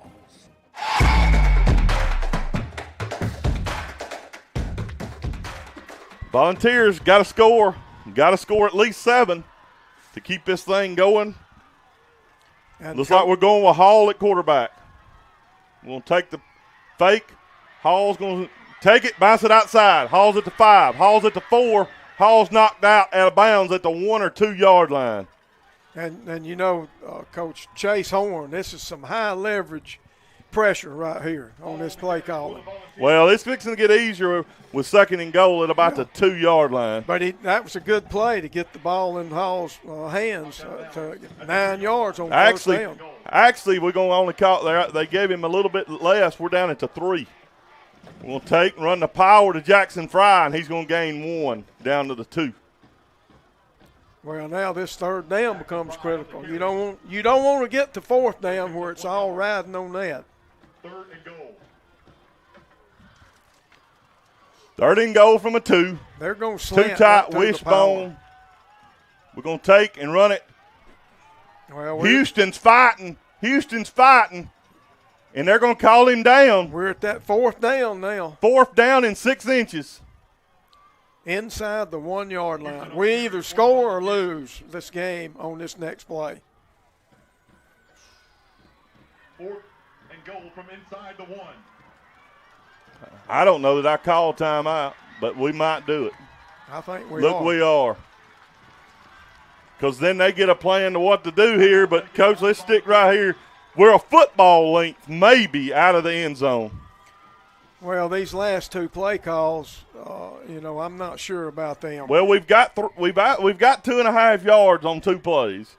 I think he thought, and I thought he got to the 2 or inside the 2. Well, they end up marking him at the 3, which was a big difference. Yeah, I thought he got to the 1 on that first play. Yeah. But anyway, right now, has there ever been a bigger play for either one of these teams? Absolutely not. And, we've already seen one play stop tonight inside the 1.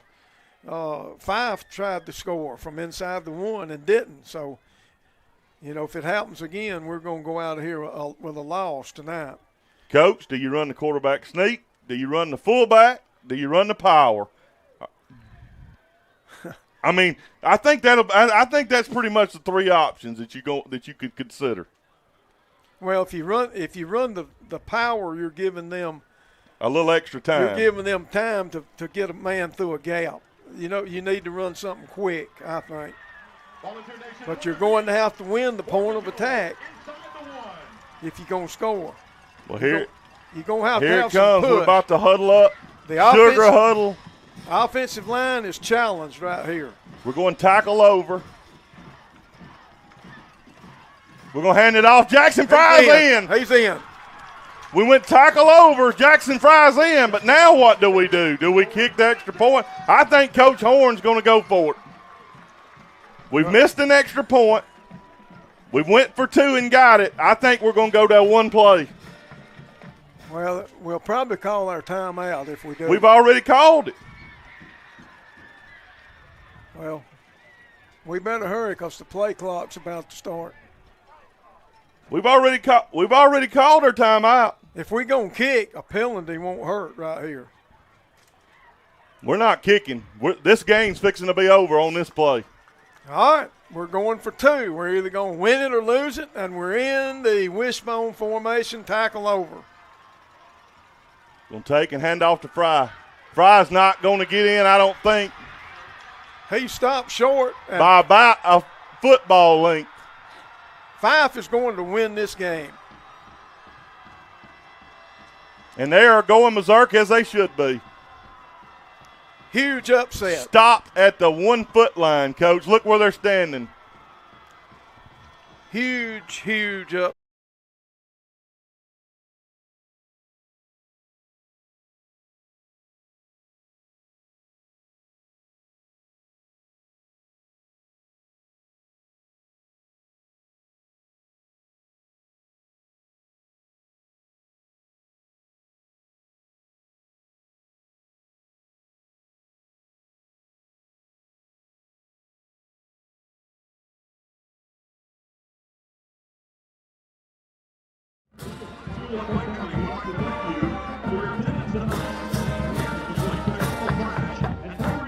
As you leave Volunteer Stadium, Volunteer Nation, next week, our Volunteers will be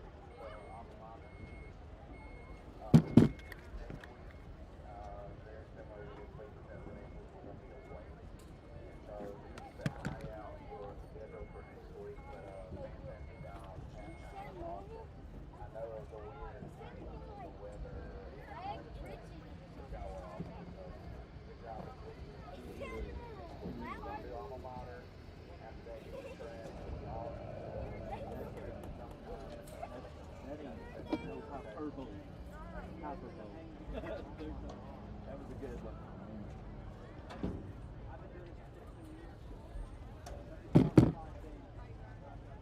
That's a heck of a ball.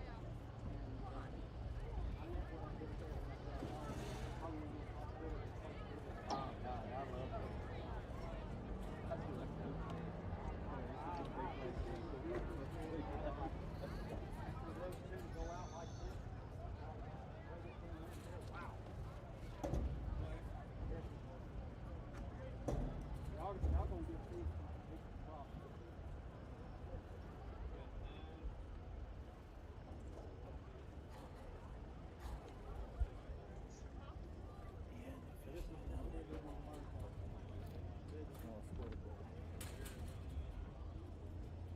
And for the record,